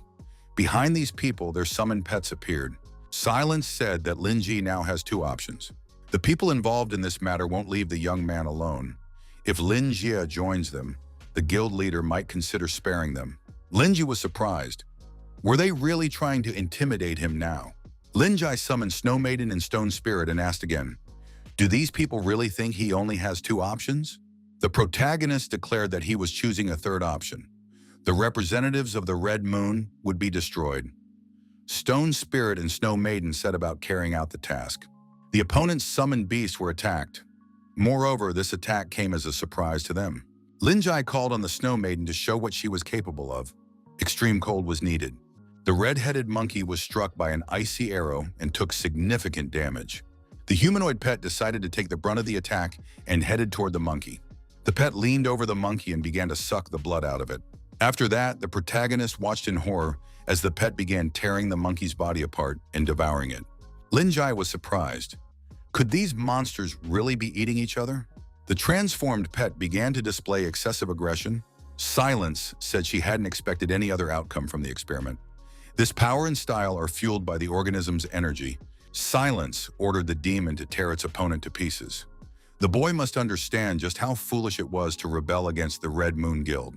Our hero's pets transformed into Frost Maiden and Demonic Stone Spirit. Lin Jai stepped on the spilled blood and said it was disgusting. The inspection skill was activated. Silence said it wasn't disgusting. This creation of their guild was an experiment surpassing ordinary demonic pets. Lin Ji was surprised. Could it really not be an ordinary demonic pet? The young man confirmed that the system couldn't determine any information about this object. There wasn't even an evolutionary line. There was no name or stats either. This monster had devoured a demonic monkey. Thanks to this, its power had increased significantly. The more wounds it sustained, the stronger it became. The intelligence data had proven accurate. Now it was necessary to quickly and efficiently destroy this creature. Lin Jai thought that the Snow Maiden and the others were connected. His strength had been depleted in the previous battle. The protagonist decided in that case to test what his third pet was capable of. Silence asked, was Lin Ji really going to resist? But that was pointless. He wouldn't be able to change his fate. Speech said that even though the young man's stats weren't bad, he wouldn't be able to defeat them with just 2 pets. Silence surmised that this guy had contracted with a magical dragon, probably from the secret realm. But judging by his build, he was just a kid. The pet began to transform and turned into a large dragon. Lin Ji asked his opponents, "Who told you it was a baby?" Silence was surprised. How is that possible? After all, this is already its adult form. The girl asked what Lin Ji had done to this pet. Lin Jai declared that he wasn't obligated to explain anything to these people. Our hero ordered the dragon to attack the representatives of the Red Moon. Suddenly, Captain Yuan appeared in the alley, accompanied by his assistants. He ordered all escape routes to be blocked. It was also necessary to check if anyone was injured. The captain was surprised. What is Lin Ji doing here? Yuan saw the bound Red Moon representatives and asked, "Did that guy really capture these 2? Lin Ji informed the captain that he had a very important report. People from the Red Moon Guild had already infiltrated the academy. Moreover, they were conducting some kind of dangerous experiment. The investigation team's office, 25th floor. Captain Yuan offered the young man some tea and said it was very hot. Lin Ji thanked him. Yuan sat down across from him and reported that a tip had come in. Concerned citizens had reported that suspicious individuals had appeared near the academy. He hadn't expected them to be members of the Red Moon, especially since they would be coming for Lin Ji. Yuan asked, "Does the young man really think that people from the Red Moon have already infiltrated the academy? Could there be spies working within the academy?" Lin Jai voiced his suspicion that a mole had appeared within the academy's ranks. The young man placed a spatial ring on the table and said that it originally belonged to Xin Tao from the Gaoshan Club. Recently, during training in the secret realm, their paths had crossed and a skirmish had ensued. They had ventured deep into the territory and provoked a stone demon dragon during its breeding season. This was done in order to steal an egg from the dragon. However, their plan failed. They were destroyed by another stone dragon. Lin Jai added that after defeating the monster, he inspected the abandoned nest. A secret door was discovered there. Yuan was surprised. Had the young man really found the secret room of the Red Moon Guild? Lin Ji added that the people from the Red Moon had ended up in territory controlled by the Guaning Academy. Even back then, that had struck him as strange. Recently, they managed to identify Xin Tao's artifact. Lin Ji speculated that Xin Tao was in cahoots with the Red Moon Guild. The captain said he would send people right away to sort everything out there. Yuan expressed confidence that he would also be able to extract a great deal of useful information from the captives. Lin Jai asked about the prototype. He had destroyed one. Would the captain take the prototype's body for analysis? Yuan revealed some intelligence. The Red Moon Guild was breeding artificial demonic pets. This was top secret information, but Lin Jai had the right to know it. Lin Ji recalled that the Masters Association was also involved in breeding. Yuan confirmed this. The spirit turtle of the investigation team is a special breed developed many years ago. But with demonic creatures, it's a different story. Some beasts have an admixture of demonic blood. However, pure-blooded demons can only come into being in one way. This can happen through a summoning ritual. The captain said that in any case, they are conducting an investigation and have already raided several underground hatcheries. Yuan added that the people of Red Moon had taken an interest in the newcomer, so Lin Ji must exercise caution. The young man would be given a special communicator. If he got into trouble again, he must contact them immediately.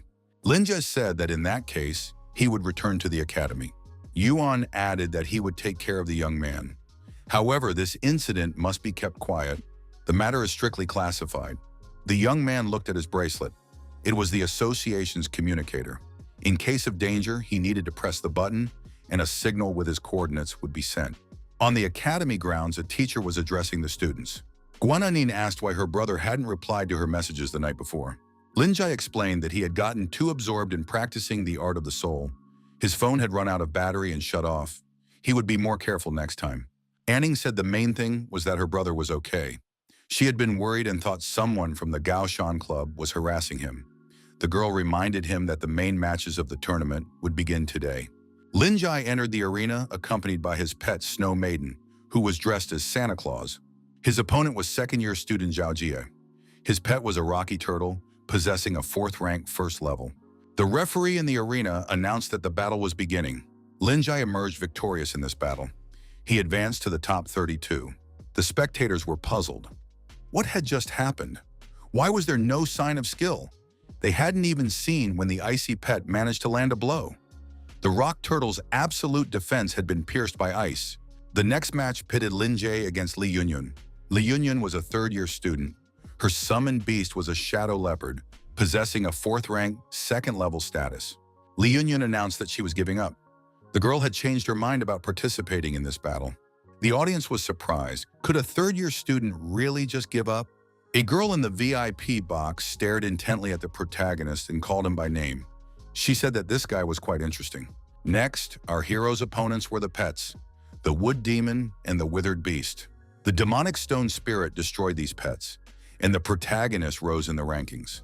The Yellow Sands lizard, a 4th-rank first-tier creature, was also defeated. It was bound by icy chains. The spectators cheered. Could it really be another one-hit victory? How awesome is this Lin Ji? Is he really just a freshman? Our hero heard the entire audience chanting his name. This recognition was well-deserved. The young man enjoyed collecting the rewards. He assumed that in the next battles, the rewards would be even better. At one point, the young man was surprised. He didn't understand what was happening. However, the prizes really did keep getting bigger each time. Many withdrew from the competition. Cho Xiong said upon meeting him that Lin Ji was, as always, on top of his game. He had really intimidated the 3rd-year students, which is why many withdrew from the tournament. Lin Ji had raised the prestige of the 1st-year class. He Xinye said that Lin Ji was the first freshman in the academy's history to make it into the main tournament and reach the semifinals. Tan Yun and Li Pingyun were upset because they hadn't even made it past the qualifying rounds. Why was the gap between them only widening? Guaning wondered if the 3 rounds were automatically counted due to his opponent's withdrawal. Who would he face in the semifinals? Her sister told her that the matchups had been posted. Her brother's opponent was Liang Jun. Lin Ji thought it was just a coincidence. Once again, he would have to face the Gaoshan club. Cho Xiong recalled that this guy was the former head of Gaoshan. Xiong noted that Lin Ji didn't have a very good relationship with the Gaoshan club to begin with, and now he'd have to face Liang Jun as well. He was a very dangerous opponent. Xiong mentioned that Liang Jun ranks 2nd in the 4th-year rankings. He is a bronze rank master. He has 3 5th-rank fire pets. It is also said that he possesses a secret family soul art that he has never demonstrated in public. It is capable of instantly raising the rank of his pets. The academy director said that Lin Ji had exceeded all his expectations. Yuan pointed out that he had noticed this guy a long time ago. The principal was wrong not to believe him, because this is no joke. Lin Ji was able to take down 2 fallen ones single-handedly, extremely dangerous criminals who are officially wanted. Compared to the battle against the fallen, this tournament is child's play for him. A girl in the VIP box asked Xiaozhou who she thought would advance to the finals. Xiaozhou asked her companion, "What do you think?" The girl was certain that Liang Jun would win. His opponent might be strong, but he was just a freshman. The girl was surprised. Could it be that Xiao Zhou had decided to bet on Lin Jie? Xiao Zhou replied that Lin Jie hadn't even shown his true strength yet. The girl said that if even Xiao Zhou believed in this freshman, then she would support him too. After all, Xiao Zhou is the leader of the fourth-year class, so we should trust her instincts. The girl asked what would happen if Xiao Zhou faced off against this guy in the finals. It would be the battle of the century, a brilliant, beautiful leader versus a monster of a freshman. Lung Jun told his opponent that he would claim this victory for himself. Lin just said that Liang Jun wouldn't be able to win with just talk. I guess everyone at Gaoshan Club is that talkative. Jun summoned his pets and expressed hope that the young man would remain just as defiant by the end of the battle. The audience was horrified. Liang Jun decided not to mess around. His Flame Weaver was ready for a new evolution. 3 5th-ranked pets. Lin Jie definitely wouldn't last long. The protagonist said it was just a coincidence. He also happened to have 3 pets. Lin Jie summoned Snow Maiden, the Stone Spirit, and the Dragon. The audience was surprised. Who is this? Could it really be a Stone Demon Dragon? Guaning and Guo Xinyi acknowledged that it was indeed a Stone Demon Dragon. Gulangyan noted that, judging by its size, this dragon was already in its adult form. In such a short time, he had managed to hatch an egg, sign a contract, and raise his pet by so many levels. Just how many more tricks does this guy have up his sleeve?